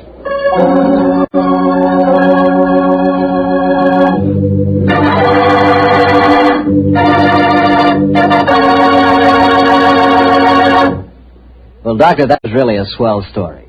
You know, for a while there, I was beginning to believe in ghosts. Well, I'm ashamed to admit it, but at the time, so was I. You know, this sounds silly, but I bet it would be fun to be one of those legendary English ghosts. You know, go around sticking your nose into everybody's business and playing practical jokes like mad and nobody able to figure out who did it. That would really be fun in a way. Well, you can go around scaring people all you want to, but not for me. I think a ghost leads a terrible life. So, for instance, a ghost can't have the pleasure of eating a nice, juicy steak. Yeah, or drinking a glass of really good wine. Ah, now you're talking, young fellow, my lad. Petri wine. Yeah, still talking, young You see, when I say good wine, I always mean Petri wine because you can depend on Petri. I know. Why, the Petri family has been making wine for generations, handing on down from father to son, all their skill and knowledge and experience. When you realize they started the Petri business way back in the 1800s, well, common sense tells you the Petri family knows practically all there is to know about the fine art of turning luscious grapes into clear, fragrant wine. Yep, whether you're looking for a swell wine to serve before dinner or with dinner or after dinner, for any occasion, you just can't go wrong with a Petri wine because Petri took time to bring you good wine. Now, Doctor, what story are you going to tell us next week? Well, now, next week, Mr. Bartell, I'm going to tell you a strange adventure that Holmes and I had in the English countryside. It concerns the apparent madness of a certain Colonel Warburton and the puzzling mystery of two dead dogs.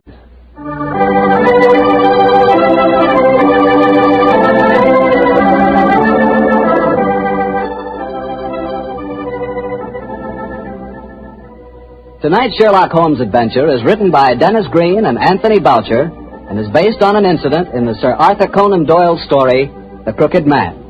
Mr. Rathbone appears through the courtesy of Metro-Goldwyn-Mayer, and Mr. Bruce through the courtesy of Universal Pictures, where they are now starring in the Sherlock Holmes series.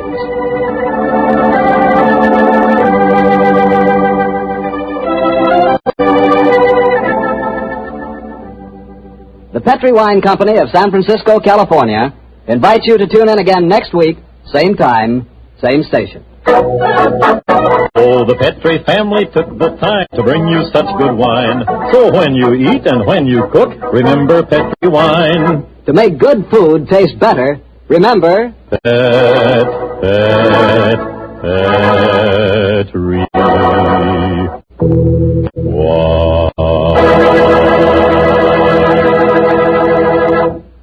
This is Harry Bartell saying goodnight for the Petri family.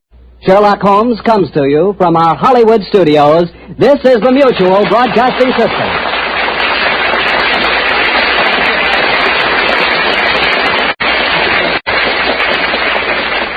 Thanks for listening to Hojo Radio.